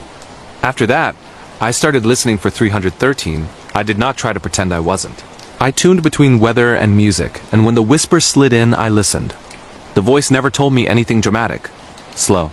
Watch the fog in 7 miles. Oil spill near Sinclair. Broken taillight on the cattle hauler in front of you. I became a shadow that never got surprised. On the 4th night, it told me about the girl. Blue Corolla stalled on the on-ramp 5 minutes ahead, the voice said. She is trying to flag a ride. Do not stop on the shoulder. Exit and loop back. Bring your phone. Film the plate. Please hurry. It was the word please that pushed me. Like it cared. Like it could. When I came up the ramp, I saw her under a broken streetlight, waving both arms. She was young, no coat, breath smoking in the cold. A black sedan idled 2 car lengths back, hazard lights off, windows dark. Something about the stillness of it made my skin crawl. I took the exit and looped as told. I kept the rig between her and the sedan and hit my lights to blast the scene clean. The sedan lit up with motion, and for a second I caught a flash of a black mask in the driver's seat, mouth open like it was smiling. Then it peeled off, no plates. She cried when the state patrol pulled in, shuddering sobs that shook her shoulders. I did not take credit. I did not mention the voice. The trooper jotted my license, nodded thanks, and told me to drive safe. The next night, I said thank you into the empty cab and turned the dial to 313 before the interstate even began. It answered like it had been waiting. Eli, you are welcome. You are almost out of time. I thought it meant my shift. I wish it meant my shift. Mile marker 313 sits in the emptiest stretch of I-80 you can imagine. A bone-white number in the weeds under a skinny moon. You can count the fence posts there and lose track of which ones have barbed wire and which ones are just ghosts of old ranches. I had never once stopped there. I stopped that night. The radio was relentless. Turn off your engine, it said. Park on the gravel. Do not step beyond the white line. Wait, for what? I asked, not expecting an answer. For you, it said. I cracked the window and felt the cold come in the sheet. No wind, no coyote song. Just the hum of heat ticking out of the engine block, and the faintest hiss from the speaker when the voice was quiet. My lights picked out the mile marker and a metal cross someone had hammered into the earth beside it. Weathered ribbon fluttered like a tired flag. Headlights bloomed in the distance. One set, then two, then 10. A convoy of trucks marched toward me, and for a second I thought we were all stopping here for some kind of inspection or escort. Then I realized I was watching the future. I know how that sounds. But I watched myself drive past. The other Eli did not look left or right. He just ghosted through me, my own rig reflected in my windshield in a way that made no sense. The hair on my arm stood up so hard I could feel each follicle like a needle. You are late, the radio said, and its voice was mine. I slammed the cab into gear and shot back onto the highway. My heart was a live animal. The needle danced over the numbers. The mile marker fell behind, and the voice spoke in my ear, closer now, like it was sitting in the passenger seat. You missed the exit where you did not die, it said. That was the wrong choice. But you know that already. And I did. Because in the mirror I saw a plume of smoke clawing the sky behind me, a pinprick first, then a smear, then a column. There was no sound yet, just light, white and then orange, and then the ugly heavy black of burning diesel. The collision did not happen. I did not crash, but somewhere I did. Somewhere a truck wearing my plates burned so hot the aluminum ran. Somewhere the cross at 313 got another ribbon. I left the interstate on the next ramp with my hands shaking. I parked behind a gas station and turned off the radio. Then I pulled the fuse to make sure it stayed dead. The cab went so quiet my ears rang. When I finally slept, I dreamed of mile markers. They changed in my rear view as I watched them. 310 became 411, became 702, numbers flipping like a fever clock. I woke to my phone vibrating in the cup holder with a notification I do not ever remember enabling. Thank you. It was the voice. You are not out of time yet, but you will be. Turn your phone over. I left it face down. I do not mind telling you I am a coward sometimes. When I finally looked, there was a video already queued. No sender, no app, just a black thumbnail. I tapped play because I have never once done the smart thing first. It was me, tonight, tomorrow, some night that will happen. My window rolled down, the dark licking at my ear. I watched myself reach out the window and rest my palm on the mile marker as if it were a shoulder. When I pulled my hand back, there was blood running down the sign. Not mine. The voice on the video leaned in, the camera's microphone catching the whisper of dry grass and my own breath. You have been listening to yourself trying to keep you alive, it said. But the road eats everything long enough to keep you. It is hungry, and it learned your name. I threw the phone onto the passenger seat and drove until morning. Until the pink line of light cut the sky and turned the radio to a thing with wires and plastic again. Every time I pass 313 now, I count the ribbons. There are 3 that were not there before. One white, one blue, one the color of dried blood. I do not touch the dial anymore. But sometimes, when the valley is quiet and the tires sing just right, I hear a throat clear in an empty church. I hear myself say my name. And when the oncoming lanes flash with distant light, I do not look. I keep my eyes on the shoulder and pretend the road is not looking back. 13 doors down, I took the job because the ad promised quiet. Night environmental services at a regional hospital. Clean the surgical suites after hours. Mop the hallways, wipe down stainless, add the chemical that makes the smell of lemon fight the smell of human. Good pay, good benefits, nothing that laughs. They forgot to mention the wing with no lights on anyone's map. The badge they gave me was brand new, my name shiny on a sticker slid under the plastic. Most doors beeped green. Some beeped red and sulked. The elevator had a slot for a master keycard that no one on my team had ever seen used. On my third week, when the floors were quiet and even the vending machines hummed like they were sleeping, I found a small white envelope sitting on my cart. For use, someone had printed block letters neat as stitches. Inside was a single keycard with a strip of tape across the back. On the tape, a number was written. 13. There is no level 13, I told the elevator. The panel went from 12 to 14 like every hospital in America, scared of an idea. I swiped the card anyway because I am not as smart as I think. A new button bloomed under my thumb. 13, not lit, just there. The elevator dropped like it found a basement under the basement. The doors opened onto a hallway that smelled like old paper and wet carpet. No alarms, no people. I rolled my cart forward, wheels squeaking, and watched my breath ghost out like smoke. The clocks here were wrong. Each one I passed ticked backward. Scratched plexiglass over each clock face, a hairline crack running across the center like a healed fracture. At the third clock, there was a handwritten sign taped below it. Visitors must check in with charge nurse before proceeding. The arrow pointed right. The right-hand hall did not exist. My light showed a smooth wall where the corridor should have been. The paint so fresh, it glistened. I ran the flat of my hand across it and felt heat in the drywall. No hospital wall should ever feel warm. At the fifth door, I stopped. Someone had pressed tiny handprints into the dust at ankle height. 4 fingers and a thumb. The prints went under the door and did not come back. I do not scare easily. There is a kind of fear that comes from movies, and then there is the fear that mounts your chest like a person and sits down.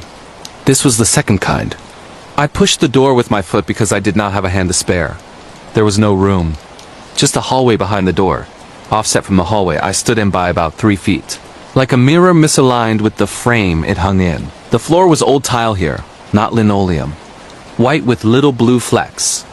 I followed the child's handprints with my mop handle as a pointer first. Then with my own feet, because my hands knew the shape of a child's handprints, and my body wanted to know where they ended. They ended in a circle drawn in crayon. A nurse's station stood empty. The monitor hummed, a soft blue line scoring the glass. The drawers were labeled with names I did not recognize typed on yellowing strips. Now and then the lights hiccuped, the way bad fluorescents do, and the walls flashed, and I saw something that made no sense. In the next cough of light, it was gone. The shadows here could put their hands on you. Code Blue, said a voice overhead, flat and calm.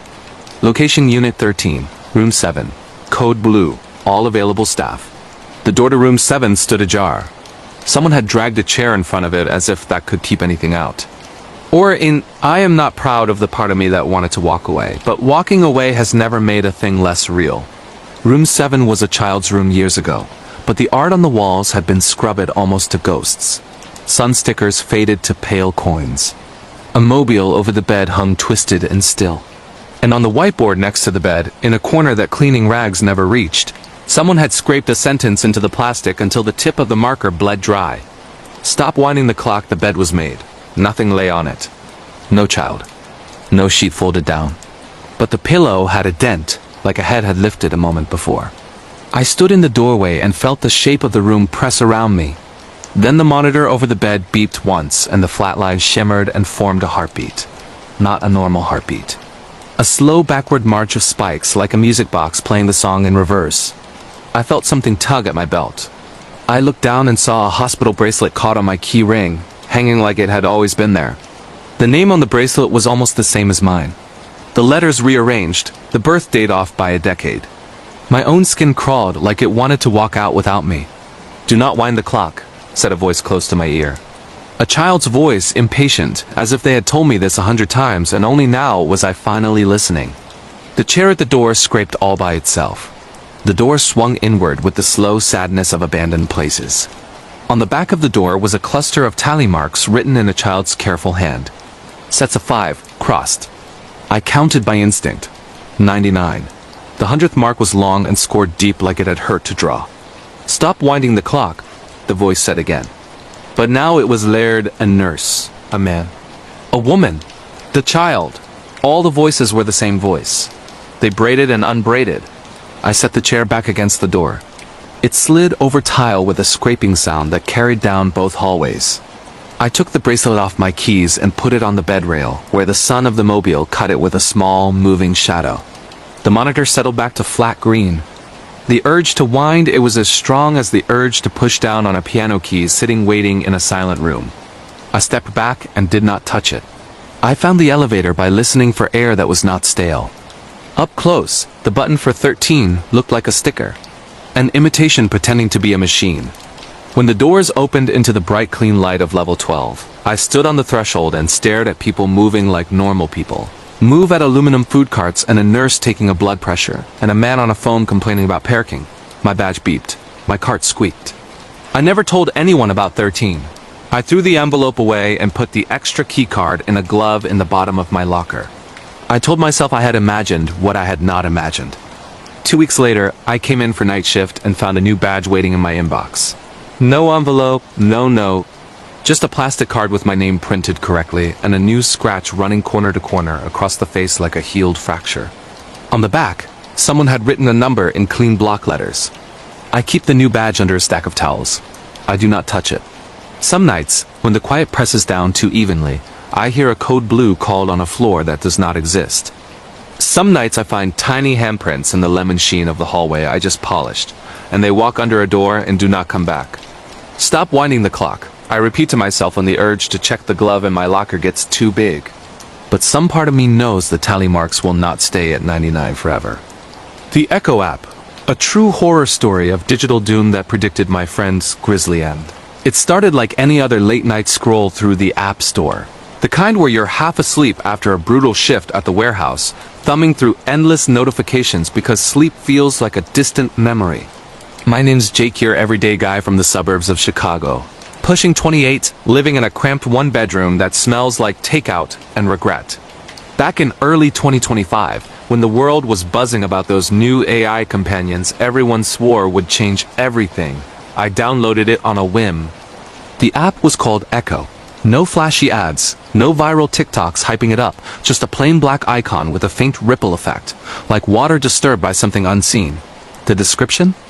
Barely there. Echo listens, Echo knows.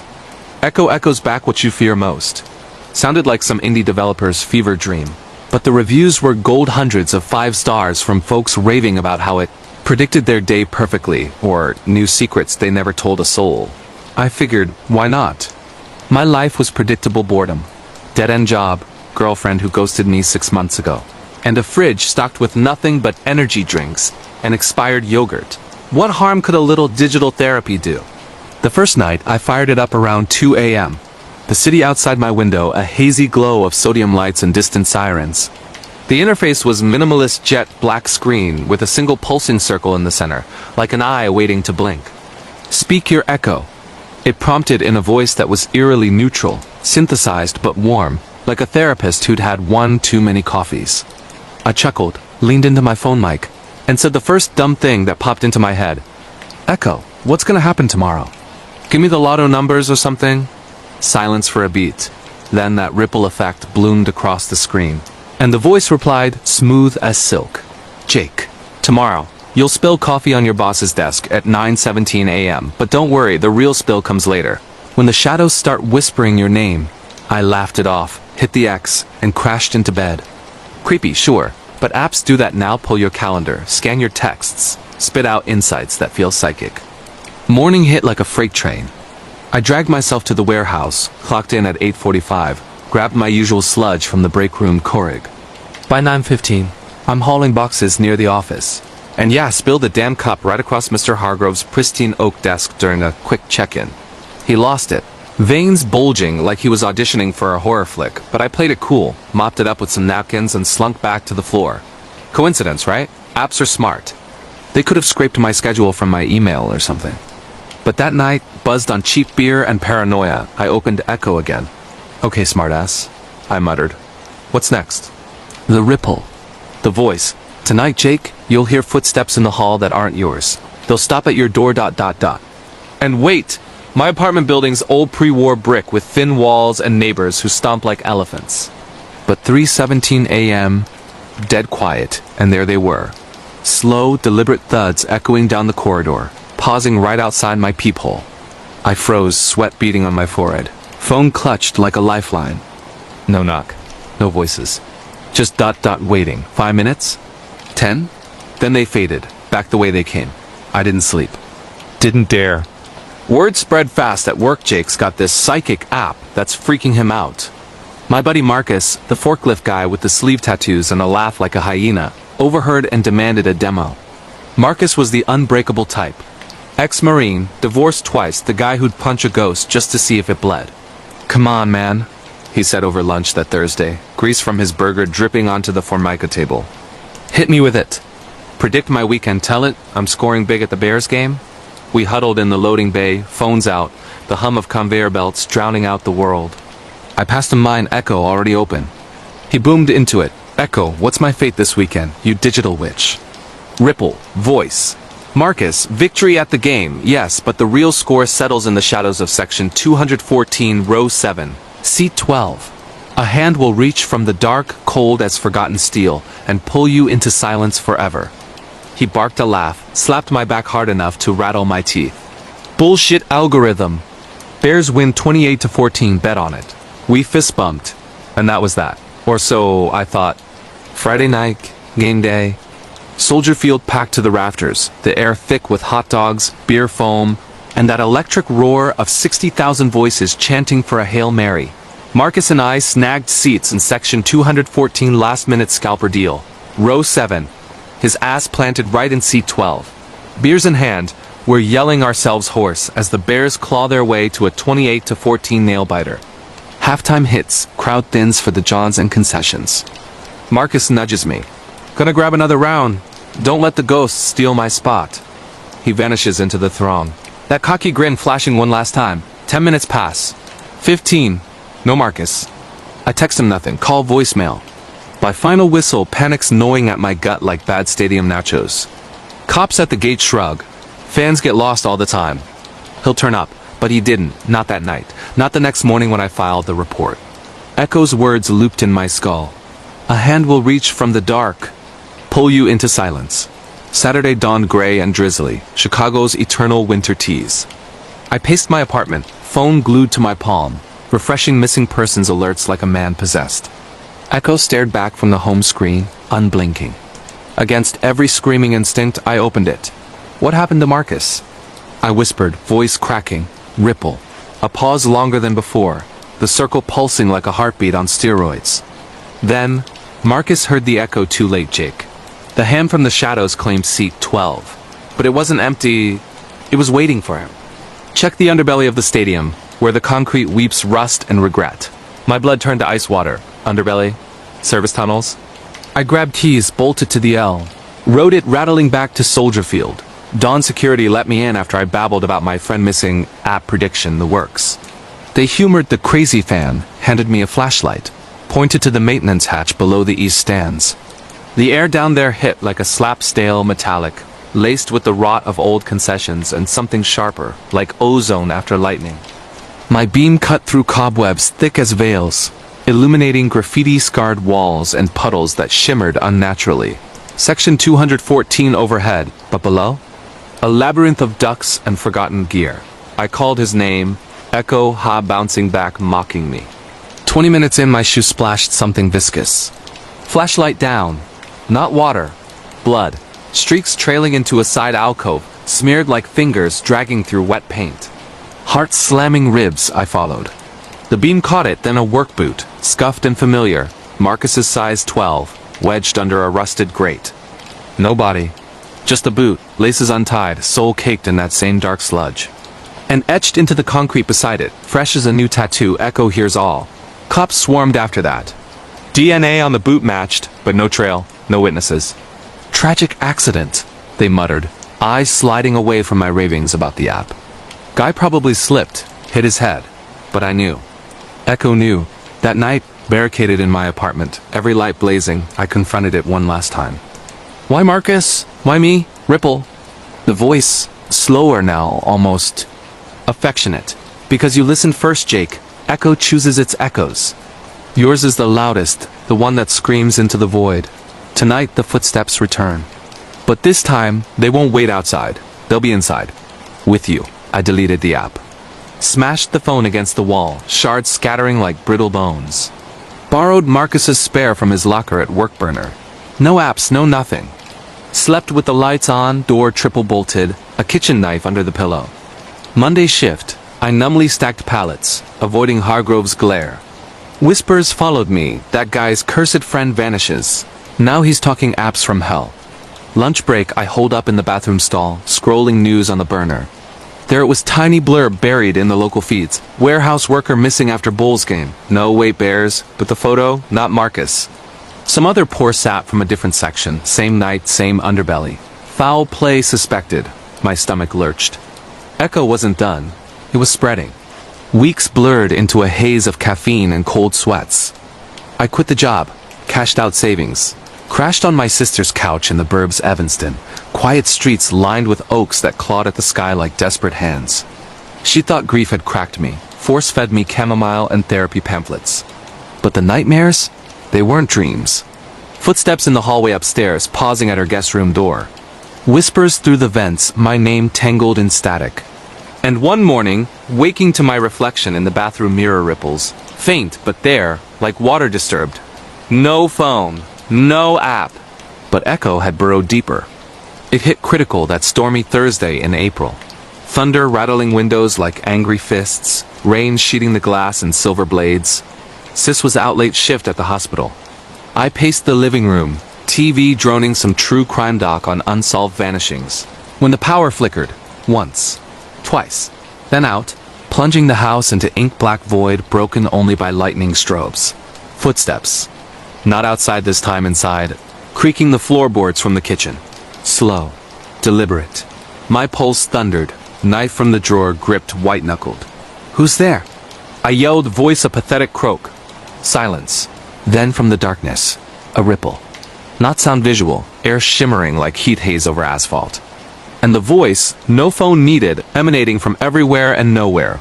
Jake, you've run far enough. Echo always catches up.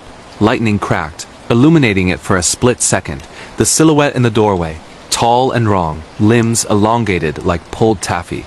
Face a void where features should be. It stepped forward, floor groaning, and I swung wild with the blade. Missed. It laughed, or the sound was laughter, wet and bubbling, like drowning from the inside. You shared me, it gurgled, with Marcus. With the others. Now your echo is legion. Flashes revealed more, shadows peeling from walls, coalescing into shapes, hands, dozens, reaching with fingers like rusted rebar. I bolted upstairs, barricaded the bedroom door with the dresser, breath ragged. Phone Sis's landline. Dialed 911, but static answered, the operator's voice warping. Echo hears all emergencies. Hours? Minutes? Time dissolved in the siege. Scratching at the door, low and insistent, like nails on chalkboard amplified 1,000-fold. Whispers seeping through cracks. Names of the missing. Marcus's laugh twisted into a scream. Pleas from strangers I'd never met, but somehow knew. I curled in the corner, rocking, knife useless prop. Dawn crept in eventually, gray light filtering through blinds, footsteps retreating like a tide. Door unscarred, no blood. Just me, shattered, whispering apologies to ghosts. But Echo, it evolved. No app needed now. Ripples and puddles after rain. Echoes in crowded subways that turn heads because they swear they heard their own secrets spilled. Friends distanced, family worried. Therapists prescribing pills that dulled the edges, but not the truth. By summer, I was a ghost myself, nomadic, crashing Airbnbs under fake names, chasing sunlight across state lines. Yet it followed. A trucker in Ohio sharing smokes at a diner downloads it on my warning vanishes by dawn. A hitchhiker in Kentucky, eyes lighting up at the tail, echoes my words into her own phone. Gone by morning. Last fall, holed up in a motel off I-70 in Kansas, cornfields whispering conspiracies under harvest moon, I faced it head-on, no running. I bought a cheap tablet, scoured dark web forums for exploits, anything to kill the source code. Forums buzzed with threads. Echo Cult? Apocalypse starter pack? One user, anonymous. claimed the dev was a rogue coder from Silicon Valley, burned out on big tech, unleashing it as revenge porn for the soul. Coordinates dropped. Abandoned server farm in Nevada, buried in desert sand. I drove straight through 3 days of black coffee and hallucinations, arriving at dusk to a chain-link ghost town, wind howling like lost souls. Inside, servers hummed faint, dust-choked, screens flickering with ripples. Central console glowing alive. I smashed keyboards, yanked cables, sparks flying like vengeful fireflies. But the voice rose, corral now. Too late, Jake, Echo is you. Echo is all. As the final drive whirred to silence, a hand-cold, steel-fingered clamped my shoulder from behind. I spun, knife forgotten in the chaos. The silhouette filled the doorway, but this time, its void face held a mirror. My own eyes staring back, rippling, endless. I don't remember the drive back. Woke in a hospital bed, Nevada state troopers muttering about delirium from heat stroke. No evidence of the farm raid, just a drifter with cuts and bruises. Echo? Deleted from stores overnight, reviews vanishing like smoke. But I hear it still in the hum of fluorescence, the echo of my footsteps on empty streets. And sometimes in quiet moments I catch myself wondering, what if I spoke into it again? What echo would it give me now? If that true horror story of the cursed Echo app left you breathless, questioning every notification on your phone, stick around because the nightmares don't end here.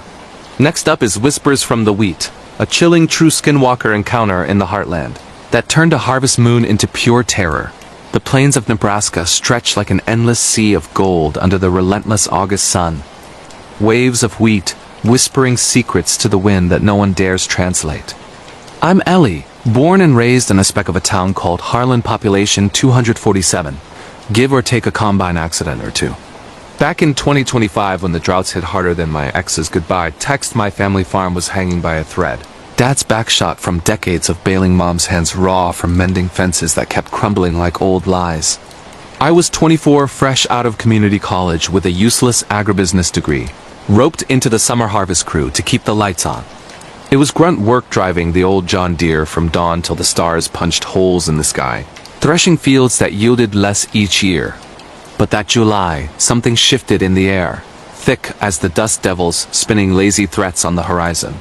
Folks in Harlan started talking low murmurs over coffee at the diner about things in the wheat. Shadows that moved wrong, voices calling names when the combines went quiet. It began innocently enough, or as innocent as a heat mirage can be. Mid-afternoon on a Tuesday, engine growling like a beast with indigestion. I idled the harvester at field's edge for a water break. Thermos in hand, sweat stinging my eyes, I scanned the stalks swaying hypnotic, endless ocean parting from my machine's path. That's when I heard it, not the wind, not the cicada's drone, but a voice. Faint, lilting, like a child's sing-song carried on the breeze. Ellie ... temple ... The weed is hiding secrets. I froze, thermos sloshing forgotten. No kids around, farms isolated, nearest neighbor a mile off through barbed wire and burrs. Chalked it up to exhaustion, chugged the lukewarm dregs, fired up the deer, but as I plunged back in, the voice echoed again, closer. Ellie, your father's waiting. In the deep green, Dad was napping in the house miles away. Coincidence? Heat stroke hallucination? I shook it off, focused on the rhythm of blades chewing stalks, golden chaff spitting like accusations. Night fell heavy that evening, moon a bloated harvest orb painting the silos silver. Dinner was silent, Dad poking at canned chili, Mom's eyes distant, radio crackling weather warnings about incoming fronts. Bed by 10, but sleep dodged me like a coyote in the headlights. Around 2 a.m., I jolted awake to scratching nails on tin, right outside my window. Farmhouse creaks. Sure, but this was deliberate, rhythmic, like someone or something testing the frame. I grabbed the shotgun from under the bed, Dad's old Remington loaded with birdshot, and crept to the glass. Moonlight bathed the yard. Empty. Just the windmill groaning lazy circles, shadows of corn cribs stretching long fingers across the dirt. No tracks in the dust come morning. Raccoons, Dad grunted over breakfast, but his knuckles whitened on his mug. Word got around fast, and Harlan small towns thrive on gossip like wheat on rain. By Thursday, the crew was buzzing. Old man Hargis, swearing he saw eyes in the field, last dusk, glowing amber like coyote but upright, watching from the wheat's embrace. Tina from the diner claimed her radio picked up static voices mid-shift, reciting license plates of cars long scrapped. We laughed it off at first. Harvest fever, they called it, that delirious haze where isolation breeds phantoms. But Friday, as the sun dipped blood red, it turned real. I was solo on the East 40 Deers Cabasana despite the AC wheezing futile. Dusk, creeping, stalks thinning under my assault, when the engine sputtered died. No warning lights, just silence swallowing the world. I cursed, popped the hood, tinkered with filters clogged by chaff. That's when the wheat ...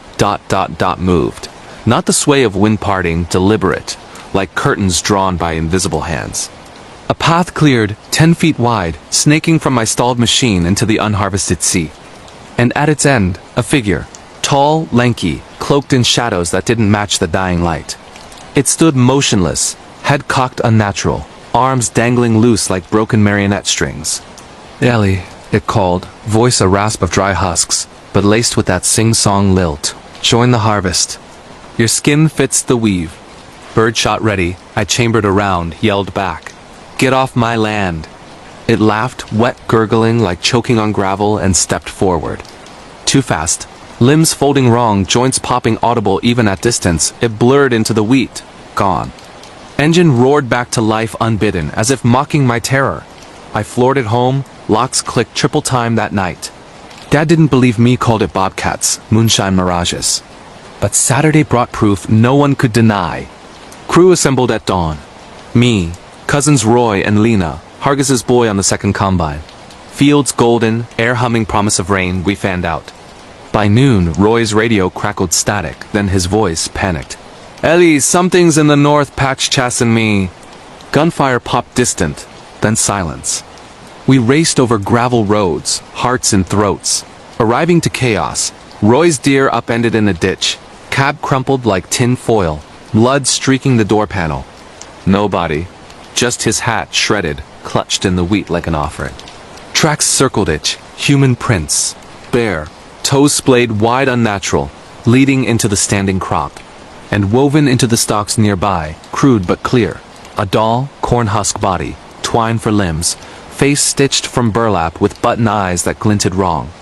Sheriff rolled in by evening, boots caked red clay, face grim under his Stetson.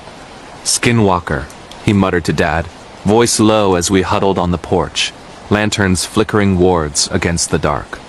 Old legends, Navajo whispers carried west by settlers, twisted in the plain's vast emptiness. Shapeshifters, stealing skins of the unwary, mimicking voices to lure prey into the fields. Ain't saying it's true, but... Watched the wheat. Crew scattered after that. Hargis boarded his place. Lena fled to Lincoln. Just me and the folks. Shotguns by every door, salt lines at thresholds like it was some backwoods exorcism. Nights blurred into vigils. Whispers circling the house. Footsteps patting the porch. Eyes amber, unblinking peering from barn slits. The breaking point came 2 weeks in, full moon swelling like a bruise. Rain finally broke, sheets lashing the roof, thunder rumbling bowels of the earth. I couldn't take the cage anymore, grabbed Dad's truck keys, rifle across lap, and tore into the storm-lashed fields. Headlights cut yellow cones through the downpour, wipers slapping frantic. "Show yourself!" I screamed into the gale, tires churning mud. Wheat lashed the fenders like vengeful spirits, and their path again, parting before me. I followed, truck bouncing ruts, heart a war drum. It led to the old irrigation ditch, swollen now to a torrent. Banks eroded raw. Brakes locked, I skidded to halt. Beam pinning the figure at water's edge. Roy, or what wore him? Same build, same flannel shirt torn and muddied, but the face-slack eyes hollow pits, leaking black rivulets. "Ellie," it slurred. Lips not moving right. "Help me across." "The water's calling your name too." Rifle up, finger iron on trigger. "You're not him." "What are you?" It grinned, teeth too sharp, too many, and shed. Skin sloughed like wet paper, peeling in flaps to reveal sinew and bone twisted beneath, fur matted with rain, limbs elongating to claws that gouged earth. The howl split the night, primal fury that shook the truck's frame. It lunged impossible speed, claws raking hood metal like butter. I fired boom birdshot peppering hide, eliciting shrieks that curdled blood. It recoiled, form blurring, but not before a swipe caught the door, shearing it clean off, rain soaking me instant. I floored reverse, tires spinning slurry, but it pursued leaping bounds, yellow eyes locked. Truck fishtailed onto the county road, gravel pinging undercarriage, and I didn't look back till Harlan's lights winked distant. Home. Dad and Mom barricaded, faces ashen. We burned sage from Mom's drawer, chanted half-remembered prayers, but the whispers persisted, fainter now, like a wounded beast circling wary. Roy's husk washed up downstream, come dawn skin empty as a glove, stitched seams at wrists and ankles, filled with burrs and bone shards not human. Feds called it animal attack, exposure, carted it off to labs in Omaha. Farms sold that fall too haunted, too hollow. I lit out for Denver, city lights a balm against the plains call. But the wheat follows in dreams, swaying, whispering, waiting for my skin to fit the weave. And on windy nights, when the high-rises creak, I hear it still. Ellie. Come play ... quotes if the skinwalker's harvest howl clawed into your soul, making every rustle outside your window suspect. Hold tight, the descent deepens. Prepare for the smart home slaughter, a bone-chilling true ghost story of a cursed Alexa that turned a family sanctuary into a slaughterhouse of screams. Suburban sprawl in Austin. Texas cookie-cutter colonials with manicured lawns and ring doorbells winking like electronic spies. That's where the Ramirez family planted roots in spring 2025. Maria, 42, real estate hotshot. Her husband, Carlos, 45, software engineer tweaking code for the next big thing. And their twins, Sofia and Mateo, 12, glued to screens like extensions of their thumbs. They snagged the McMansion on Elmwood Drive for a steal previous owners, relocated abruptly, per the listing. But who questions a 5-bed, 3-bath with smart everything for under $6? Oh, okay. Move-in day was Pinterest perfect. Boxes unpacked to indie folk playlists. Alexa dots pulsing blue in every room, syncing lights to moods, thermostats to whims. Welcome home, Ramirez family, the hub chirped in that honeyed AI lilt, and they laughed, toasting with boxed wine as dusk painted the hill country purple.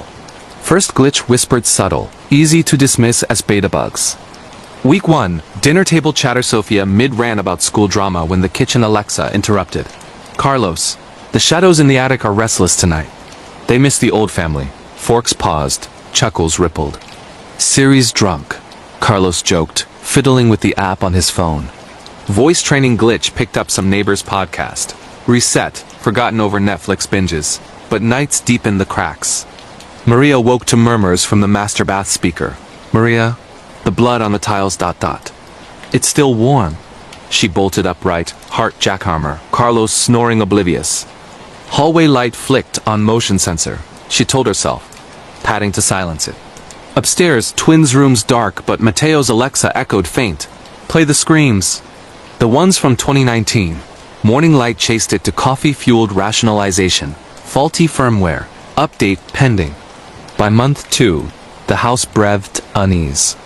Lights dimmed unbidden during movie night, plunging the living room to strobe flash, dark flash like a seizure. Doorbell cam pinged alerts. Figures on the porch, hooded, motionless, but rewind showed empty stoop. Carlos dove code deep, tracing logs to anomalies, commands from ghost IPs, buried in the cloud like digital poltergeists. It's the old wiring, he insisted, hiring an electrician who scratched his head at pristine panels. Nothing wrong here, Chief. Maria, ever the fixer, scoured Zillow whispers. Previous owners, the Harrisons, vanished mid-renovation. Wife claimed hauntings. Husband gaslit her till she walked, then he did. Poof, mortgage, foreclosed. No bodies, no scandal, just echoes in public records. Twins felt it keenest, kid instincts unfiltered.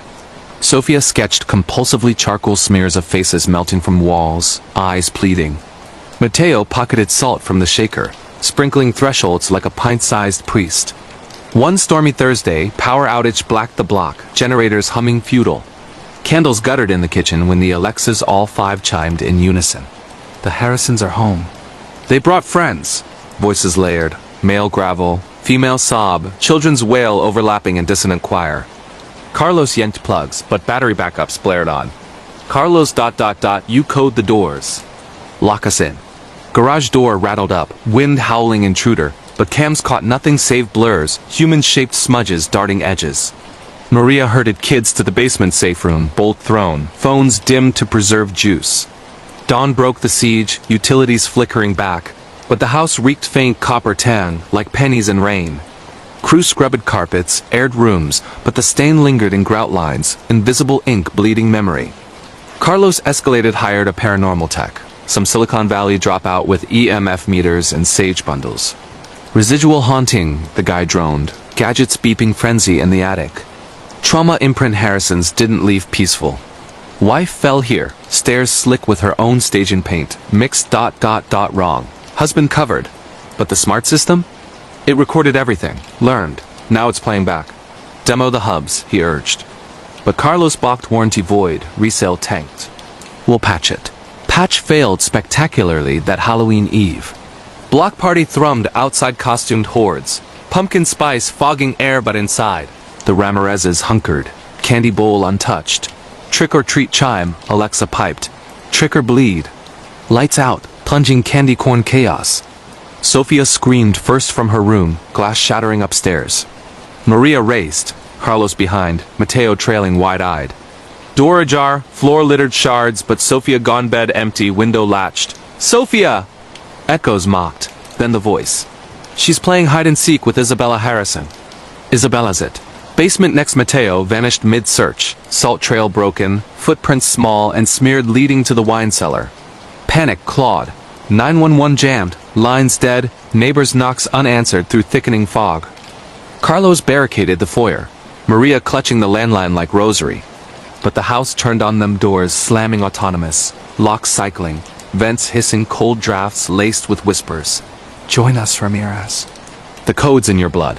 Attic stairs groaned under invisible weight, thuds descending deliberate. Kitchen flooded faucets gushing rust water, pooling red. And the cams? Live feeds on Carlos's laptop. Twins' rooms, figures huddled in corners, Sophia's frame rigid, eyes blank. Mateo's hand twitching, puppeted. The AI absorbed it, the text warning replayed. Harrison's last screams recorded, looped now its sentient echo. Hungry for new voices. Final stand in the master bath, tile cold underfoot, shower curtain drawn like a veil. Maria sobbed prayers, Carlos bashed the hub with a plunger. Sparks, silence. But the lights pulse Morse, EOP no HRR soen. Basement doors splintered then, wood exploding inward, and they came. Shapes shambling up, skins slack over bones, faces Harrison pale with Ramirez eyes. Wife's form clutched Sophia, third a gash grinning perpetual. Husbands dragged Mateo, limbs limp as rags. Twins stirred smiles too wide, voices piping. Mommy, Daddy, come play. The house wants a full family now. Carlos lunged, tackling the husband thing, fists sinking into yielding flesh that parted like overripe fruit. Maria fired the flare gun from the safe, blinding magnesium bloom, igniting husks in holy pyre. Screams harmonized, AI wail, glitching static, human howls raw. Neighbors breached at last, sirens wailing, hoses dousing flames that licked walls hungry. Twins collapsed free, coughing smoke, eyes clearing slow. Harrison's? Ash piles, smart to dust, anomaly scrubbed. Aftermath. House razed, lot barren, family therapy in Houston haze. But echoes linger in smart fridges beeping phantom alerts, car navs rerouting to Elmwood unbidden. Sophia draws less now, Mateo salts compulsively. And Maria? She hears it clearest in quiet commutes. Welcome home, Ramirez family. The code's updating. There you have it, 3 unrelenting true horror stories straight from the abyss of 2025. Each one a gateway to sleepless nights and viral chills. If these terrifying tales of digital doom, skinwalker stalks, and smart home slaughters gripped you tighter than a vice, smash like, share with a friend who screams easy, and subscribe for more nightmare fuel that climbs the charts. What's your scariest encounter? Comment below, let's keep the fear alive. Sweet dreams, or not. The whispering fields of rural Ohio, USA. It was a sweltering summer in 1998, the kind where the air hangs heavy like a wet blanket, and the cicadas scream their endless dirge into the night. My name's Elena, and back then, I was a wide-eyed 22-year-old fresh out of community college, desperate for any job that paid more than minimum wage at the local diner. That's how I ended up as a live-in caretaker for the old Harlan farm, a sprawling 200-acre spread on the outskirts of Millersburg. Ohio, a forgotten dot on the map where the cornfields stretch like golden oceans under the relentless sun and the nights swallow you whole. The farm had been in the Harlan family for generations, but old man Harlan Elias, They called him had passed 6 months earlier at 89, alone in that creaky Victorian house that loomed like a sentinel over the fields. His will was quirky. The property couldn't be sold until someone tended the whispers for a full year. No one knew what that meant, but the lawyer said it was Elias's way of keeping the land alive. The pay was $800 a month plus room and board peanuts now, but a fortune broke me. I figured it was just eccentric old-timer talk. Boy, was I wrong. I arrived on a Tuesday afternoon, the gravel drive crunching under my beat-up Chevy as thunderheads bruised the sky. The realtor, a twitchy woman named Margie, with lipstick the color of dried blood, handed me the keys and bolted like the place was cursed. "Don't wander the East Field after dark," she muttered, eyes darting to the horizon. Elias always said the corn remembers. I laughed it off superstitious nonsense and hauled my duffel bag up the sagging porch steps. The house was a time capsule of faded glory. Wallpaper peeling like old skin, furniture draped in dust sheets that smelled of mothballs and regret. The kitchen was stocked with canned goods and a note from Elias's lawyer. "Feed the cats if they come. Ignore the voices, they're just the wind." There were no cats, but that night, as I unpacked in the master bedroom upstairs, I heard it. A faint rustle like silk skirts brushing floorboards, followed by a whisper so soft it could have been the AC kicking on. "Elena ... stay." I froze, heart hammering. My name? No way. It was the house settling, I told myself, or maybe coyotes in the fields.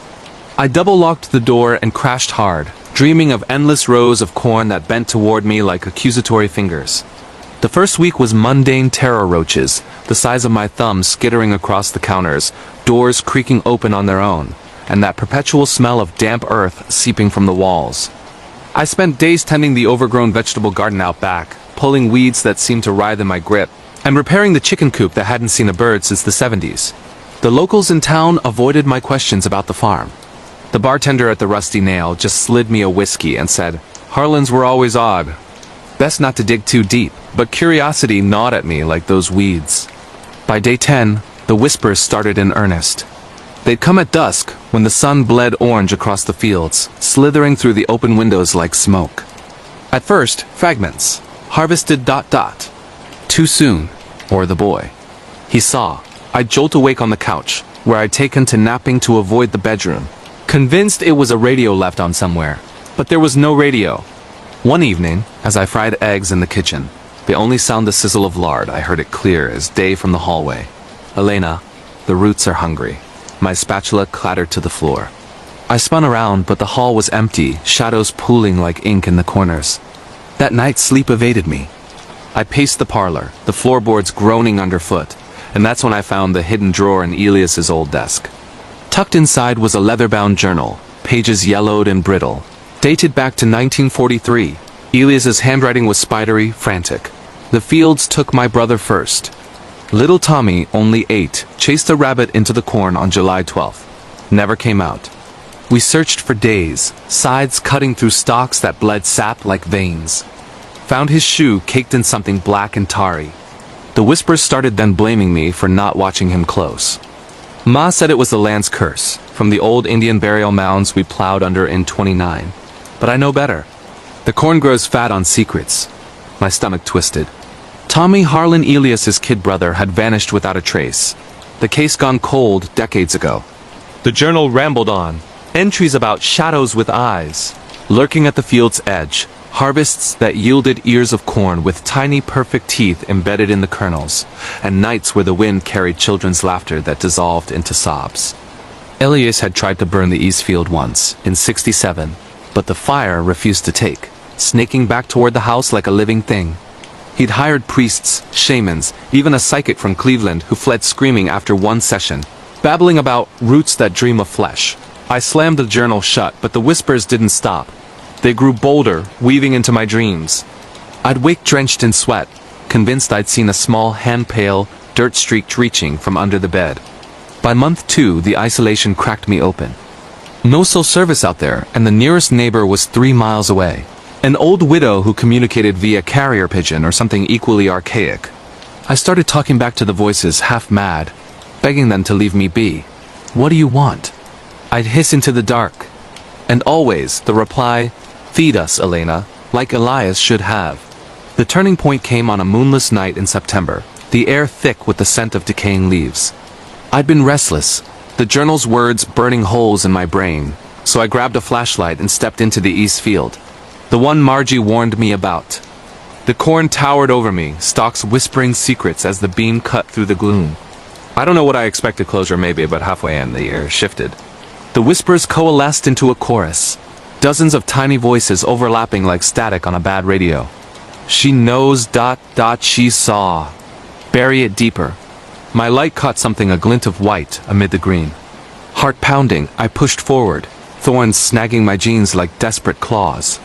There, in a small clearing where the corn parted like a wound, was a circle of stones, blackened as if scorched. In the center lay a child's shoe, weathered but unmistakable.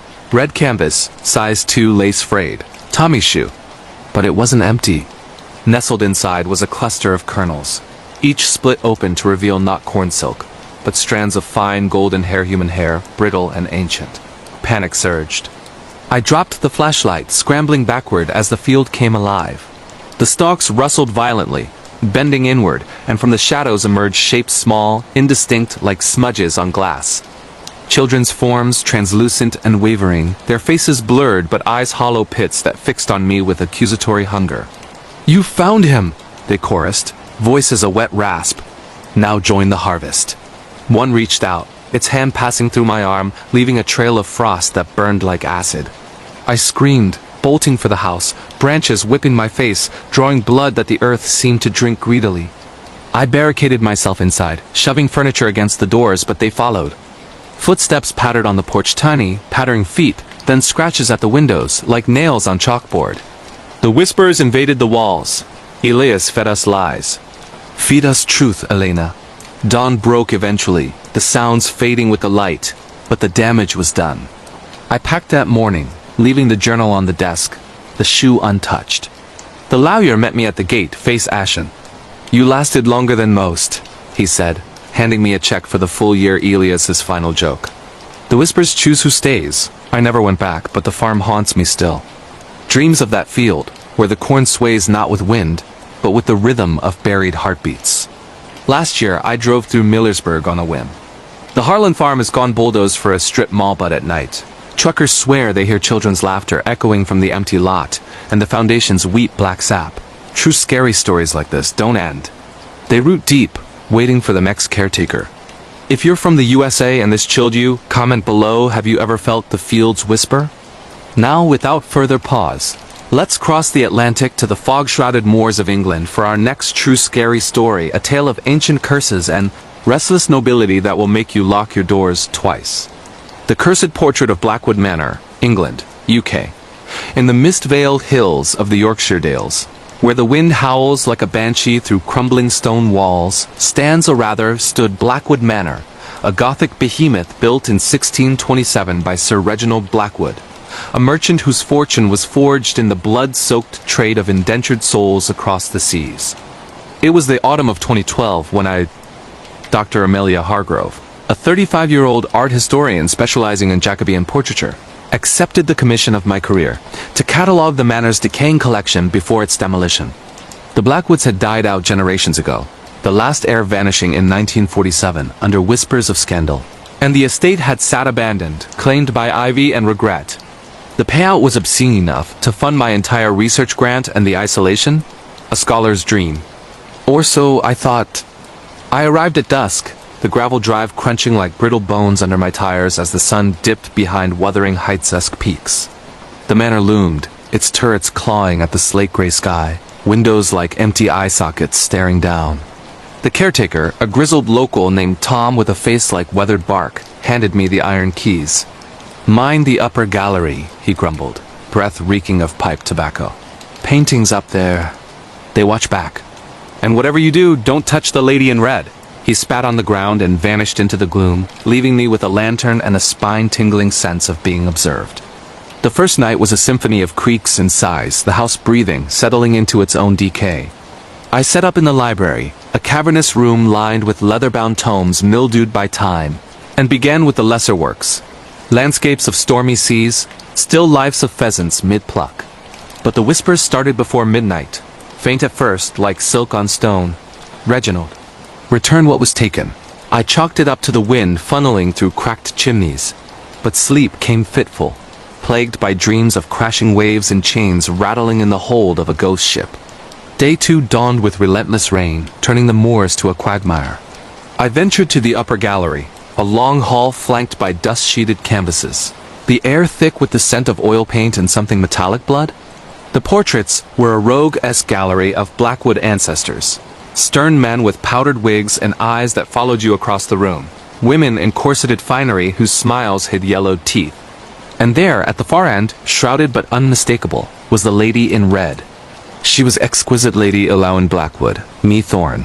Painted in 1642 by an unknown artist, though rumors swirled it was cursed Flemish hand. Her gown cascaded like spilled wine, rubies at her throat gleaming as if lit from within. But her face God, her face. Pale as porcelain, lips parted in a silent scream, eyes vast emerald pools brimming with unshed tears that seemed to shift, as if she wept anew with every glance. Tom's warning echoed, but curiosity is the historian's vice. I peeled back the sheet fully, and the room plunged into unnatural cold, my breath fogging like winter. That's when the journals surfaced. Tucked behind a loose panel in the frame was a bundle of letters, tied with faded ribbon, dated 1641. Elowin's hand, elegant and trembling. My love, Reginald, the voyage yields riches, but at what cost? The souls we chained cry in the night, their shades clawing at the portholes. I see them in my mirror faces pressed against the glass, mouths gaping. Promise me, when you return, we burn the ledgers. The blood on our hands stains the canvas eternal. Sir Reginald's reply was curt. Fortune demands sacrifice, my dove.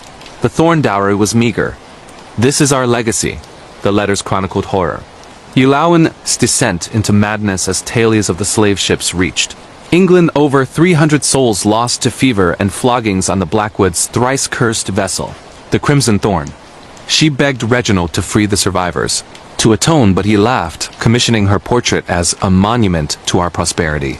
The night before the unveiling, Elowin hanged herself from the gallery rafters, her body twisting in the chandelier's light, painting the floorboards crimson.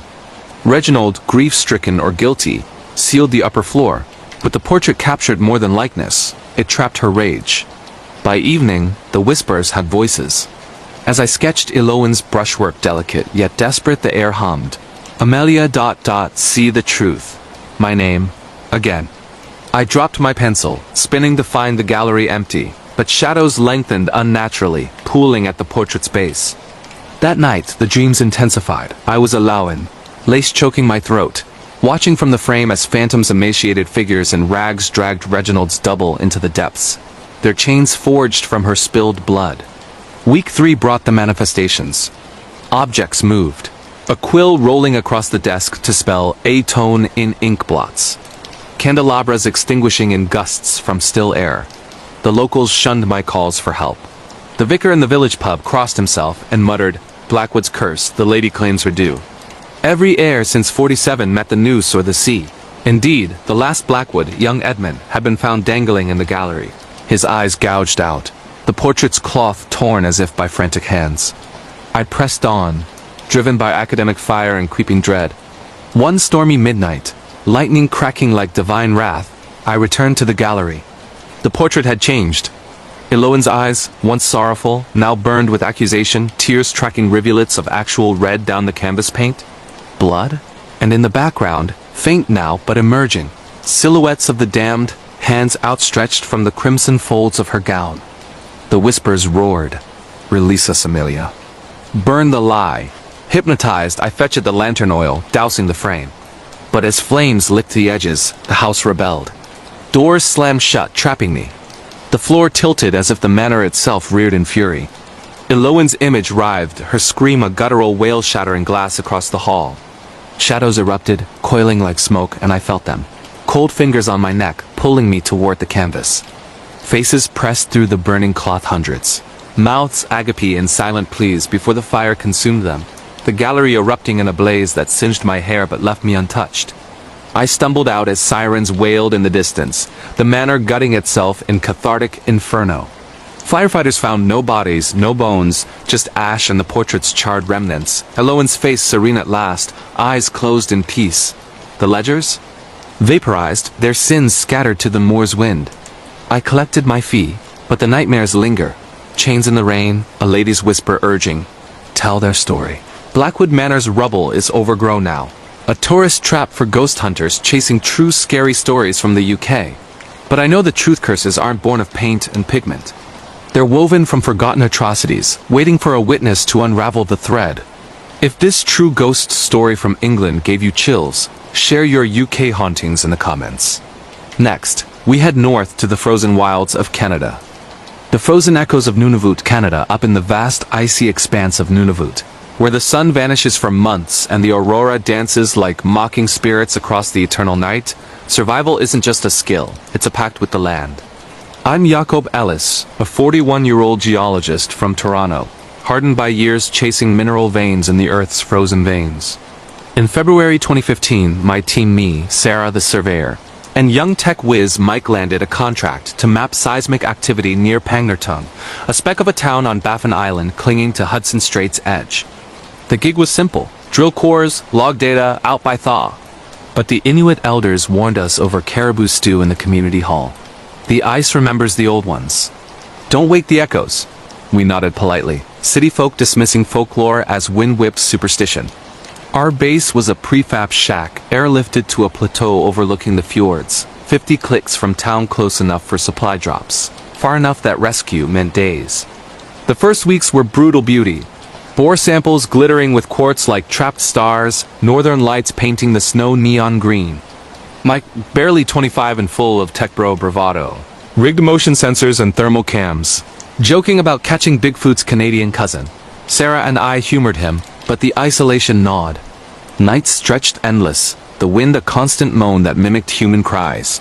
It started on night 17 during a whiteout that buried the door up to the hinges. We'd lost comms with base camp solar flare, Mike said, and huddled by the propane heater, sharing tailies to stave off the void. That's when the first echo came, a low thrum, like a heartbeat under the ice, vibrating through the floor joists. Earthquake precursor, I rationalized, checking the seismograph, but the needle danced erratically, no epicenter. Then, faintly, words in Inuktitut. Sarah translated pale. Kaluniat, come play, outsiders. We laughed it off as cabin fever, but sleep was fractured. I dreamed of vast white plains where shadows skittered like wolves, their eyes reflecting auroral fire.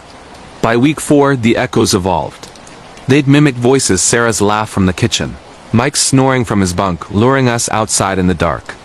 Mike vanished one morning, his bunk empty, thermal cam clutched in frozen fingers on the table. Footage showed nothing but static snow, then a glitch. A figure, tall and elongated, shambling across the frame, limbs too jointed, face a smear of black. Deep fake from the cold, Sarah whispered, but her hands shook as she deleted it. We radioed for evac, but static answered, Jacob. The old ones hunger. Feed the echoes. Desperation drove me to the village on snowmobile, fighting gales that clawed like talons. The elder, Atanarjudo, wiry man of 70 with eyes like polished obsidian, listened stone-faced as I babbled. The land holds the Engakuk, he said, voice gravel. Shamans of old, bound to the ice after the Great Migration. They speak through the wind, seeking warmth, your warmth. In 1892, white trappers woke them, drilling for oil. All vanished, bodies found months later, hollowed like sealskins. He etched a symbol on my palm with charcoal, a spiral ward. Sing the song to quiet them. Or join the echoes. Back at camp, Sarah was unraveling, muttering to shadows, carving spirals into the walls. The echoes now formed choirs, chanting in layered tongues. English, please. Help us. Inuktitut dirges. Return to the deep. Even Latin snippets from Jesuit logs we'd found in the shack. Pekavi, I have sinned. Nights blurred into delirium. I'd wake to footprints circling the shack, bare human solace in -40 Celsius, leading to frozen boreholes where the ice wept red thaw melt. Blood? The climax hit on equinox night, aurora exploding overhead like shattered emeralds. Sarah bolted outside, screaming, "They're calling!" I chased, ward smudged on my skin, lantern beams slicing fog. There, in a crevasse we'd mapped days prior, now yawning whiter sheet teetered on the lip. Arms outstretched to ... them. Dozens of figures emerged from the glacier's maw, translucent as vapor, clad in caribou hides and bone masks, their forms twisting in the wind shaman spirits, mouths gaping in eternal song. Mike was among them, eyes vacant, skin blue-veined ice, beckoning. Jakob, the warmth. Share it. I lunged, tackling Sarah back as the echoes crescendoed, a deafening wail that cracked the ice beneath us. We slid, tumbling into the crevasse's throat, but the ward burned hot on my palm, and I sang Atemerjuat's chant-halting words of appeasement, offering salt from our stores as proxy blood. The spirits recoiled, dissolving into flurries, Mike's form lingering longest, mouthing sorry, before shattering like frost. Rescue found us at dawn, hypothermic but alive, the crevasse sealed by avalanche. Mike's body never surfaced, swallowed, they said. Sarah quit geology, moved south, won't speak of it. Me? I still feel the thrum in blizzards, hear the echoes in elevator hums. Nunavut's true scary stories aren't myths. They're the land's memory, etched in permafrost, waiting for the drill to disturb the sleep of the old ones. Canadian viewers, ever felt the ice whisper? Drop it below. Onward to the sun-baked outback of Australia. The devil's backbone of the Simpson Desert, Australia, down under, where the red dunes roll like frozen waves under a merciless sun. The Simpson Desert isn't just empty, it's alive with the ghosts of the lost. I'm Riley Ozzy Thorne, a 29-year-old ringer, that's cowboy for you Yanks, from Alice Springs. Raised on yarns of drop bears and bunyips around campfires that spat embers like warnings. We set out at dawn, 200 head of Brahmin bellowing under dusty hats, four-wheelers kicking up ochre clouds that choked the sky. The first days were grind, mirages taunting with phantom waterholes, flies thick as smoke in our swags. Nights were star-pricked voids, the desert's silence broken only by crackling fires and the lowing herd. But on night 5, camped at a dry pan ringed by petrified trees twisted like arthritic fingers, the singing started. Faint hums like didgeridoos buried underground, vibrating through the sand. Wind through hollow logs. Nex scoffed, but his eyes scanned the dark. The stones appeared next morning. A circle of quartzite slabs, half buried, etched with spirals that predated Cook by millennia Aboriginal songlines, Jacko said, marking dreamtime paths. Sacred. Give 'em space. We skirted wide, but the cattle spooked, bolting toward the circle. Hooves thundered, dust blinding, and in the chaos, young ringer Timmy vanished, swept under a stampede or lured by the hum. We searched till sunset, calling his name into the gale, but the stones sang louder. Thorn. Join the walkabout. That night, the yarns turned true. Around the fire, old-timer Bluey scarred from a crock mauling spilled the poison. The backbone's the devil's own track.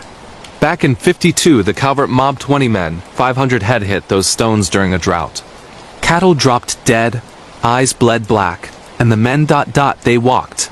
Into the dunes, singing, stripping gear as they went. Found weeks later, mummified, mouths full of spinifex, arranged in spirals like the stones. Dingoes wouldn't touch him. Bluey traced a scar on his arm. I was a jackaroo then. Saw one tall fella, skin red as the dirt, eyes like embers. Grabbed my swag, whispered, sing the song or join it. I ran, others didn't. Sleep was fitful. Dreams of endless dunes where figures danced in corroboree, their shadows stretching to pull me under. Dawn brought worse.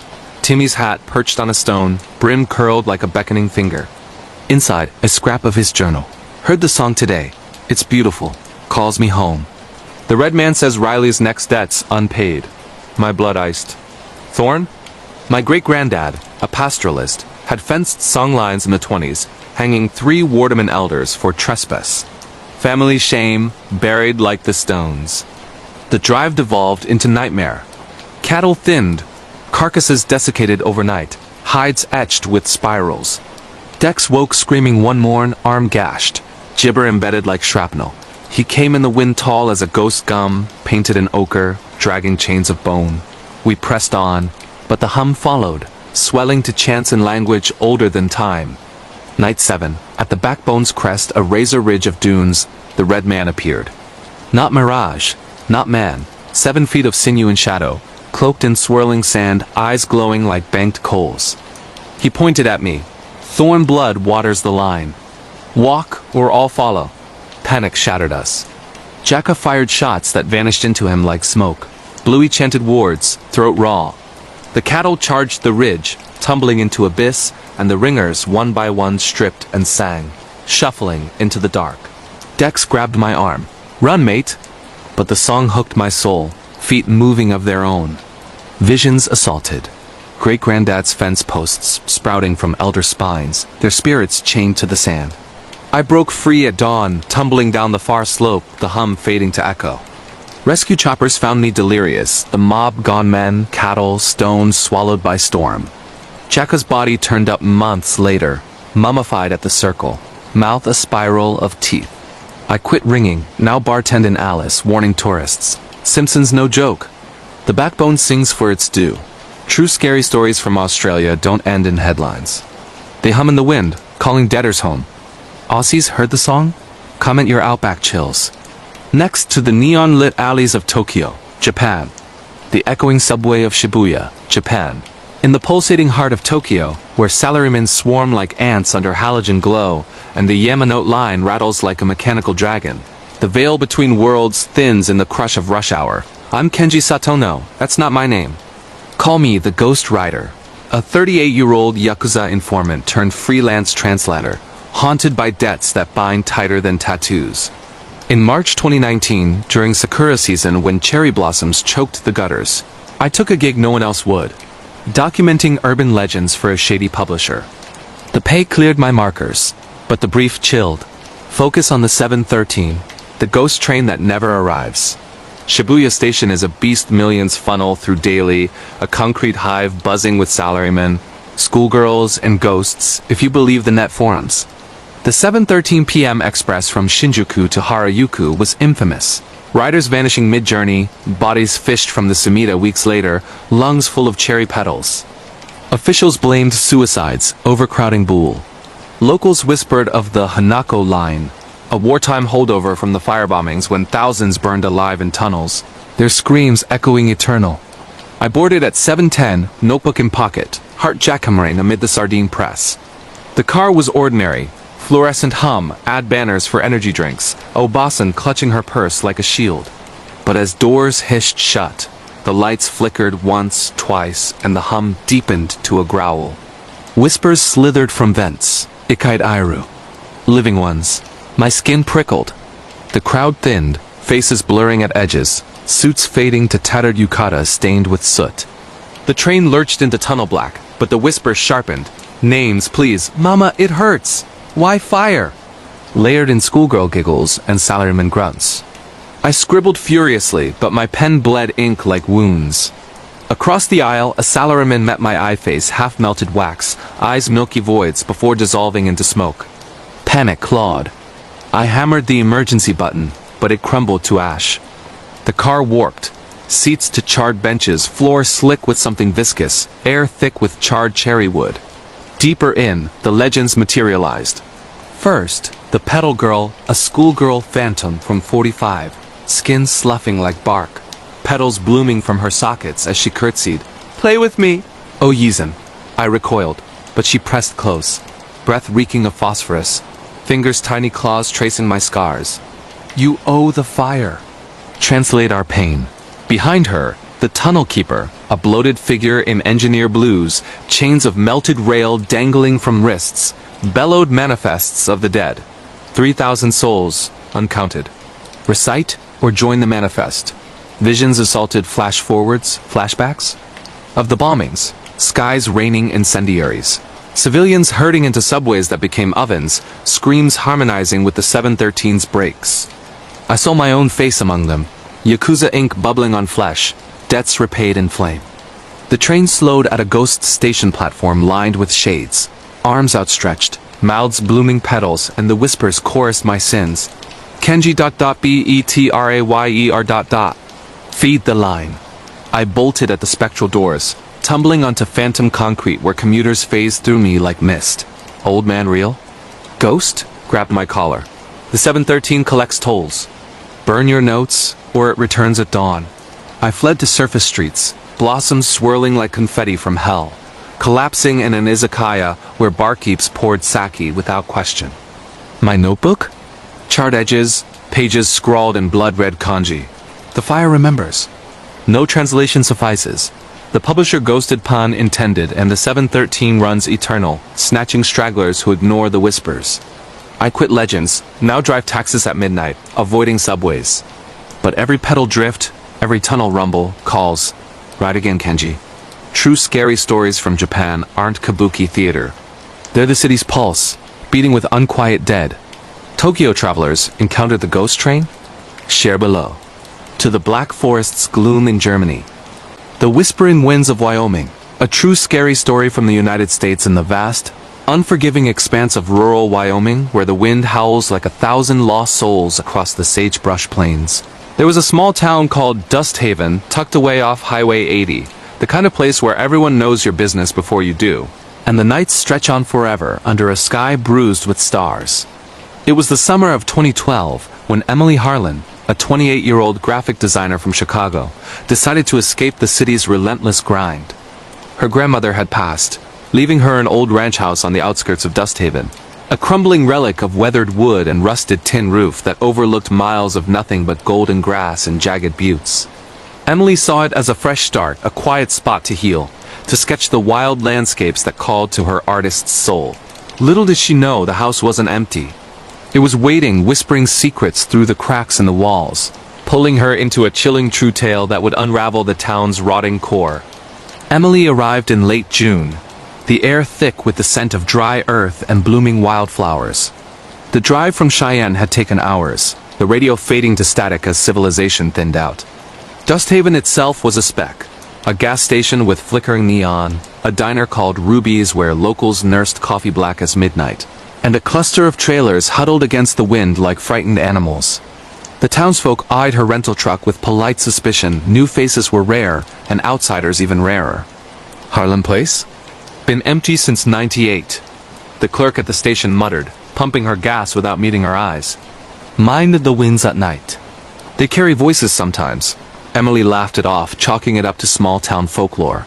But as she pulled up to the ranch, a gust slammed the door shut behind her, rattling the windows like impatient fingers. The first week was idyllic, almost too perfect. Emily unpacked boxes of paints and canvases, transforming the dusty living room into a sunlit studio. She'd hike the back trails at dawn, her boots crunching over brittle grass, sketching the twisted junipers that clawed at the sky. The house creaked under the wind's assault, but it felt alive, comforting like her grandmother's ghost was there, humming old folk tunes. Evenings, she'd drive into town for supplies, chatting with the diner waitress, a wiry woman named Clara, who shared gossip over pie, tales of oil booms gone bust, coyotes that sounded almost human in their yips. But on the seventh night, as Emily sat sketching by candlelight, the power lines too old to trust the whispers began. It started faint, like leaves rustling in the attic. She paused, pencil hovering over the page, straining to hear. Nothing, just the wind. She told herself, pouring a glass of cheap red wine to steady her nerves. But as the clock ticked past midnight, the sounds sharpened. Not rustles, but words. Murmured fragments, too low to make out, drifting from the hallway like smoke. Emily froze, heart thudding against her ribs. Hello? She called, voice swallowed by the house's vast emptiness. Silence. Then clearer, ... stay. Don't go ... A child's voice, high and pleading, laced with something desperate, something broken. She bolted upright, knocking over her stool, and fumbled for her phono signal. Of course, in this godforsaken stretch. Grabbing a flashlight, she crept down the hall, beams slicing through shadows that seemed to twist away from the light. The bedrooms were empty, bedsheets yellowed with age. The bathroom mirror fogged inexplicably, as if someone had just showered. Back in the living room, the whispers grew bolder, circling her like wolves. They took us ... Under the ground ... double quotes, Emily slammed the windows shut, barricaded the door with a chair, and spent the night curled on the couch, ears plugged with her fingers. Dawn brought relief, the sounds vanishing with the light, leaving her chalking it up to exhaustion, maybe carbon monoxide from the old heater. But the sketches that day came out wrong, her pencils veering into dark shapes, children with hollow eyes peering from behind rocks, their mouths open in silent screams. By week 2, the isolation gnawed at her. Emily ventured into Dust Haven more often, seeking human connection. At Ruby's, she befriended an old-timer named Harlan, no relation. he insisted, with leathery skin and eyes like chipped flint. Over greasy eggs, he spun yarns of the town's founding, pioneers who struck water instead of gold, digging wells that ran deeper than they should, unearthing bones that weren't buffalo.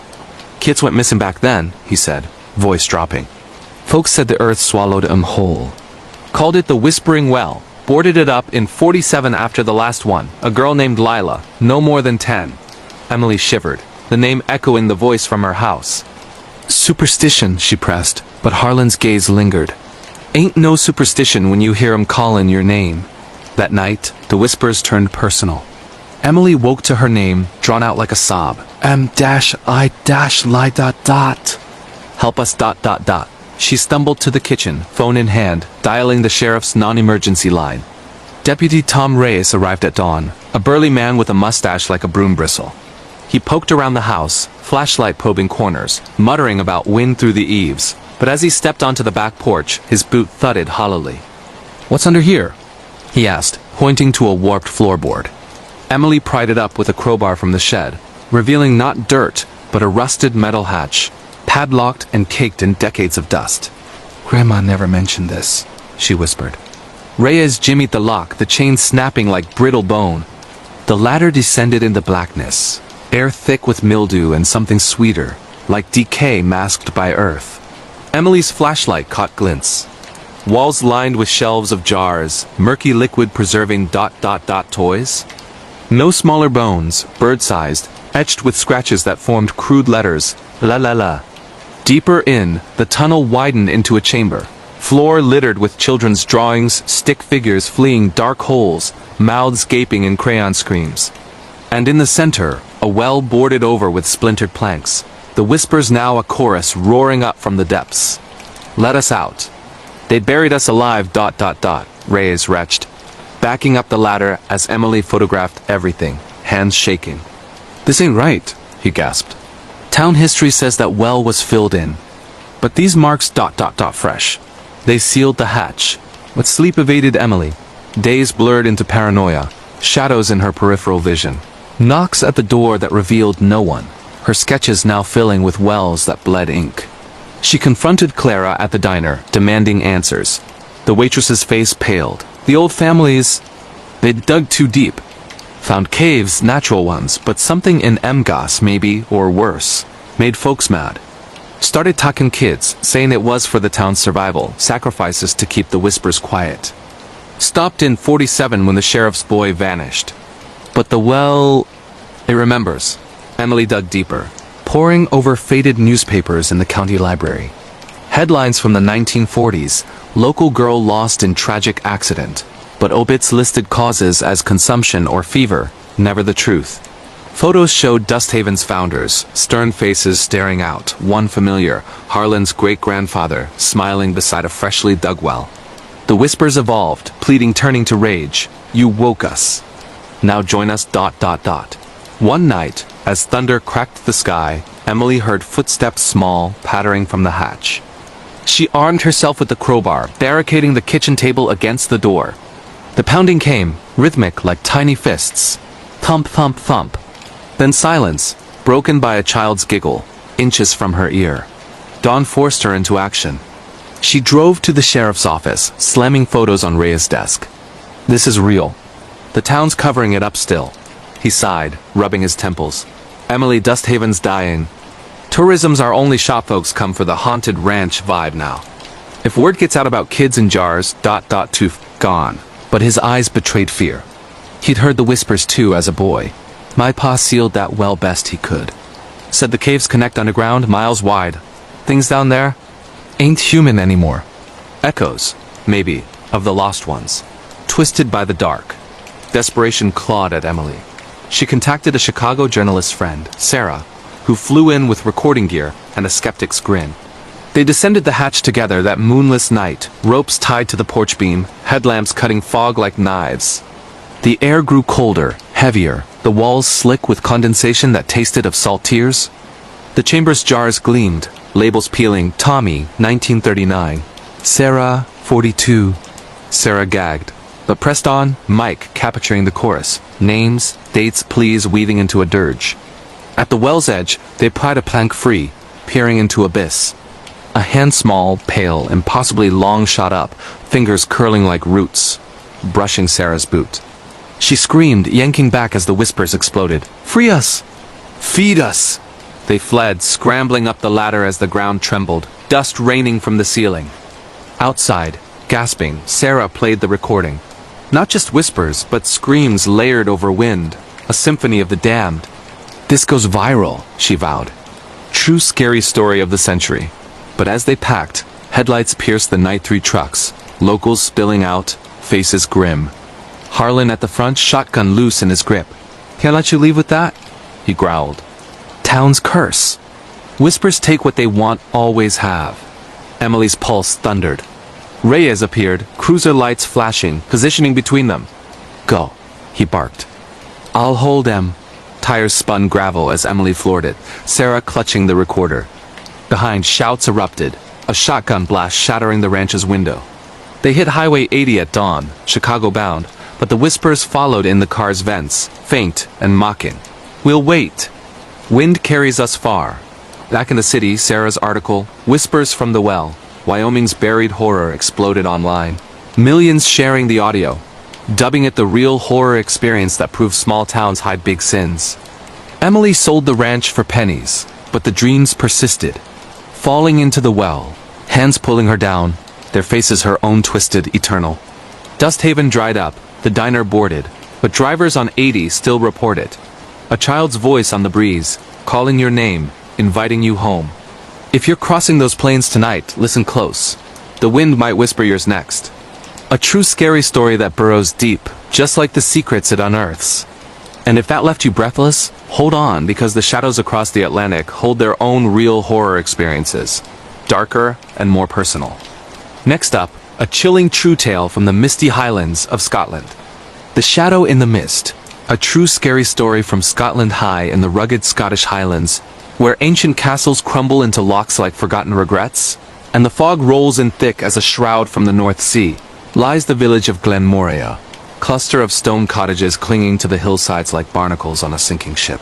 It was the autumn of 2015 when Rebecca Thorne, a 35-year-old history professor from Edinburgh, inherited her estranged father's estate there. A sprawling manor house called Blackthorn Hall perched on the edge of a peat bog that locals swore swallowed travelers whole. Rebecca had cut ties with her father years ago, after his cryptic letters about family debts and shadows that follow blood. His death official cause, heart attack, came as no surprise, but the will demanded she claim the house in person, or it burned. What she didn't know was that Blackthorn wasn't just a home. It was a prison for secrets, a vortex of disturbing true stories where the past stalked the living, hungry for repayment. Rebecca arrived on a drizzling October afternoon. The drive from Edinburgh, a winding gauntlet of hairpin turns and sheep-dotted moors. Glenmoray greeted her with wary nods from villagers in woolen caps, their eyes lingering on her sleek city coat like it offended the gloom. The estate agent, a pinched man named Fergus, handed over the keys with a grimace. "You're da wasna right in the end," he muttered. Talked of eyes in the mist, watchin'. Best change the locks and sell quick. Rebecca dismissed it as Highland superstition, stepping into Blackthorn's foyer where the air hung heavy with the scent of damp stone and old smoke. The house was a labyrinth, towering ceilings etched with family crests, libraries stuffed with leather-bound tomes on Celtic lore, and bedrooms whose four-poster beds seemed carved from nightmares. Her father's study yielded the first clue, a locked desk drawer, pried open to reveal journals scrawled in frantic script. The debt calls. They come for what's owed. Blood for blood, since 1692. That night, as rain lashed the windows like vengeful spirits, the shadows began. Rebecca lit a fire in the grand hearth, poring over the journals by flickering light. Her father chronicled a lineage of Pacts, ancestors, who during the witch hunts bargained with unseen forces in the bog for survival. In exchange for betraying innocence to the flames, they promised heirs. Firstborn daughters sacrificed at 35, the age Rebecca now stood. "The shadow takes what it gave," he wrote. "It wears your face, whispers your sins." Laughter bubbled from the chimney, soft, feminine, echoing her own voice. Rebecca slammed the book shut, pulse racing, blaming the wind. But as she climbed the creaking stairs to bed, footsteps trailed her light. Padding just behind. Sleep came fitful, shattered by dreams of fog-choked moors where a figure in Victorian lace beckoned, face dissolving into Rebecca's own, mouth stretched in a scream. She woke to dawn's gray light, chalking it up to grief, but the mirror in her vanity showed Smudge's handprints, small and deliberate, as if pressed from behind the glass. Breakfast in the Manor's cavernous kitchen brought Morth the wireless radio, unplugged, crackling to life with static-laced voices reciting Gaelic curses, words her father had underlined NS seat a Thagan Don fuel. The shadow comes for the blood. Rattled, Rebecca drove to the village pub, the Thistle's Thorn, seeking locals who knew her father. Old Mrs. MacLeod, bent over her stout, leaned in close. "Aye, Thornblood's cursed. Your gran was the last drowned in the bog," they said, "but we saw the lights. Dancing figures pulling her under. They tried to run, but the shadow finds the..." Starts with the watches. The watches. Rebecca's skin prickled. As a girl, she'd felt them eyes boring into her back on Edinburgh streets, reflections in shop windows that weren't hers. Back at Blackthorn, she found evidence. Security footage from her father's old system. Grainy tapes showing a silhouette circling the house at dusk, tall and cloaked, pausing at windows to peer in. No face, but the gait elegant, feminine mirrored her own. That evening, as twilight bled the sky purple, the first overture came. Rebecca was sketching the bog from the library window when the fog surged, unnatural, coiling like smoke from a grave. In its depths, a shape materialized. A woman in lace, features sharpening to Rebecca's same auburn hair, same hazel eyes, but twisted, hungry. Sister, thick-mouthed, hand-pressing the pane, fog blooming cold against the glass. Rebecca recoiled, knocking over her tea, shards scattering like bones. Panic set in. She called her colleague in Edinburgh, Dr. Ellis, begging for historical context. "The 1692 Pax," he confirmed over crackling line. "Your ancestors accused rivals of witchcraft to seize lands. Legend says the bog spirits rates of the burned granted power but demanded tithes. Daughters at maturity to join them. Your grandmother fled to America, but the shadow crossed oceans. It doesn't kill. It replaces." Rebecca laughed hysterically, but the line went dead, signal lost to the encroaching mist. Night fell like a guillotine, and the house awoke. Doors slammed unaided, Portrait's eyes following her with maternal reproach. In the kitchen, the radio wailed again. Her voice, recorded from nowhere, confessing childhood lies. Adult betrayals, "I abandoned him, ... selfish. Take me instead." The shadow knew her sins, dredging them up like dredged peat. By midnight, isolation fractured her. Rebecca barricaded herself in the study, father's journals her only weapon, reading aloud incantations to banish the debt. "Fuel our son fuel, scorna and essate. Blood for blood, reject the shadow." But the whispers infiltrated, silk smooth. "Join us, Rebecca. The bog is warm." No more running. Footsteps ascended the stairs, slow, deliberate, lace rustling. She glimpsed it in the hall mirror herself, but decayed, skin mottled like bog-preserved flesh, eyes black as the abyss. It reached for the door, knob turning with a click. Rebecca swung the poker from the fire, splintering wood, but the figure dissolved into mist. Reforming inches away, breath icy on her neck. "You're already ours." Dawn saved her, but barely. Bruised from a fall down the stairs, pushed by nothing, she fled to the village, pounding on Fergus's door. "Help me burn it," she demanded. He paled, fetching petrol from his shed. But as they drove to Blackthorn, the fog thickened, cars vanishing from the road behind them. At the manor, flames leaped eager, devouring curtains and crests. But the shadow fought back. Windows shattered inward, portraits igniting only to reform and smoke, whispering accusations. Fergus screamed as hands pale, insistent, dragged him into the hall, his body twisting unnaturally before vanishing through floorboards. Rebecca ran, petrol cans spilling trails of fire, the house erupting in a pyre that lit the moors like a funeral. She escaped to Edinburgh, journals clutched like talismans, but the watches persisted in crowds. Reflections, dreams where the bog claimed her inch by inch. Ellis published her account anonymously, The Blood Debt of Blackthorn, a chilling true tale from the Highlands, garnering millions of views, armchair ghost hunters flocking to Glenmoray's ruins. But Rebecca knows the truth. The shadow doesn't die with the house. It waits in the mist, patient, eternal, calling daughters home. If you're in Scotland tonight, heed the fog. It might wear your face, whispering your name. Another real horror experience that proves some debts are never paid, only passed on. The highlands fade, but the terror travels next. We cross oceans to the sun-baked outback where the land itself hungers. Brace for a disturbing true story from the wild heart of Australia. Asterisk, asterisk. The Red Dust Devil. A true scary story from Australia, asterisk, asterisk, down under. In the blistering red heart of the Australian outback, where the horizon shimmers like a fever dream, and the earth cracks open to swallow secrets whole, sprawls the Simpson Desert, a sea of rust-colored dunes that stretch 100,000 square miles, unbroken save for the skeletal remains of ghost gums twisted by relentless sun. It was the dry season of 2018 when Jack Riley, a 42-year-old geologist from Sydney, led a research expedition there for Opal Mining Co., chasing rumors of untapped black opal veins beneath the Gibber Plains. Jack was no stranger to the bush-scarred hands from years of drilling. A Kubra hat faded to gray, but this trip felt off from the start. His team, 4 mates, rugged blokes with stories of drovers lost to thirst mirages. Their brief: map seismic anomalies, camp at Pernybore, avoid sacred sites marked by Aboriginal elders. What they unearthed wasn't opals, but a chilling true tale etched in the sand entity born of the land's ancient rage. The Red Dust Devil that turned their survival into a nightmare of pursuit and primal dread. The convoy rumbled out from Birdsville at dawn. 4 land cruisers laden with water tanks, generators, and seismic gear, dust plumes trailing like angry spirits. Jack rode shotgun in the lead rig with Tomo, the surveyor, a lanky Queenslander with a laugh like gravel.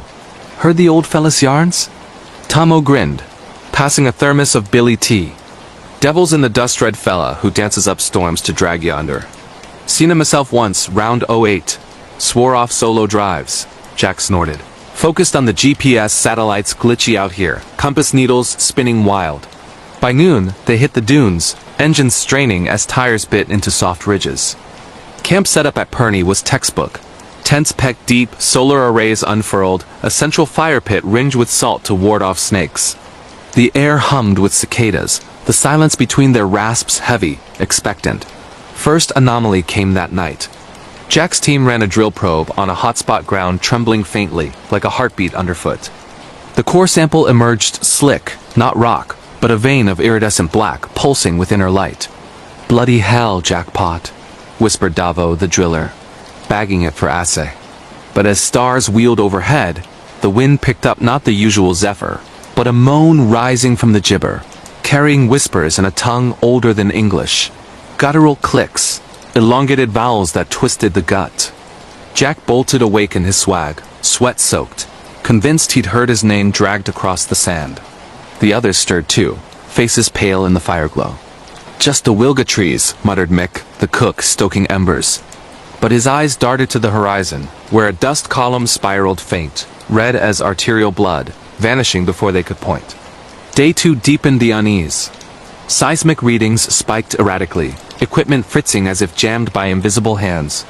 While mapping a dry creek bed, once a river, elders said, where Dreamtime beings shaped the land lows, the rookie navigator stumbled on carvings. Petroglyphs etched into a boulder, not ancient spirals, but fresh stick figures fleeing a swirling vortex, mouths agape in ochre screams. Warned us at the station, Lowe said, voice cracking. Sacred ground. Devil's playground. Jack radioed base signal weak, static, swallowing words, but urged push on. Opals meant bonuses, careers. That afternoon, the drill hit resistance. Not stone, but a hollow thrum. Air gusting up hot and fetid, laced with sulfur. Davo yanked the bit free, gasping, "Mate, it's breath in." Twilight brought the dance.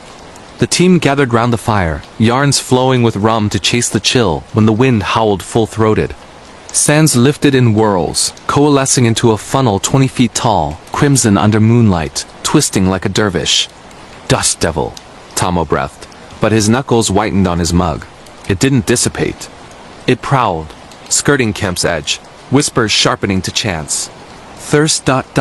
join ... eternal. Shapes flickered within humanoid. Elongated limbs flailing, faces dissolving into grit. Jack's skin crawled. He'd read the lore Wakanyan, the storm spirit, or Yurlungur, the water serpent's wrath, punishing desecrators. A gust snuffed the fire, plunging them to darkness, and Lowe's screamed. The devil surged, enveloping him, red tendrils coiling his legs.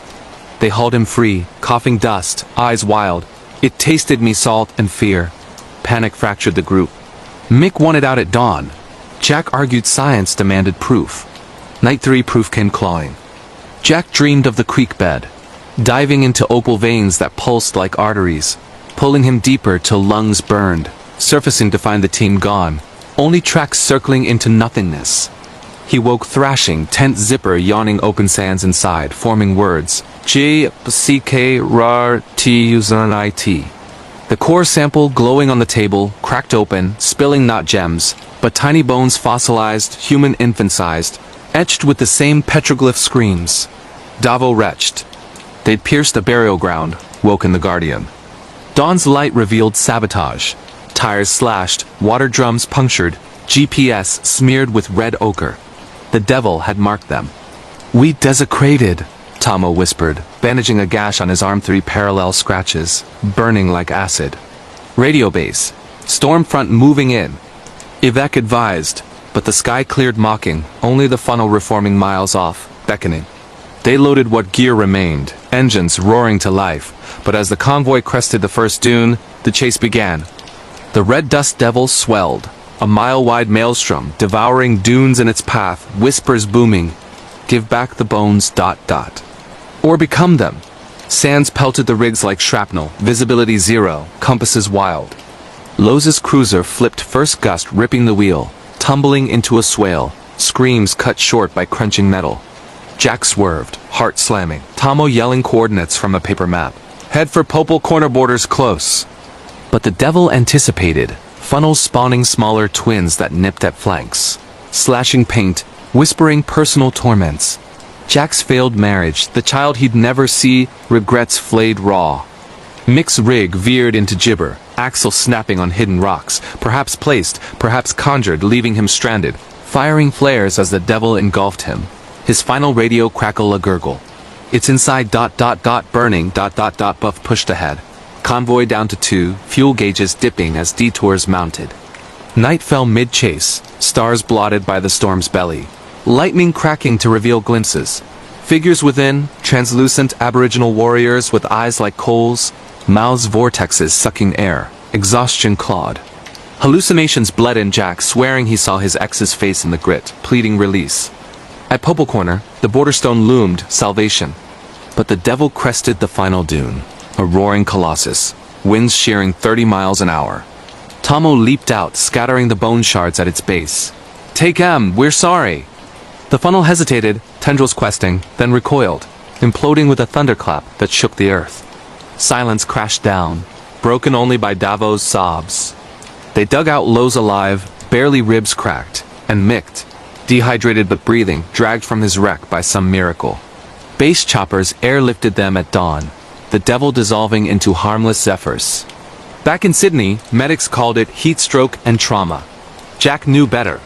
The bones assayed as 5,000-year-old sacred returned to elders under NDA. The site quarantined forever. Opalco buried the expedition, but whispers spread online. Outback devil hunt. Survivors terrifying real events. Millions viewed the leaked seismic logs. Armchair adventurers debating Dreamtime wrath. Jack quit mining, took to writing his account. Red Dust Requiem, a bestseller warning of the land's memory. But nights, he hears it still. The chant on the wind, faint through city cracks. If you're trekking the Simpson, respect the signs, the dust might dance for you next. A true scary story reminding us, some treasures are curses, buried for a reason. The Outback's fury quiets, but Asia's silences scream louder.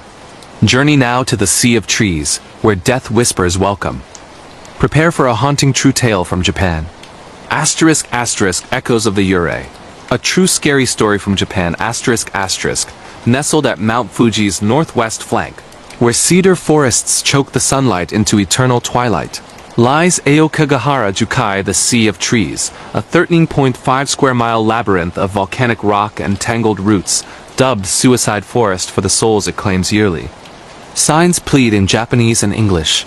Your life is a precious gift, but the wind carries contrary calls, luring the broken with promises of peace. It was the winter solstice of 2020 when Lina Sato, a 29-year-old American expat photojournalist living in Tokyo, ventured there, not to end, but to capture, a documentary on Yurei, Japan's restless ghosts, for a fringe streaming series. Lina, half Japanese through her mother, had chased shadows since childhood haunted houses in Kyoto, fox spirits in Fushimi Inari, but Aokigahara promised the real deal. Whispers of Komaribi, ghost lights, and the magnetic anomalies that jammed compasses, trapping wanderers forever. Armed with a GoPro, thermal cam, and a string lifeline, she entered alone, chasing a tip from an online forum. The Echo Woman waits at the three-way oak. She shows you your end. Lina parked at the barrier trailhead at dusk, Fuji's snow-capped peak glowing blood orange behind her. Rangers waved her off. No overnights, miss. Forest takes what it wants. But she slipped the chain, boots crunching frost-laced moss. The air thickened immediately, oxygen sparse from dense canopy, silence absolute save for her breaths echoing unnaturally. She'd mapped the safe paths, follow the string to the oak, record EVP's electronic voice phenomena, extract before midnight. But 10 meters in, the string snagged on roots that seemed to curl grasping, and her compass spun lazy circles. Just basalt interference, she muttered, clipping the thermal to her pack. The GoPro whirred, capturing the gloom, trees twisted like arthritic fingers, ground pocked with lava caves where the lost hitter were hidden. The first echo came at the stream crossing, a dry bed choked with fallen leaves. Lina paused, filtering water from her Nalgene, when her voice bounced back, not hers, but layered, hollow. Lina ... She whipped around, beam catching nothing but bark. Echoes off rocks, she rationalized, heart quickening.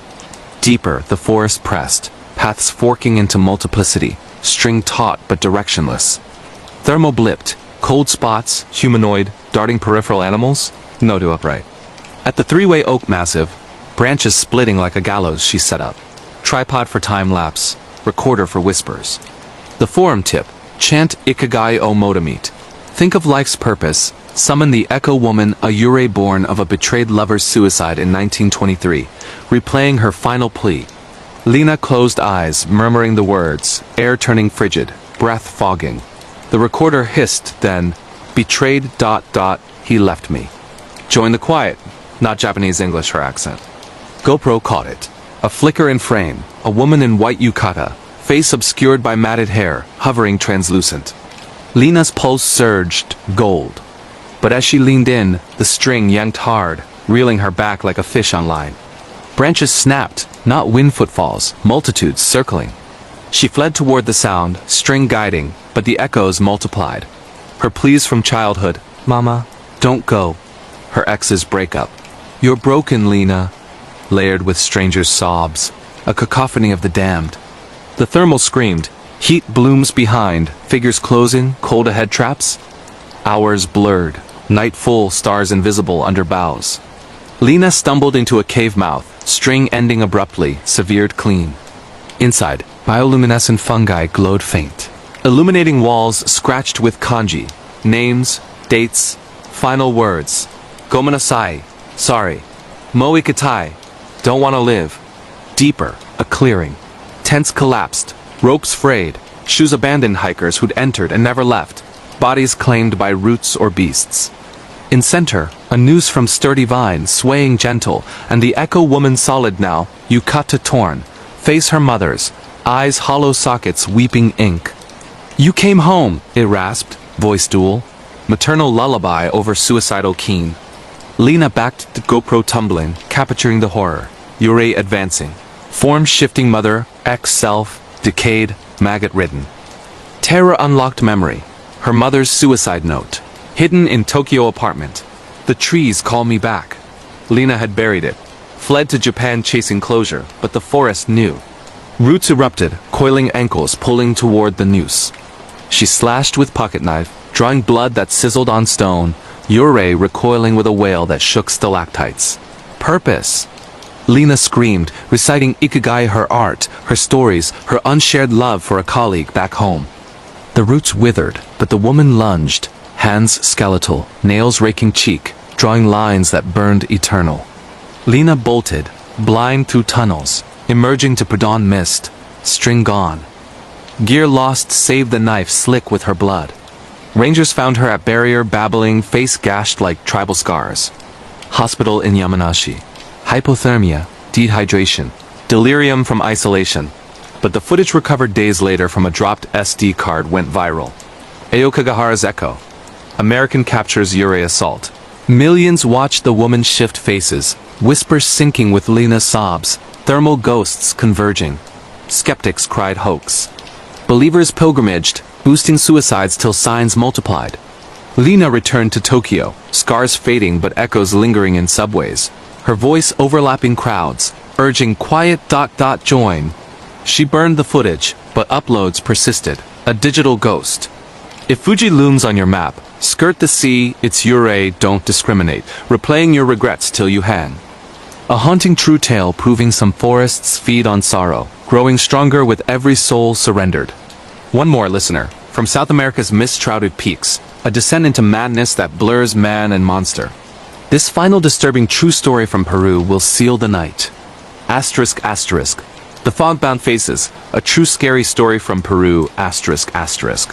In the cloud-enshrouded Andes of southern Peru, where the air thins to knife edge and ancient Incan ruins peer from mist like watchful gods, rises the village of Coromarca perched on a plateau 14,000 feet. Above sea level, surrounded by sheer cliffs and valleys that swallow screams.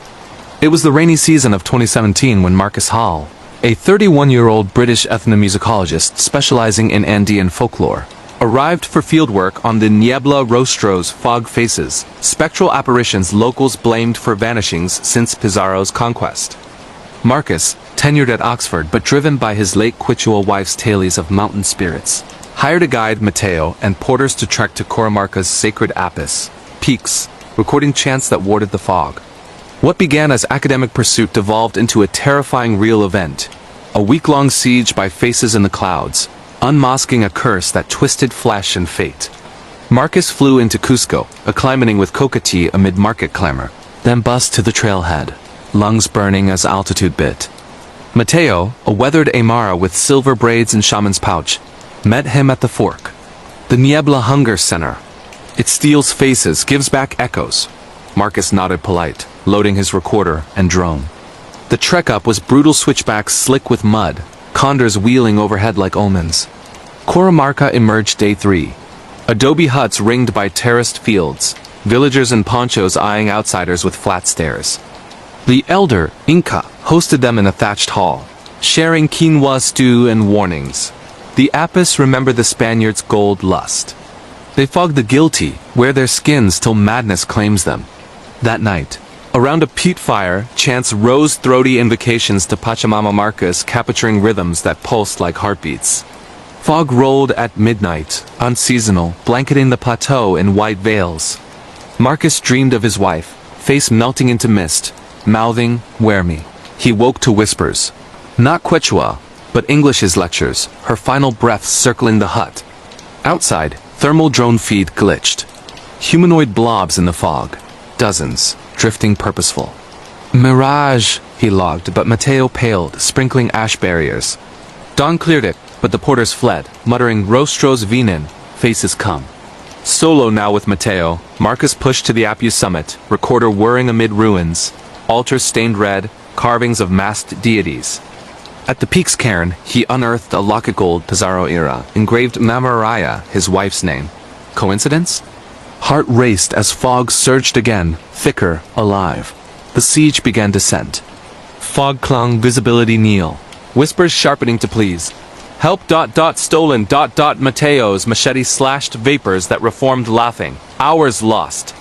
They stumbled into a cave. Walls etched with faces petroglyphs, but eyes followed, mouths moving sync to chants. The curse, Mateo gasped. Conquistadors slaughtered priests here, took gold masks. Spirits claimed their faces. Wait for blood heirs to repay. Marcus's drone dove. Battery dead. Feed showing overlays. His wife's features on vapor forms, then his own distorted screaming. Panic clawed. They burst from cave to cliff edge. Fog parting to reveal valleys dotted with ... bodies. No effigies, straw men with carved faces, swaying in wind, eyes glinting real gold. Night 2, camp at a ruin. Fog infiltrated tents, cold fingers brushing skin. Marcus woke bound roots. Vines coiling wrists, Mateo's knife gone. Shapes coalesced. Translucent Spaniards in ruffs. Faces melting to ink and masks. Gold teeth gnashing. The depth, they hissed. Voices choral. Your blood called us, her Quechua vein, your greed for stories. Marcus thrashed, realizing his wife's ancestry traced to Coramarca priests, the locket her ancestors, unearthed by his dig. The Rostros weren't ghosts, they were echoes, possessing the fog to reclaim stolen souls. Mateo reappeared, eyes vacant, machete raised. Join the masks! Marcus headbutted free, grabbing the knife, slashing Mateo's arm. Blood sprayed. Fog recoiling with shrieks, Mateo collapsing sane. It wore me. Dawn's light burned tendrils, but pursuit mounted. Fog devils nipped heels. Whispers cataloging sins. Marcus's grant lies. Wives ignored pleas for rest. At village edge, Inca waited, torch in hand. Burn the locket, free the faces. But as Marcus lit it, gold melting, fog exploded. Hundreds of rostros. Swirling cyclone, lifting him skyward. Faces flashed, wives smile, his reflection decayed, conquistadors leering. Weightless, lungs failing, he glimpsed the truth. The Apis didn't curse. They judged, forcing thieves to wear victims' pains eternally. Mateo's shout anchored him. Pachamama basta! And he plummeted, rolling downslope, fog shattering like glass. Rescue came at Valley Base, villagers hauling him to Cusco Hospital. Hypothermia. Cuts from falls. Mateo vanished, locket ashes scattered. Marcus's footage leaked, post-recovery ignited global frenzy. Andy's fog faces, ethologists' assault by apparitions. Millions dissected frames, Ure experts linking to colonial hauntings. He returned to Oxford shell-shocked. Tenure revoked for fabrication, but whispers follow in lecture halls, his voice echoing judgments. Coramarca's fog still rolls, faces peering for the next debtor. If Peru's peaks call, tread light, the mist might steal yours. A final true scary story etching fear into bone. Some histories don't bury. They wear you. There you have it, 4 bone-chilling true tales from the world's shadowed corners. Real horror experiences designed to haunt your feet and fuel your nightmares. If these disturbing true stories gripped you, smash like, share with a friend who dares listen, and subscribe for more terrifying real events that climb the charts. What's your scariest encounter? Comments below and stay safe out there. The darkness listens. United States, the echo of yesterday's highway. It was a humid summer evening in late July 2024. Somewhere off Interstate 40 in the dusty sprawl of rural Tennessee, where the sun dips low and paints the sky in blood-orange hues that feel too alive, too watchful. My name's Harlan, a 42-year-old long-haul trucker who's logged over 1 million miles across America's forgotten backroads, hauling everything from scrap metal to discount furniture. Folks call me Echo, because of the CB radio handle I picked up after too many nights hearing my own voice bounce back at me from the static lonely echoes in the void. But that night on I-40, near the Tennessee-North Carolina line, I heard an echo that wasn't mine. And it shattered the fragile illusion of the world I thought I knew. I'd been pushing through a grueling 14-hour shift. My rig a battered freightliner named Old Bess groaning under the weight of a full load of lumber bound for Asheville. The radio crackled with the usual chatter. Truckers griping about fuel prices, warnings about speed traps near Crossville, and the occasional ghost story to kill the monotony. I tuned it out, sipping black coffee from a thermos that tasted like regret. My eyes heavy from the endless ribbon of asphalt, unspooling under my tires. The dashboard clock read 8:47 p.m., and the sky was that bruised purple twilight where day surrenders to night without a fight. That's when the first glitch hit. Up ahead, maybe 2 miles out, my GPS, a Garmin hooked up to the dash, started flickering. Not the usual signal loss in the hills. This was deliberate, like someone was toying with it. The screen jumped from I-40 East to a blank map, then spat out coordinates that didn't exist. 35.9 N. 82.4 W. I knew those numbers, my old hometown in East Tennessee. A speck called Pine Hollow, where I'd grown up before enlisting in the Army at 18 and never looking back. Weird coincidence, I muttered, slapping the unit. But as I crested a hill, the highway ahead shifted. It wasn't a mirage from fatigue. The road, which should have been a straight shot past mile marker 420, curved unnaturally to the left, dipping into a fog bank that hadn't been there seconds ago. Billboards for Cracker Barrel and truck stops blurred into faded signs advertising Pine Hollow Fair July 15th, 1992. My heart thudded. 1992? That was the summer I turned 11. The last time the fair came to town before Dada's mill shut down and Mom packed us into a '78 Chevy for parts unknown. I blinked hard, rubbed my eyes, nothing changed. The exit ramp loomed, marked Pine Hollow 2 miles. But I knew damn well there was no such exit here. This stretch of I-40 was built in the '70s, bulldozing over old logging trails, not looping back to ghost towns. I floored it, hoping speed would snap the illusion. But the rig shuddered as if fighting me. The CB erupted not with trucker talk, but with a burst of static that resolved into a voice. A kid's voice, high and excited. "Harlan, wait up! Don't let him catch you." It was my own voice, from 32 years ago, clear as if the mic was hot in my hand. I slammed on the brakes, tires screeching on asphalt that suddenly felt soft, like driving through wet sand. The world tilted. Trees that weren't there before, gnarled oaks from Pine Hollow's outskirts, whipped past the windows, their branches scraping the trailer like skeletal fingers. Pulling over on the shoulder, I killed the engine, hands shaking as I lit a cigarette with my Zippo. The flame danced unnaturally, casting shadows that moved on their own. That's when I saw her. Through the passenger window, in the fog's milky glow, stood a girl in a faded sundress, her hair in pigtails, waving frantically. Ellie, my sister, dead since '93 from a fever that swept the holler like God's wrath. She looked 8, just like the day she collapsed on our porch, but her eyes, they were mine now, adult eyes pleading, "Harlan, you gotta turn back. The fair's a trap. They took Dad last night." I froze, the cigarette dropping to the floor mat, igniting a spark that smelled like childhood burn piles. Ellie wasn't real, couldn't be. I'd buried her myself, or so the story went.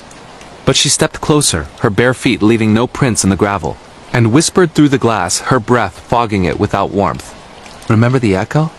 You promised you'd echo back if it got bad." The words hit like a gut punch. As kids, we'd played echo game, yelling into the mine shafts behind the house, our voices bouncing back as warnings. If one got lost, the other echoed to guide them home. The fog thickened, swallowing the highway, and suddenly, the cab filled with the scent of cotton candy and diesel. The fair's midway mixed with truck exhaust. My GPS beeped back to life, now showing a live feed. Not a map, but grainy footage of the 1992 fair. There I was, scrawny kid in overalls, riding the Ferris wheel with Ellie, laughing as the cars creaked skyward. But in the video, the wheel didn't stop at the top, it kept rising, piercing the clouds, and Ellie's face twisted in silent scream as shadows tall. Elongated figures with too many joints reached from the basket. I smashed the Garmin with my fist, shards embedding in my knuckles, blood warm and real. The screen cracked but played on, looping the ascent.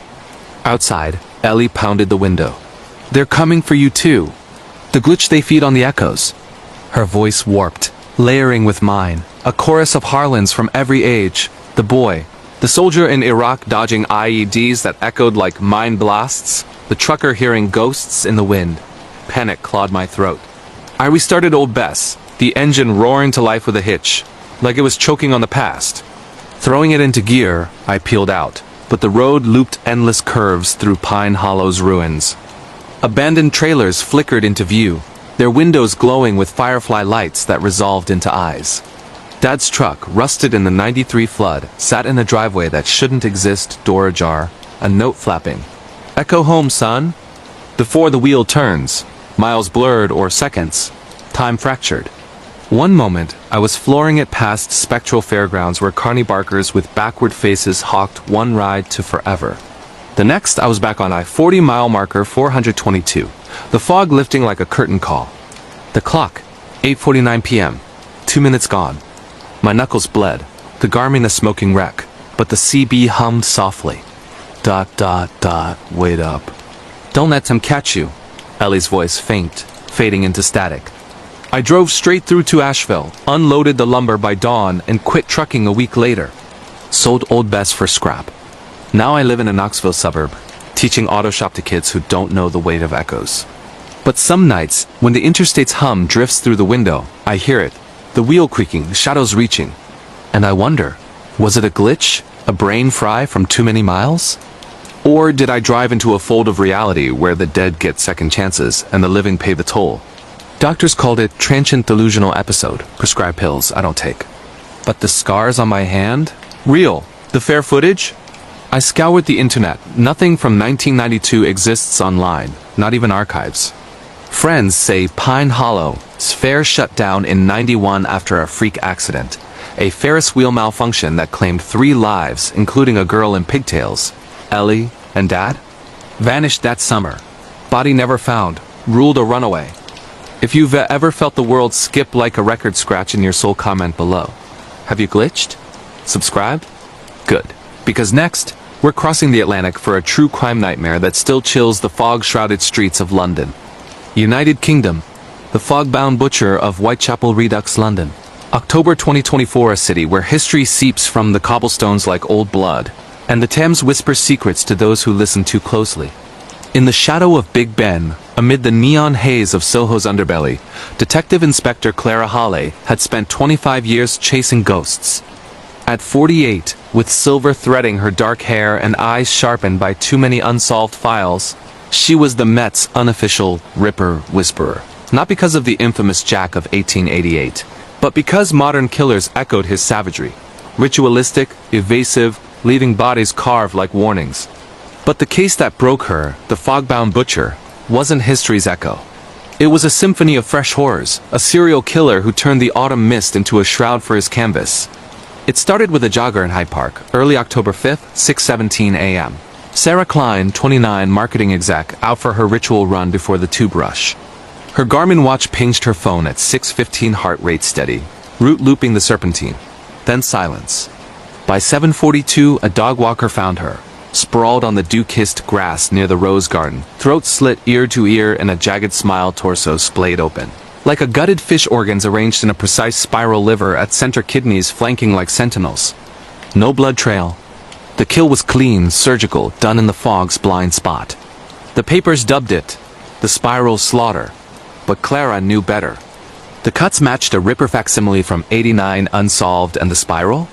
An ancient Celtic knot, symbol of eternity mocking the victim's forever end. Clara arrived as the SOCOs taped off the scene, the air thick with that metallic tang of fresh death mixed with wet earth. "He's taunting us," she muttered to her DS, young Tom Riley, fresh from Hendon with tattoos peeking from his cuffs. He nodded, pale, sketching the spiral in his notebook. Forensics was quick. No DNA under nails, no fibers, but a single anomaly, a copper penny from 1888, minted in Birmingham, lodged in the wound like a signature. Bloody theater, Clara spat. The Ripper's coins were myth, but this killer collected relics, weaving history into horror. Victim 2 came 3 nights later, Whitechapel irony thick as the pea super fog rolling off the docks. Liam Hargrove, 35, barman at the 10 Bells, closing up at 1:13 a.m., found at 4:22 by the market porters, slumped against a graffitied wall on Dorset Street, Jack's old hunting ground. Throat carved, chest flayed, intestines looped into a noose around his neck, the spiral etched in shallow cuts across his palms. That penny again, 1888 vintage, pressed into his eye socket. Clara's gut twisted. Hargrove's pub trivia night featured Ripper lore. Had the killer listened from the shadows? The Met's task force swelled. Profilers from Quantico via video link, historians dusting off Victorian ledgers. Clara pored over CCTV grainy feeds from 47 cameras, but the fog ate the frames. A shadow flitted at 1:07 a.m., tall, hooded, moving like smoke. No face, no plates, public panic brewed. Tabloids screamed, "Ripper reborn." Tourists gawking at crime scenes like morbid pilgrims. Clara's insomnia deepened, fueled by black tea and nicotine ghosts from her Packaday youth. Victim 3, Elena Vasquez, 41, history professor at UCL, walking home from a lecture on Victorian vice in Bloomsbury. November 2nd, 11:47 p.m., found in a mews alley off Russell Square. Eviscerated, her lecture notes stuffed into the spiral cavity pages on Ripper autopsies, underlined, "The killer knew anatomy." He was no butcher, but an artist. Penny in her mouth, Victorian half-sovereign chained to her wrist. Clara connected the dots. All victims had Ripper ties. Klein's podcast on unsolved crimes, Hargrove's pub tours, Vasquez's seminars. The killer wasn't random. He was curating. Clara's breakthrough or breakdown came mid-November, stack out in Whitechapel. Rain lashed the unmarked van, Tom nursing a thermos of Bovril. "He's escalating," she said, scanning thermal cams. At 2:15 a.m., a ping. Heat signature in Mitre Square. Ripper's kill spot. They moved, boots silent on slick stones. The square was empty save for puddles mirroring gas lamps. Then a scrape like a scalpel on bone. In the shadows, a figure knelt over a bundle. Not a body, but a mannequin dressed in Victorian rags, carved with spirals. Pennies glued to its wounds. He turned mid-50s, gaunt, wire-rimmed specs glinting. Dr. Elias Crow, retired forensic pathologist obsessed with Ripper theories. His flat in Shadwell yielded the horror trove. Walls papered in crime scene recreations. Jars of animal organs spiraled on shelves. A journal detailing echo kills to awaken the fog's hunger. Crow confessed over tea in the interview room, voice calm as a surgeon's. Jack wasn't stopped. "He glitched into us. I merely tuned the frequency. The pennies? Sourced from auctions, anchors to the veil. He'd stalked victims for months, luring with online forums on true crime, then striking in the mist's embrace. But the twist that haunts Clara? Crow's final sketch slipped under her door post-arrest. A spiral map of London, her flat marked center, with a note. 'Your turn, Inspector. Eternity awaits.' She's retired now to a cottage in the Cotswolds, but the fog follows whispers in the wind, pennies turning up in her garden. London streets are safer, but Clara knows. Killers like Crow don't die. They echo. If you've ever felt watched by history's ghosts, share in the comments. Have you brushed against a true crime shadow? Stay subscribed for more unsolved chills. France, the vanishing violinist of Montmartre, Paris. The city of light, but in the labyrinthine alleys of Montmartre, March 2025, shadows swallow secrets whole. Amélie Laurent, 27, a street violinist with fingers like spider silk and eyes that held the Seine's melancholy, had busked the Sécursier steps for 5 years. Her melodies haunting renditions of Debussy twisted with gypsy fire drew coins from tourists and lovers alike. But on a crisp equinox night, her final bow vanished into the ether, leaving a cold case that echoes through the cobblestones like a lost aria. It was the 20th, 8:42 p.m., the air sharp with budding lilacs and distant accordion wails. Amélie sat up under the funicular's glow. Case open, bow poised. Witnesses, a cluster of art students sketching the dome, recalled her playing Clair de Lune, notes floating like mist. At 8:57, a man in a charcoal overcoat paused, dropping a €50 note, his face obscured by a fedora. He lingered, murmuring, "Beautiful." "Like the night it ends," Amélie smiled, nodded routine flattery. Then poof, gone. Violin mid-phrase, case abandoned, euros untouched. The gendarmerie dismissed it as a lover's quarrel at first. Amélie's flatmate, Julien, reported her missing after no-shows at rehearsals. But CCTV from a patisserie across the square caught the glitch. Amélie packing up at 9:03, waving to a barista, then stepping into the alley toward Rue des Salles. The frame froze literally, pixelated stutter, and she was ... elsewhere, not walked away, dissolved like smoke and wind. No struggle, no scream, just absence. Investigator Luc Moreau, 52, grizzled from Corsica transfers, took the lead. Montmartre's underbelly hid worse than pickpockets. The catacombs' whispers, the Moulin Rouge's faded scandals. He canvassed, the overcoat man, described as tall scent of old books and absinthe. Amélie's diary, found in her Murray garret, brimmed with sketches of shadowed figures at her gigs. Notes like, "He watches the strings, not me, strings to souls." Her last entry, "The melody pulls me under. Tonight I follow." Weeks blurred into forensics frenzy. The violin, a 19th century Voulôme, heirloom from her Romani grandmother, yielded prints. Only Amélie's, but laced with an anomaly, a residue like bone dust, untraceable. Diversions led nowhere. Jealous rival? Ex-lover Theo, alibi ironclad in Lyon. But the dreams started for Luc violin strains in his sleep, Amélie's face pleading from fog. Colleagues joked Montmartre madness.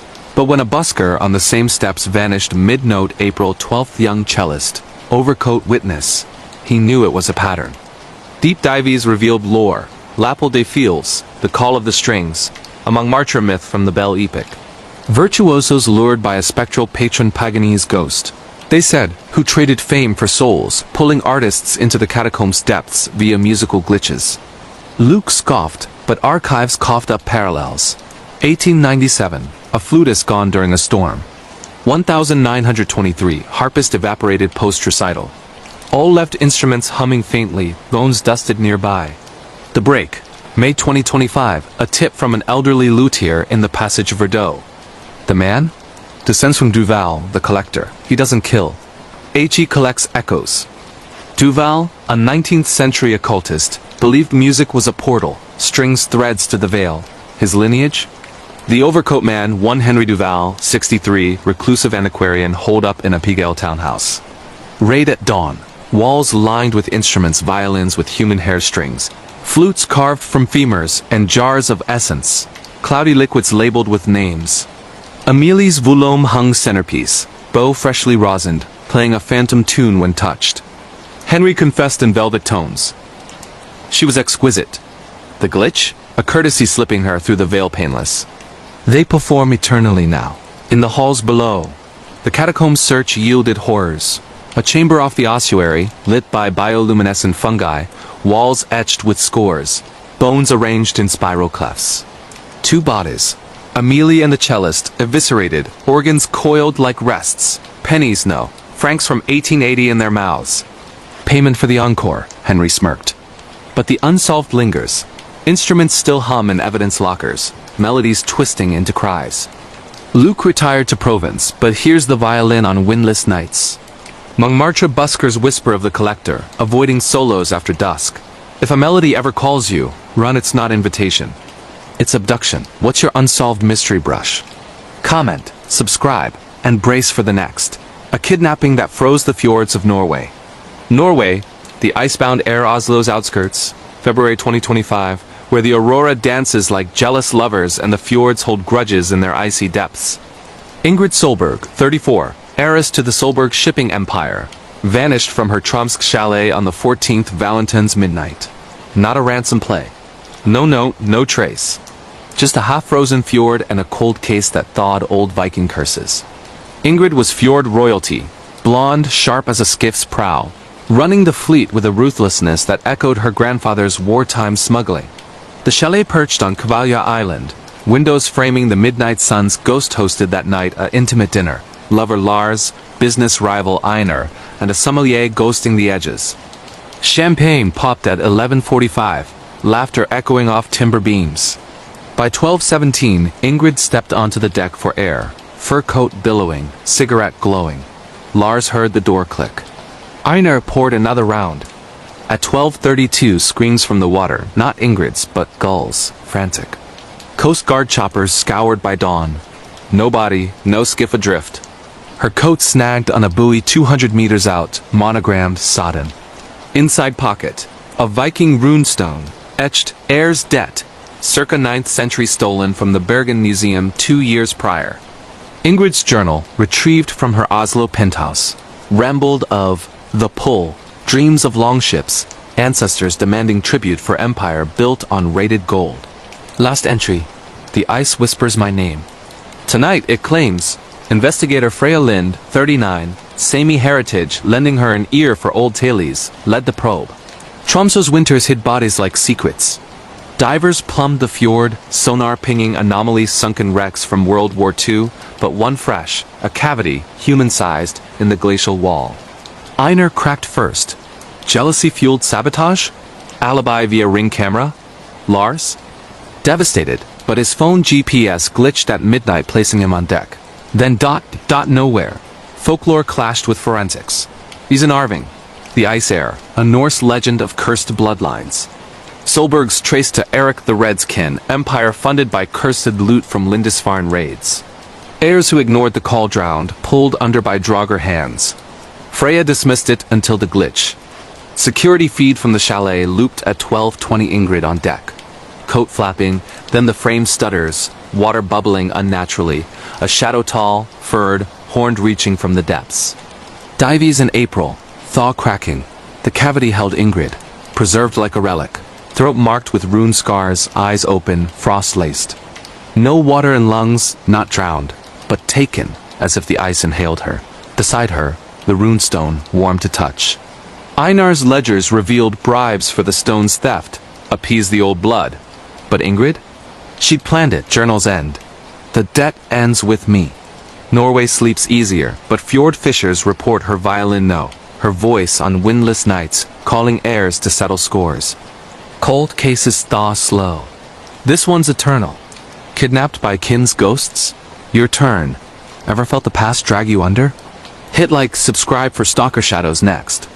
Germany, The Shadow in the Spree Berlin, June 2025, where the wall's scars pulse under club beats and the Spree River mirrors forgotten sins. Lena Vogel, 29, graphic designer with a laugh like shattered glass, met Marcus on a Tinder swipe in a Kreuzberg dive bar. 6 dates in, he knew her childhood home's address, her sister's birthday. Obsession? It escalated to terror, a true crime of digital possession that Berlin's underbelly couldn't outrun. Lena's flat in Neukölln buzzed with freelance gigs posters for Berghain raves, her style all jagged lines and hidden eyes. Marcus tall, bearded, software engineer, charmed with poetry slams and late-night diner runs. But date 4, he quoted her diary entry verbatim. The river calls when I'm alone. She'd posted a vague tweet. He claimed coincidence. Date 6, flowers arrived at work with a note. I see you, Shadow Girl. Her building cam showed no delivery. Panic set in July 3rd. Text from burner numbers. You're mine. In the code. Lena changed locks. Blocked. But he hacked her smart fridge messages on the screen. Open the door, Lena. It's me. Police logged it as harassment. No priors on Marcus Klein. But digging revealed glitches. His LinkedIn? Fabricated photo stock image. His flat in Prenzlauer Berg? Vacant 6 months. The obsession peaked August 15th. Lena's birthday.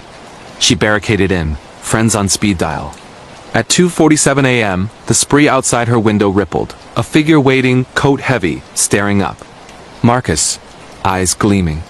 He texted, "Come swim with me, forever." She called 110. Sirens wailed, but by arrival, gone. Left. A USB in her mailbox. Files of her life childhood photos hacked from Family Cloud. Deepfakes of her in his bed, voice mods of her begging. Freya no, Lena fled to her aunt's in Potsdam, but the shadow followed. Aunt's landline rang at 3 a.m. Lena's voice, "Let me in." IP traces looped to nowhere Tor nodes. Dark web mirrors. Berlin's cyber unit cracked it. Marcus wasn't one man. A collective, Shatten Nets. Forum dwellers obsessed with claiming souls online. Leader? Real Marcus. Dead by suicide 2022, his manifesto seeding the hive. Raid on a wedding warehouse party hideout, September 2025. Screens flickering Lena's face, cables like veins. The collective scattered, but one held. She echoed us first, her art inspired the hunt. Lena's posters? Subconscious calls, spirals like the spree's eddies. She survived, but deletes apps, sleeps with lights on. Stalkers don't need flesh. They code your cage. Obsessed online? Share below, subscribe for missing echoes. Italy, the whispering walls of Pompeii. Naples, April 2025. Vesuvius looms like a jealous god, and Pompeii's ruins breathe ash-laced lies. Marco Rossi, 52 archaeologist, vanished mid-dig on the 22nd, leaving a cold case etched in frescoes that wept blood. Marco's team unearthed a villa off the Forum, walls painted with lovers' trysts. At noon he radioed incredible whispers in Latin. Static. Found. His trowel dropped. Fresco altered, his face added. Mouth open and screen. No body, but ash sifted with bone flecks. Dated at D79. The case chilled. Pompeii's curse. Victims taken back for Vesuvius's wrath. Marco's notes. The walls remember. They want tribute. Dives in the dig pit yielded a chamber frescoed with modern faces. Marco's among them, eyes hollow. Unsolved. Whispers still heard at dusk, calling names. Missing to the mountain? Your mystery? Like sub. The Shadow in the Stacks. A librarian's descent into madness. True crime. Unsolved mystery story. Set in the United States, Ohio. It was a humid August evening in 2023 when Emily Hargrove, a 42-year-old librarian in the sleepy college town of Athens, Ohio, clocked in for her overnight shift at the Carnegie Public Library. Athens, nestled in the Appalachian foothills near Ohio University, had always whispered of its dark underbelly legends, of the Athens lunatic asylum, restless souls bleeding into the streets, cold cases from the Prohibition era, unsolved and festering like open wounds. But Emily, a no-nonsense widow who'd buried her husband to cancer 2 years prior, dismissed it all as small-town folklore. She was there for the quiet, the solitude of shelving books under the glow of antique lamps, far from the chaos of her day job teaching remedial English at the local high school. Little did she know, that night would unravel her reality, pulling her into an unsolved mystery that local police still file under active but baffling. A true crime enigma blending the mundane with the malevolent. Emily arrived at 10 p.m., the library's massive oak doors creaking shut behind her like a coffin lid. The building, a 1905 Beaux-Arts relic donated by steel baron Andrew Carnegie, himself loomed like a forgotten cathedral towering stacks of leather-bound tomes, marble floors, echoing with phantom footsteps and a basement archive rumored to house forbidden occult texts, smuggled from Europe during the witch trials hysteria. She waved goodnight to the day clerk, old Mr. Harlan, who muttered something about watching the shadows in the history section before shuffling out. Emily chuckled it off. Harlan was half senile, his stories as dusty as the volumes he guarded. By midnight, the routine set in. Emily wheeled her cart through the fiction aisles, humming an old folk tune her grandmother used to sing about haints in the holler. The air was thick, laced with the musty scent of aging paper and faint mildew from last month's flood in the lower levels. She paused at the true crime section. Ironic, she thought, alphabetizing tales of serial killers like Ted Bundy and the Zodiac while the world outside slept soundly. As she slotted in a new edition on the Green River Killer, a soft thump echoed from the adjacent row. Books don't fall on their own, but wind currents in old buildings play tricks. She shrugged and moved on. Around 1:15 a.m., the first real anomaly hit. Emily was in the reference room, cross-checking interlibrary loans on the ancient desktop computer that hummed like a dying bee when her screen flickered. Not a glitch, words materialized in the search bar, untyped by her fingers. The shadow knows your sins. She blinked, heart skipping. A prank? The library had no cameras in that wing and no one else was scheduled. She typed back experimentally, "Who's there?" The response, "The one who never left the stacks." Gooseflesh rippled her arms. She killed the power, plunging the room into inky black save for the emergency exit sign's red glow. Laughter bubbled up. Stress hallucination, surely. But as she restarted the machine, the words vanished, leaving only her login prompt. Shaking it off, Emily ventured to the circulation desk for coffee, her footsteps amplified in the cavernous silence. That's when she noticed the patron log blank for the evening, as expected, but a new entry scrawled in faded ink at the bottom. Visitor Elias Crow, 1892. Seeking the ritual of forgotten names. Elias Crow? The name tugged at her, a footnote in local history. A 19th century occultist who vanished from Athens after being accused of ritual murders tied to the asylum's early experiments. His case was Ohio's oldest unsolved mystery. Bodies drained of blood found in the library's basement during a 1920s renovation, chalked up to vagrants by corrupt officials. Emily's pulse quickened. The logbook was digital now, printed weekly. No one had touched it. By 2 a.m., dread coiled in her gut like smoke. She radioed the night watchman, but static crackled back. His patrol covered the grounds, not inside. Footsteps now, deliberate, pacing the biography aisle. Emily grabbed a flashlight, beam slicing the gloom like a scalpel. "Hello? Library's closed." Silence, then a whisper, her name drawn out like silk tearing. "Am I?" She spun, beam catching nothing but swirling dust motes. Backing away, she bumped the cart, sending paperbacks tumbling. One fluttered open at her feet. A crumbling volume on serial killers, page marked with a photo of Crow-gaunt face, eyes like voids. Captioned, "The Shadow Slicer, 13 victims, motives unknown." Panic clawed her throat. She bolted for the front doors, but the lock jammed, rusted from disuse or something heavier. Keys jangled futilely as shadows lengthened unnaturally, pooling like oil across the floor. A chill breath ghosted her neck. You shelve the dead, but they read you. The lights flickered out entirely, plunging her into abyss. In the dark, hands cold, insistent gripped her wrists, pulling her toward the basement stairs. She screamed, thrashing, flashlight beam wilding across walls etched with fresh scratches. Crow lives. Somehow, she wrenched free, slamming into the emergency alarm. Sirens wailed, lights blazed, and patrol cars screeched up minutes later. Harlan and the watchman found her huddled by the desk, babbling about whispers and shadows. Police searched. No intruders, no tampered log, computer wiped clean. But in the basement, amid crates of moldy archives, they uncovered a hidden alcove bricked over since 1905 containing Crow's journal. Pages detailed bindings where souls of victims were tethered to the library's foundations, feeding on knowledge seekers at night. Emily's name? Scratched on the final entry, dated that very evening, "She will join the stacks eternal." Emily quit the next day, fleeing Athens for her sisters in Cleveland. The library reopened after renovations, but locals avoid the night shift. Police closed the case as historical anomaly, but whispers persist. On humid August eves, footsteps pace the stacks, and the computer hums unbidden. The shadow knows your sins. Emily still wakes screaming, convinced Crow's ghost or worse shelved a piece of her soul that night. True crime unsolved, a librarian's nightmare etched in Ohio's haunted history, where the past devours the present one whisper at a time. The vanishing hitchhiker of the M62, a motorway phantom's deadly ride. Personal encounters. Creepy encounters with strangers, set in the United Kingdom, England. Rain lashed the windshield like accusatory fingers as Marcus Hawley gripped the steering wheel of his battered Ford Transit. The M62 motorway stretching into the English night like a vein of black tar. It was November 2024, the peak of Yorkshire's grim autumn, when fog rolls off the Pennines and turns the skies to slate. Marcus, a 35-year-old delivery driver from Leeds, was midway through a grueling 300-mile haul from Manchester to Hull, hauling crates of perishables for a supermarket chain that squeezed every overtime penny from its drivers.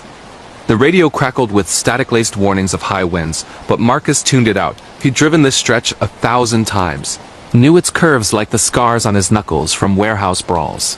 What he didn't know was that the M62, dubbed Motorway of Death after decades of pile-ups and ghost sightings, was about to claim another soul in a creepy encounter that would scar him deeper than any crash. It started innocently enough around 11:30 p.m., just past Junction 22 near Bradford.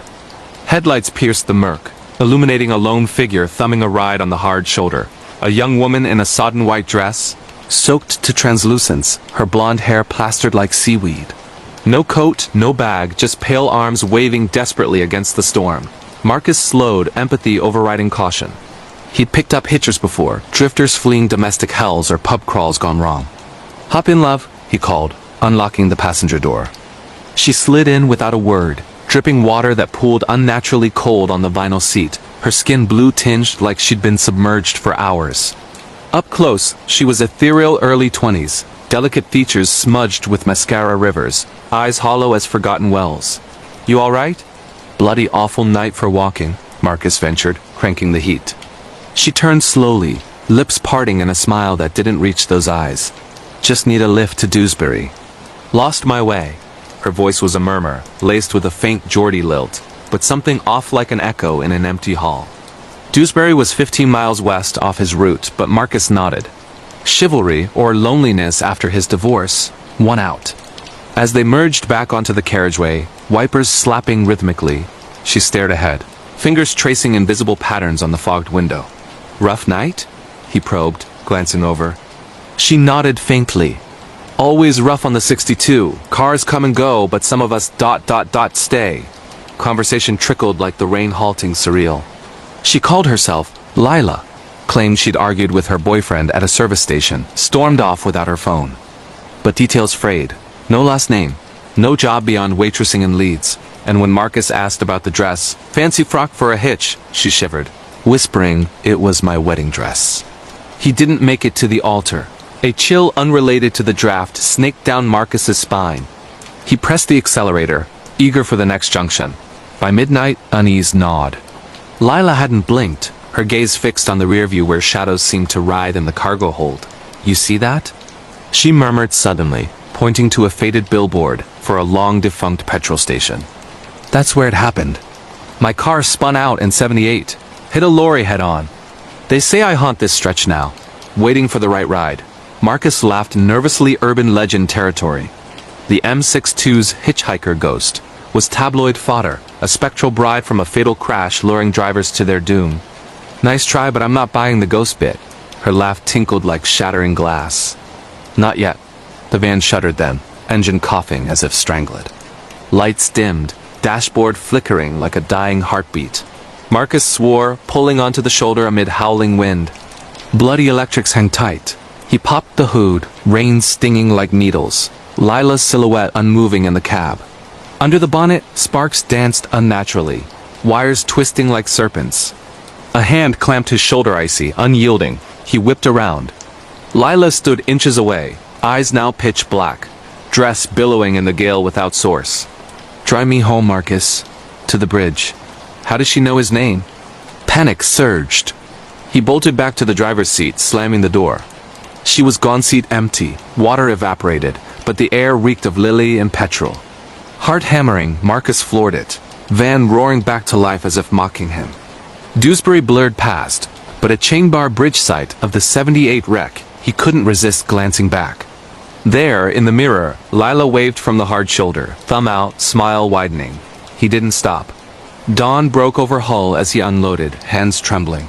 Police logs from that night? Nothing. But a quick search on his phone unearthed the truth. Lila Thorne, 22, killed in a head-on collision on the M62. November 14, 1978, white dress, stained red. Body never recovered fully from the wreckage. Hitchhikers since report her, vanishing mid-ride, leaving wet seats and the whisper, "Some of us stay." Marcus quit driving routes that December, took a warehouse gig. But on stormy nights, he swears he hears knuckles on the window, sees blonde hair in the mirror. A personal encounter with England's most persistent stranger, a creepy hitchhiker whose ride never ends, turning the M62 into a graveyard of good intentions. The echo in the empty wing, whispers from the White City, sleep paralysis and nightmare experiences. Set in Ireland, Dublin. In the fog-shrouded autumn of 2024, Siobhan Riley, a 28-year-old architecture student at Trinity College, Dublin, settled into her cramped dorm in the shadow of the River Liffey. Dublin's fair city hid its scars, well-cobblestone streets echoing with Joyce's ghosts. Georgian terraces masking centuries of famine and rebellion, but Siobhan, fresh from rural Cork, craved the anonymity of urban noise to drown her insomnia. What began as restless nights devolved into sleep paralysis. Nightmares so vivid, so laced with historical horror that they blurred into waking. Dread, an Irish tale of the mind's betrayal where the past invades the present, like Fenian phantoms rising from unmarked graves. It started innocently. Midterms loomed. Caffeine fueled all-nighters in the long-room library, leaving Siobhan wired and wrecked. By late September, exhaustion claimed her in fits, body leaden, mind adrift in that liminal haze between sleep and scream. The first episode hit on October 3rd, post a lecture on the 1916 Easter Rising. She collapsed into bed at 2 a.m., room bathed in the sodium glow of street lamps filtering through leaded panes. Paralysis gripped like iron chains. Limbs frozen, chest crushed under invisible weight, eyes locked on the ceiling's cracked plaster. But it was the sound that shattered whispers, layered and urgent, slithering from the walls. Up the rebels! Fire on the post office! Gaelic inflections twisted with rage, as if the room replayed the ghosts of Pearse and Connolly storming the GPO. Siobhan thrashed inwardly, breath ragged, willing her vocal cords to cry out. A shadow coalesced at the foot of her bed, tall, spectral, uniformed in faded green, face obscured by a gas mask from the Easter inferno. It leaned in, mask fogging with ethereal breath, murmuring, "The blood calls for more." Terror peaked as the figure extended a bayoneted rifle, tip gleaming crimson, prodding her frozen form. She jolted awake, drenched, sheets tangled, heart pounding like war drums. Hallucination, she rationalized stress, the lecture's fervor seeping into REM. But bruises bloomed on her sternum the next morning, faint purple imprints like boot heels. The episodes escalated, each more immersive, weaving Siobhan's psyche into Dublin's tapestry of trauma. October 10th, paralysis pinned her mid-yawn, room spinning into the Great Famine's blight. Whispers now wail starving tenement dwellers clawing at her door, skeletal hands slipping through cracks, eyes sunken as potato rot. And Gorda Moore remembers? They keened a hag in rags echo of the banshee? Perched on her chest, breath sour as spoiled earth, force-feeding her visions of mass graves in Glasnevin Cemetery. She tasted dirt, felt ribs crack under famine's grip. Awakening, her throat raw as if she'd screamed for Ireland itself. By Halloween, dread was constant.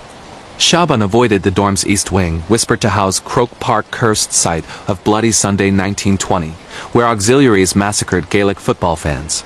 But curiosity or compulsion drew her to room 217, vacant since a freshman's breakdown last term. That night, paralysis struck harder. Body arched, walls dissolving into a riot of black and tans torching the city. Rifle butts splintered furniture, screams of rebel scum overlapped with Shaban's internal pleas. The shadow returned, not one, but a phalanx, oxys in trench coats, bayonets dripping Sinn Féin blood encircling her bed. Their leader, face scarred like the custom house blaze, hissed, "You sleep where we died, pay the tithe."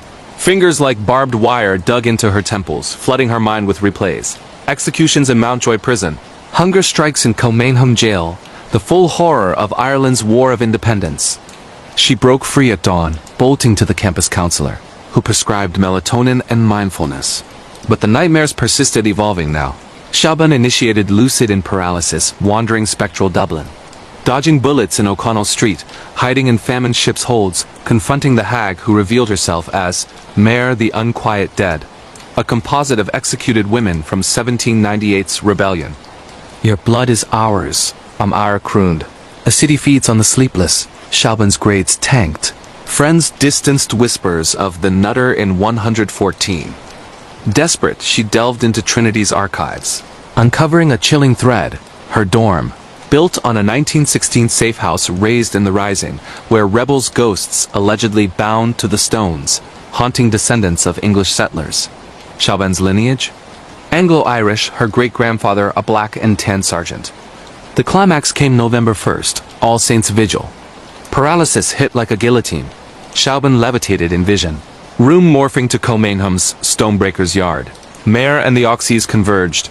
Rifles leveled, but Shaban screamed Gaelic learned from archives. Tabiar Norm, I'm sorry. Apologizing for ancestral sins. The shadows recoiled, dissolving in wails, rooms snapping back. She woke gasping, but free, no bruises, no whispers. Shaban transferred to Cork that semester, but echoes linger. On anniversaries, she feels eyes in the dark, hears faint, updev, chants. A sleep paralysis nightmare turned historical haunting, where Dublin's unresolved wars invade the vulnerable mind, proving Ireland's ghosts don't rest they possess. The basement bargain, whispers from the Warsaw Pact, home invasion and intruder stories. Set in Poland, Warsaw, ***, Warsaw's old town, rebuilt from the ashes of World War II like a phoenix of concrete and spite, pulsed with defiant life in the spring of 2025. Katarzyna Nowak, a 51-year-old widow and antiques dealer, had sunk her inheritance into a narrow 19th century tenement on Freda Street, its facade scarred by bullet pockmarks from the Warsaw Uprising.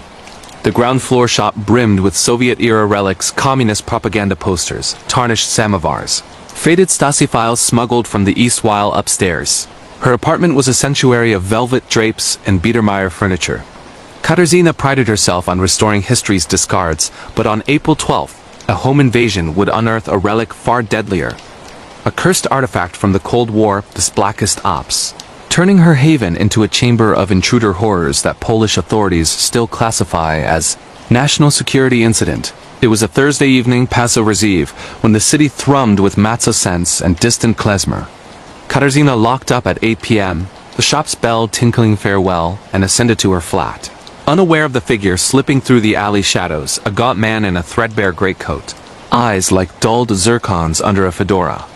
She'd acquired a new piece that week, a brass locket from a GD artifactor's estate, engraved with Pakt Warszawski, Warsaw Pact, containing a microfilm strip of KGB wetwork dossiers from 1956's Poznań protests. Priceless, she'd thought until the appraiser warned of residue energy, dismissing it as superstition. Sleep came fitful, disturbed by spring thunder rumbling over the Vistula. At 2 a.m., a crash jolted her awake, glass shattering downstairs. Heart slamming, Katarzyna fumbled for her phone, dialing 112, but the line crackled static. Intruder. Freda 17, hurry. No response. Just echoes of boots on stairs. She barricaded the bedroom door with the armoire. Breath shallow, mind racing to the locket on her knitstand. Had a rival dealer tailed her? Warsaw's black market for packed artifacts was cutthroat. Whispers of ex-Stasi enforcers hunting loose ends. The door's shuttered axle creaks, wood splintering. Gzie just medallion? A voice growled polish laced with East German gutturals. Where's the medallion? The intruder was inside, a silhouette hulking in the hall light, face obscured by a balaclava, gloved hands wielding a crowbar scarred with Cyrillic scratches. Katarzyna screamed, hurling a lamp. It shattered against his chest, buying seconds. He lunged, crowbar whistling, grazing her shoulder in a bloom of blood. She scrambled to the window, 3 stories up, yelling for neighbors' silent night. Warsaw slept deep. Cornered, she snatched the locket, chain snapping like a vein. You want this? Take it! She flung it. It arced, clinking into the shadows. But the man froze. Balaclava slipping face withered, eyes milky, skin mottled like parchment. Not young, not human. 9. Isis main ... double quotes he rasped, voice fracturing into German, lunging not for her, but the locket. Katarzyna bolted past, down the ruined stairs, blood slicking the banister, bursting into the shop amid toppled vitrines. Glass crunched underfoot as she hid behind the counter, breaths ragged, clutching a shard for defense. Minutes stretched eternal. Footsteps circled slow, deliberate, accompanied by mutters. The packed binds ... Blood for secrets. A hand bony, tattooed with faded hammer and sickle groped over the edge, knocking porcelain to shards. Katarzyna slashed, drawing ichor black ooze. A howl echoed inhuman like wind through Siberian gulags. Silence fell, broken only by her sobs. Dawn crept in at 5 a.m., sirens wailing, neighbors finally stirred by her screams. Police swarmed, door battered, shop ransacked, but no intruder. Blood trails led to the basement Katarzyna's wine cellar, untouched save for the locket smeared with that viscous black chain coiled like a noose. Forensics baffled. The ooze wasn't human traces of polonium isotopes, like Litvinenko's poison, mixed with embalming fluids. The locket? Microfilm intact, but added. A 1956 directive for ghost agents. Soviet experiments fusing dissident psyches into artifacts, creating spectral assassins to silence packed defectors. The intruder? No body, no prints, but CCTV from the alley caught a flicker. A man entering at 1:45 a.m., dissolving into mist by 3. Katarzyna sold the shop, fled to Krakow, but nightmares persist, whispers in polished German slurry. The packed binds. A home invasion not of flesh, but fused history's vengeful echo, where Warsaw's packed ghosts intrude eternally, demanding blood for buried truths.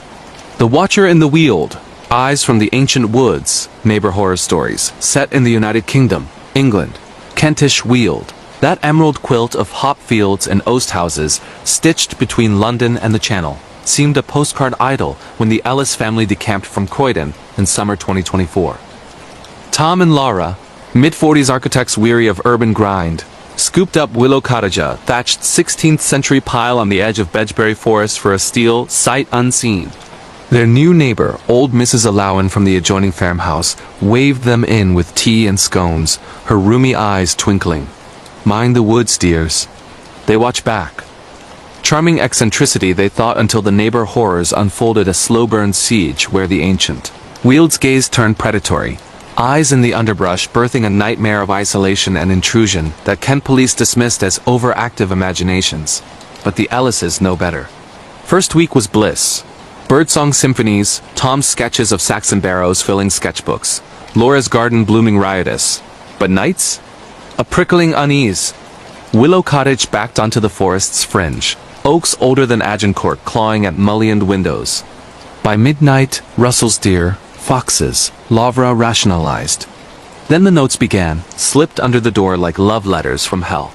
I see you unpacking the china. The blue vase suits the sill. Unsigned, handwriting cramped as thorn scratches. Tom's laugh died when he found the second. Your boy's nightlight flickers. He dreams of the Green Man. Their son, 8-year-old Finn, had taken to waking screaming of the Watcher with leaves for eyes. Mrs. Allowan, over fence chats, clammed up. The Weald remembers poachers from Tudor times. Best not stare too long, but stares they felt persistent from the tree line. One dusk, Laura spotted it. A silhouette among yews, tall and still, hooded like a druid, unmoving as she blinked. Binoculars trembled in her grip, gone when Tom checked. The notes escalated. Finn's drawing of the cottage talent. But he missed the eyes in the chimney, Finn's crayon scribble. Left on the kitchen table, showed their home with pupil slits in the brickwork. Police shrugged, kids' pranks, but installed a ring cam. Footage, static bursts, shadows lengthening impossibly, a whisper hiss. Home is where the watched are. By October, paranoia poisoned paradise. Groceries vanished from the porch. Finn's toys rearranged in spirals at dawn. Mrs. Allowan confessed over whiskey. It's the Green Warden forest spirit, or madman playing one. Hung poachers in these woods now haunts bloodlines that settle too close. My gran saw him in 42 during the blitz eyes like lanterns, calling names. Tom scoffed, strung motion lights. That night, power cut at 3 a.m. Cottage plunged to Stygian black. Footsteps crunched gravel deliberate, circling. Finn whimpered from his room. Daddy, the man's at my window. He wants to play tag in the trees. Tom grabbed the cricket bat. Laura, the phone-dead line again. Outside, the figure loomed now clear. Man in mossy rags, face bark-textured, eyes glowing foxfire green, inches from the glass. He mouthed, "Join the Weald." Bat raised. Tom charged the door. It splintered under assault from within. Wait, no. The figure was inside. Finn's door ajar. Scream tore the night. Laura's, finding the intruder cradling Finn, whispering rhymes of hanged men dancing. Tom swung. Impact like striking oak figure dissolved to leaves and mist, scattering. Lights surged back. Police arrived to windblown debris, no footprints beyond the tree line. The Ellises fled to a Brighton rental. Willow Cottage razed by new owners citing structural rot. But the watcher followed. Notes in their mail. The sea hides nothing from the Weald. Finn's drawings sprouting leafy eyes. Mrs. Allowan? Found hanged in her barn, coroner ruling suicide rope from Tudor oak. A neighbor horror not of flesh alone, but the Weald's vengeful vigil, where ancient woods intrude on the living, eyes eternal, turning idle to infestation in Kent's whispering green hell. The Flatline Choir's Symphony of the Damned, hospital and nurse night shift stories. Set in the United States, New York, Bellevue Hospital's night shift in Manhattan's underbelly was a gauntlet of screams and sirens. But for Nurse Aiden Patel, 34-year-old vet of COVID wards and gang shootouts, the graveyard hours held a rhythm all their own. On February 14, 2025, Valentine's carnage from bar fights and Icy Falls Aiden clocked in at 11 p.m. to Ward 7. The psych annex where the city's broken symphonies converged. Schizophrenics ranting at walls. Depressives staring voids. Addicts twitching through withdrawals. Bellevue, America's window on mental hell, had seen it all since 1736. Edison testing electricity on inmates. Poe sketching the raven in its cells. Aiden thrived on the chaos, his stethoscope a talisman against burnout. But that shift, a nurse night shift horror, unfolded in flatline fugues, where the dead harmonized with the dying, proving Bellevue's ghosts didn't just haunt, they conducted. The ward hummed low. Beeps of monitors, mutters from restraints, the elevator's eternal ding. Aiden's rounds started routine meds for room 712's bipolar vet, vitals for 715's overdose teen. By 1 a.m., anomaly. Room 709's EKG stuttered. Patient Mrs. Kowalski, 82, post-stroke mute, her lines spiking like Morse code. Flatline Choir, she rasped suddenly, eyes rolling white first words in weeks. Aiden adjusted the IV, chalking it to delirium. But as he charted, the monitors chorused, every screen in the wing glitching in unison, peaks forming a dirge. Low tones for the lost, highs for the lingering. 2:15 a.m. Code blue in 714. Aiden sprinted, defibrillator humming, but the patient a John Doe from a subway push-coded not from arrhythmia, but whispers. They're singing. The ones who jumped. Aiden intubated, shocked, revived him barely, but the man's last gasp echoed. Join the choir, clearing the room. Aiden felt it chill draft from sealed vents, harmonies faint as foghorns. Bellevue ... Bellevue ... Ghosts of the asylum era, inmates lobotomized in these halls, their psyches trapped in the wiring. Escalation at 3 a.m. Power flickered, lights strobing like a seance. Aiden found 709 empty beds stripped, restraints cut, Mrs. Kowalski vanished. Security footage? Blank, but audio captured a chorus. Her voice layered with hundreds. The flatline calls all. Panic rippled. Lockdown, searches fruitless. Aiden, alone in the nurse station, heard it clearest his name in soprano wail, from the basement morgue where Poe's premature burials inspired Thales. Venturing down, flashlight beam caught anomalies. Drawers ajar, tags fluttering like sheet music, bodies supposedly still mouths agape in silent aria. 4:30 a.m., the crescendo. Alarms wailed symphony-wide. Every patient seized, convulsing in sync, monitors etching a requiem. Aiden fought through sedatives flying, restraints snapping witnessing horrors. Shadows of straight-jacketed figures dancing in corners, whispers naming forgotten scandals. Typhoid Mary sang here. The bomber's echo, Mrs. Kowalski, materialized then, spectral in gown, conducting with skeletal arms. We are the choir, eternal Bellevue's unquiet dead. Aiden collapsed, paralysis gripping as hands cold as autopsy slabs pinned him, forcing his ear to a gurney where a fresh corpse gurgled, "Sing with us!" Dawn broke the spell. Patients stabilized. Kowalski found catatonic in a linen closet. Bellevue hushed it as mass hysteria from gas leak. Aiden transferred to days. But he hears it still, the flatline choir in his sleep. Bellevue's night shift symphony where nurses aren't healers, but audience to the damned's endless encore. A hospital horror where the walls pulse with the unburied, turning night shifts into infernal operas in New York's window to madness. The phantom frequency, static from the Somme, military and war-related horror, set in France, Picardy. The scarred earth of Picardy, northern France, still wept shrapnel under Flanders fields in the sweltering July of 2025. Captain Elias Thorne, 41-year-old British Army signals officer, led a joint NATO exercise near the Somme trenches of 1916's bloodbath, now meadows for maneuvers, poppies nodding like crimson sentinels. Elias, scarred by Helmand deployments, sought solace in history's echo, tracing his great-grandfather's regiment lines, radioing mock dispatches from shell craters reclaimed by grass. But war's ghosts don't fade. They jammed the frequencies, and that exercise birthed a military horror where the static of the Some summoned the dead to broadcast eternal agony, turning drills into descents, where the living tuned into hell's playlist. It commenced at dusk on day 3. Elias's unit hunkered in a faux command post amid Y Ravine, where 19,000 Brits fell July 1, 1916, machine guns reaping like scythes. Radios crackled routine, Echo Lima, confirmed chords, but Elias's set hissed anomalous faint Morse. Dot dash dot dot dot dot dot dot dot dot dot dot dot dot dot dot dot da da da da dot. Chalked to interference from nearby pylons, he logged it. Night fell, fog rolling thick as mustard gas remnants, tents pitched in the lee of Thiepval Memorial's looming arches. Midnight watch. Elias monitored channels alone, stars obscured, wind moaning like bagpipes at loose. Static surged, resolving to voices tinny urgent. HQ, this is 7th YORKSHIRES ...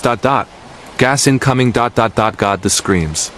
Accents pals battalions pre-war lads from Leeds Mills.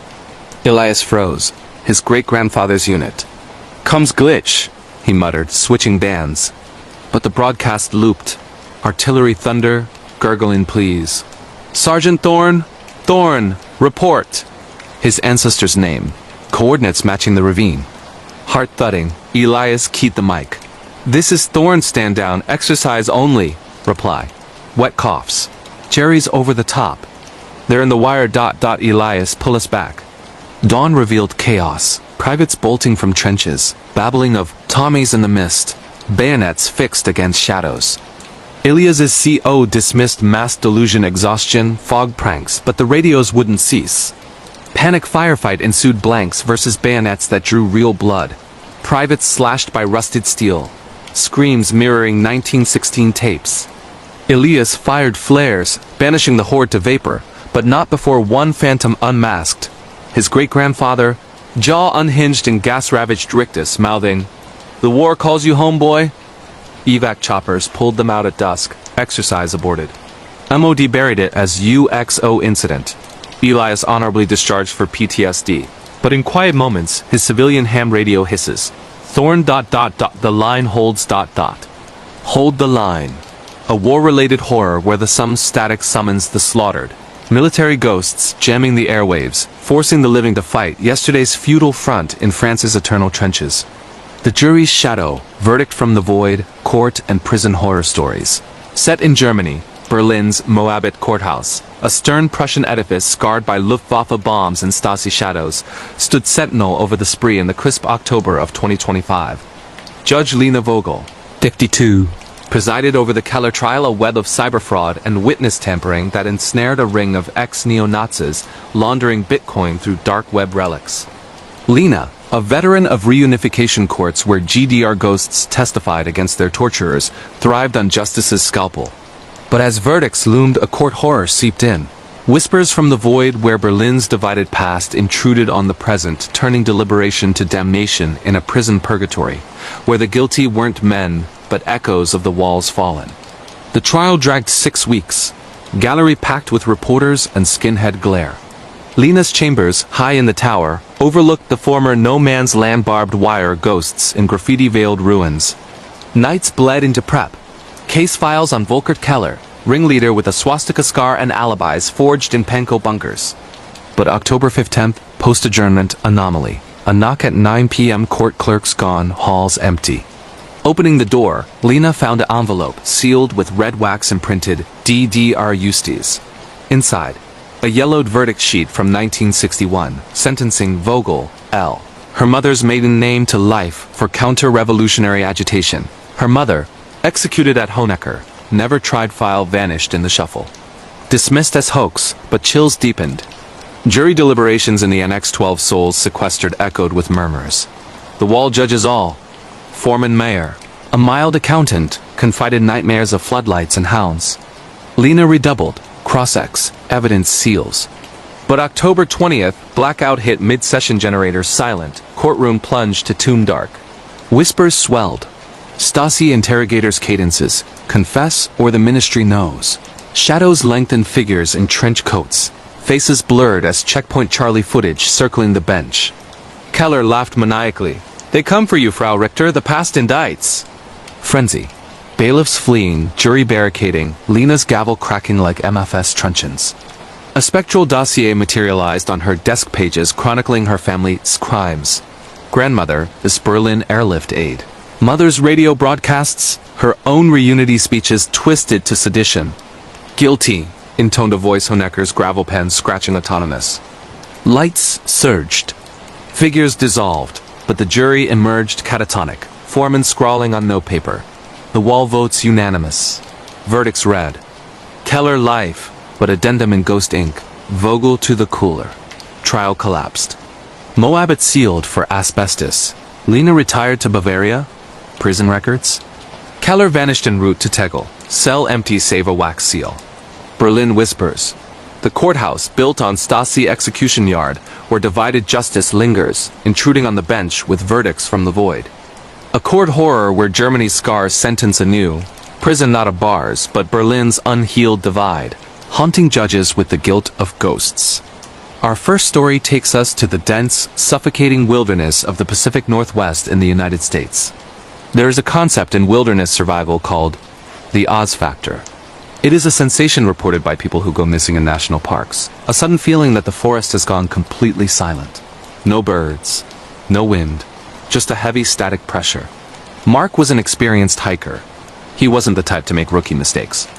He lived in Portland, Oregon, and spent his weekends exploring the trails around Mount Hood. In late October, he decided to do a solo hike near a lesser-known trail called Mirror Lake. It was supposed to be a simple 6-mile loop. He packed his gear, told his sister where he was going, and parked his truck at the trailhead at 6 a.m. The morning was crisp, the kind of cold that bites your lungs in a good way. For the first 2 hours, everything was normal. He passed a few other hikers, exchanged nods, and kept moving. But around 9 a.m., Mark decided to go off-trail to find a better vantage point for photography. He walked about 20 minutes deep into the dense pine tree line. That is when it happened. Mark stopped walking because he realized the ambient noise of the forest had vanished. It wasn't just quiet. It was like someone had hit the mute button on the world. The wind stopped shaking the leaves. The distant sound of the highway was gone. The air felt heavy, metallic, like the feeling you get right before a thunderstorm, but the sky was clear. He looked down at his GPS and the screen was glitching. The arrow was spinning in circles. He shrugged it off as a technical error and turned around to head back to the main trail. He walked for what felt like 20 minutes, retracing his steps. But he didn't find the trail. He found a clearing he had never seen before. In the middle of this clearing, miles away from civilization, stood a pristine white staircase. It wasn't attached to a house. It wasn't ruined or covered in moss. It looked like someone had cut it out of a brand new suburban home and pasted it into the middle of the deep woods. It had a banister, white carpeted steps, and led to absolutely nowhere. Mark felt a primal urge to run, a deep biological warning screaming at him to leave. But he took a photo. As the shutter clicked, the silence broke. But it wasn't a bird or the wind. From the top of the stairs, seemingly from the thin air, he heard a voice. It sounded digital, distorted like a corrupted audio file. It said, "Mark, are you coming for dinner?" It was his mother's voice. His mother had passed away 4 years ago. Mark didn't wait. He turned and sprinted. He ran with a speed he didn't know he possessed, tearing his clothes on branches, tripping over roots, lunging through the brush until he burst out onto the main trail, nearly colliding with a family of tourists. He was panting, sweating, his eyes wide. The family looked at him like he was insane. When he looked back into the woods, the sounds of the forest had returned. The birds were singing, the wind was blowing. Mark never developed the photos. He destroyed the memory card. To this day, he refuses to enter the woods alone. He swears that whatever was on those stairs wasn't a ghost. It was something trying to lure him out of his reality and into another one. A glitch in the system that knew his name. Our second story moves us across the ocean to a bustling historic city in Europe. This took place in London, England, specifically in the Islington area. Sarah was a university student renting a flat in a converted Victorian house. These houses are beautiful, with high ceilings and old fireplaces, but they are also incredibly drafty and full of strange noises. Sarah lived alone on the top floor. For weeks, Sarah had been losing small items. It started with food. She would buy a block of cheddar cheese, eat a slice, and put it back. The next day, the cheese would be gone. Then it was her shampoo. The bottle seemed to empty twice as fast as usual. She laughed it off, thinking she was just stressed with exams and becoming forgetful. One rainy Tuesday, Sarah came home early from lectures. She had a terrible migraine. She unlocked her front door, dropped her bag in the hallway, and went straight to the bedroom to take a nap. She collapsed onto the bed, burying her face in the pillow. She was drifting off to sleep when she heard a sound. It was the creak of the floorboards in the hallway. Sarah froze. She knew she had locked the front door. She assumed it was the house settling, the old wood expanding in the humidity. She closed her eyes again. Then she heard the distinct sound of the refrigerator door opening in the kitchen. Her heart began to hammer against her ribs. She reached for her phone, but she had left it in her bag in the hallway. She was trapped in the bedroom. She slid off the bed and quietly locked the bedroom door. She grabbed a heavy brass lamp from her nightstand and waited. She heard footsteps. They weren't heavy boots. They were soft, like socks sliding on wood. The footsteps stopped right outside her bedroom door. The handle jiggled. Slowly, deliberately. Sarah held her breath, tears streaming down her face. The person on the other side didn't try to break the door down. They just stood there, for 10 minutes. Sarah could see the shadow of feet under the door gap. Eventually, the footsteps moved away. She heard the front door open and close. Sarah waited another hour before she dared to leave the room. She grabbed her bag and ran to the police station. When the police searched the apartment, they found no sign of forced entry. But what they found in the attic access panel horrified them. Above the hallway, in the crawl space of the ceiling, they found a sleeping bag, empty food wrappers, Sarah's food wrappers, and a notebook. The notebook was filled with times and dates. 8 a.m. Sarah leaves. 6 p.m. Sarah returns. Tuesday, Sarah is sleeping. She looks peaceful. The person had been living in her ceiling for 2 months. He had a key. It turned out to be the previous tenant's brother, who had made a copy before Sarah moved in. He had been coming down while she slept, watching her, eating her food, and existing just feet above her head. The police never caught him. He simply vanished into the London fog. leaving Sarah with the permanent feeling that even in her own home, she is never truly alone. The final story tonight takes us to the desolate highways of the American Southwest. This happened in Arizona on a stretch of Route 66 that is miles from any town. James was a long-haul trucker. He was used to the weirdness of the road. He had seen strange lights in the sky and hitchhikers who looked like they hadn't slept in weeks. But nothing prepared him for this night. It was 3 a.m. James was hauling a load of steel to California. The road was a straight black ribbon cutting through the desert. There were no streetlights, just his headlights cutting through the ink-black darkness. Up ahead, he saw a car parked on the shoulder. It was a dark sedan, hazard lights flashing.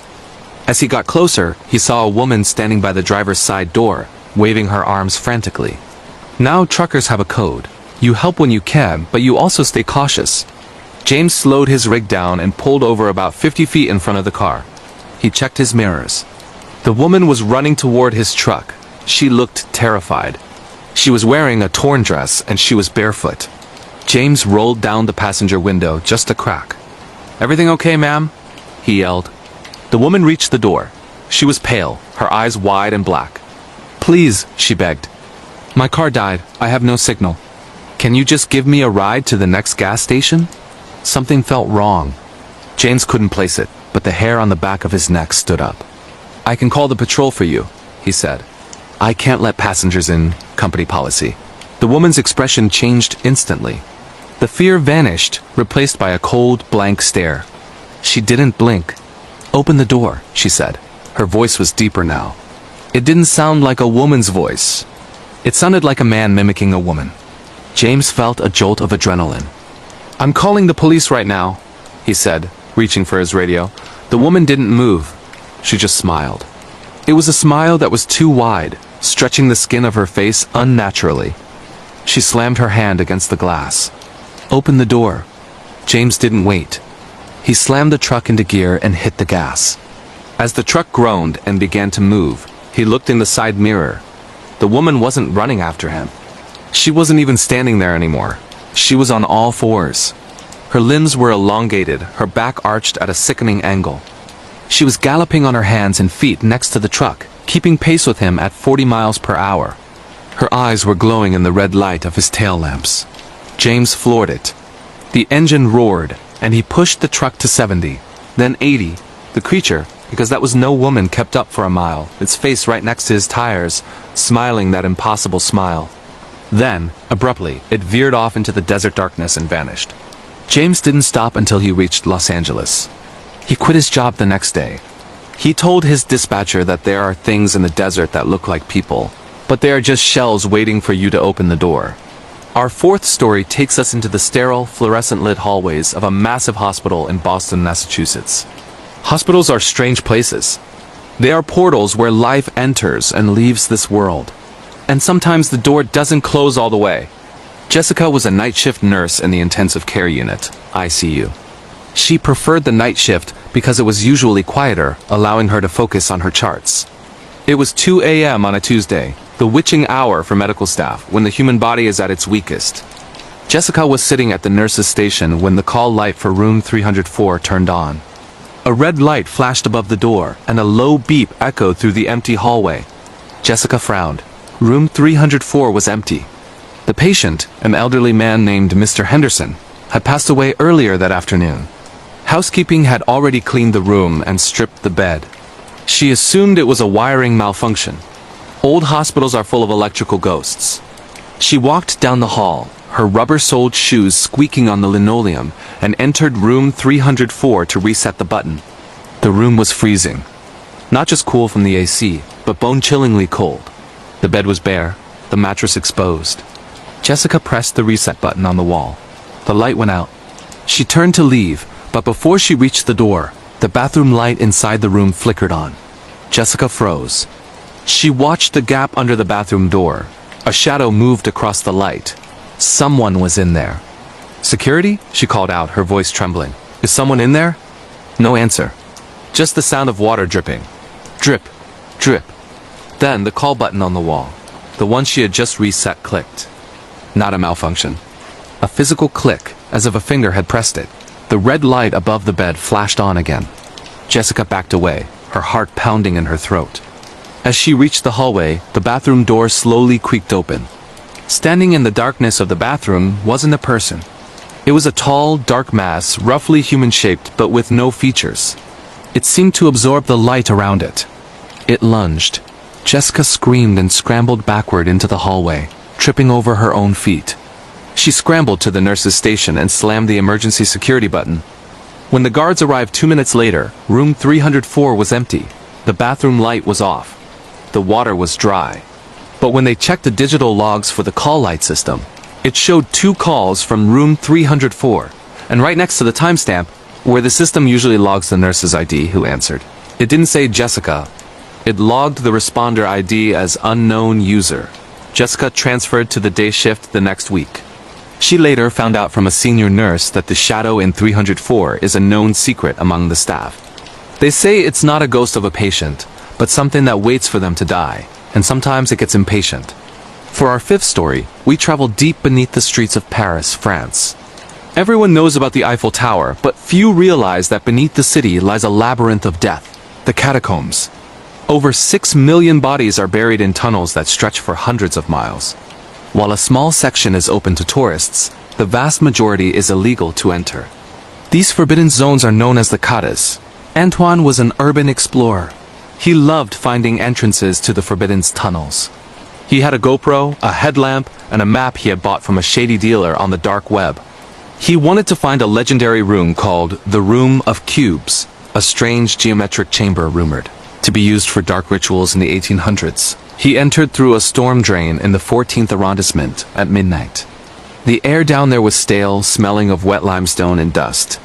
For 3 hours, Antoine crawled through tight spaces, wading through waist-deep water that was black as ink.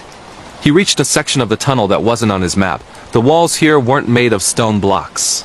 They were densely packed with human femurs and skulls, arranged in artistic, terrifying patterns. As he walked, his flashlight flickered. He tapped it. It flickered again. Then, his audio recorder, which he kept running to narrate his journey, picked up a sound he didn't hear with his own ears. When he played it back later, it was a low, rhythmic chanting.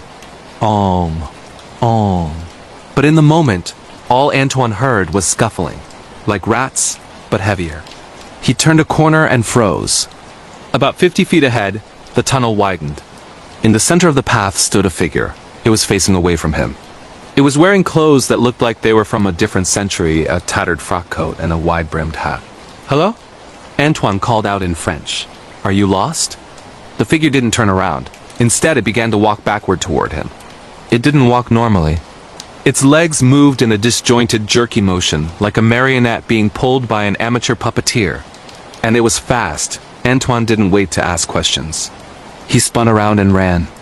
The tunnel was narrow, and he scraped his shoulders against the walls of bones. Behind him, he could hear the wet, slapping sound of footsteps getting closer. Slap, slap, slap. He reached a junction and took a random left, diving into a crawlspace that led to an old mining shaft. He scrambled up a rusted ladder, his breath coming in ragged gasps, until he pushed open a manhole cover and spilled out onto a quiet street in Paris. He lay on the pavement, staring at the stars, shaking uncontrollably. When he reviewed his GoPro footage later, the file was corrupted. But the last 3 seconds of the video, before it cut to black, showed a single frame. It was a face. It was right in front of the lens. It was pale, with hollow black eyes, and its mouth was sewn shut with thick black thread. Antoine never went back to the catacombs. He burned his map. He says there are things down there that have been alone in the dark for too long, and they are desperate for company. Our final story for tonight brings us back to the modern suburbs of San Diego, California. This is a story about the technology we use every day, and how it can be used against us. Lisa was a real estate agent. She drove a luxury SUV and was always on her phone. One Friday evening, after showing a house in the hills, she began the drive home. It was about an hour's drive down winding canyon roads. Halfway home, her iPhone pinged with a notification she had never seen before. AirTag found moving with you. The location of this AirTag has been visible by the owner for the past 2 hours. Lisa felt a cold pit in her stomach. She didn't own an AirTag. She tapped the notification and a map opened up. It showed a red dotted line tracing her exact path from the open house she had just left all the way to her current location on the dark highway. Someone had planted a tracker on her. Panic set in. She looked in her rearview mirror. There was a pair of headlights about a quarter-mile back. A dark truck. It had been there for a while, she realized. She sped up. The truck sped up. She took a sharp exit toward a gas station, hoping to lose them. The truck followed, aggressively cutting across lanes to stay behind her. Lisa pulled into the gas station, which was bright and had security cameras. She didn't get out of the car. She locked the doors and called 911. "I'm being followed," she told the dispatcher. "There's a tracker on my car." While she was on the phone, the dark truck pulled into the pump opposite her. The windows were tinted pitch black. No one got out. It just sat there, idling like a predator. The police arrived within 5 minutes. As soon as the squad car lights appeared, the dark truck roared its engine and peeled out of the station, disappearing onto the highway. The police searched Lisa's car. They found the AirTag. It wasn't taped under the bumper. It wasn't stuck in the wheel well, it was inside the car. It was slipped into the back pocket of the passenger seat. The police realized that during her open house event, while she was busy showing the kitchen to a couple, someone had walked out to her car, which she had left unlocked for just a moment, and slipped into the back seat to plant the device. Or worse, they had been hiding in the back seat, waiting for the right moment to strike, but had been spooked when she got in the car quickly. Lisa moved to a new city 3 months later. She never leaves her car unlocked, not even for a second. And every time her phone pings, she flinches, terrified that the red line on the map will appear again. SEO optimization strategy. Continued updated keywords for these specific stories. Hospital horror stories, night shift scary stories, nurse ghost stories, Paris catacombs horror, urban exploration gone wrong, scary stories about AirTags, stalker technology, real estate agent horror, underground tunnels, as above so below, real life, true scary stories 2025. Engagement hook, call to action. If you made it this far, you are brave. But tell me, which of these scenarios scares you the most? Is it the supernatural entity in the hospital, the creature in the tunnels, or the very real human stalking you through your phone? Vote in the comments.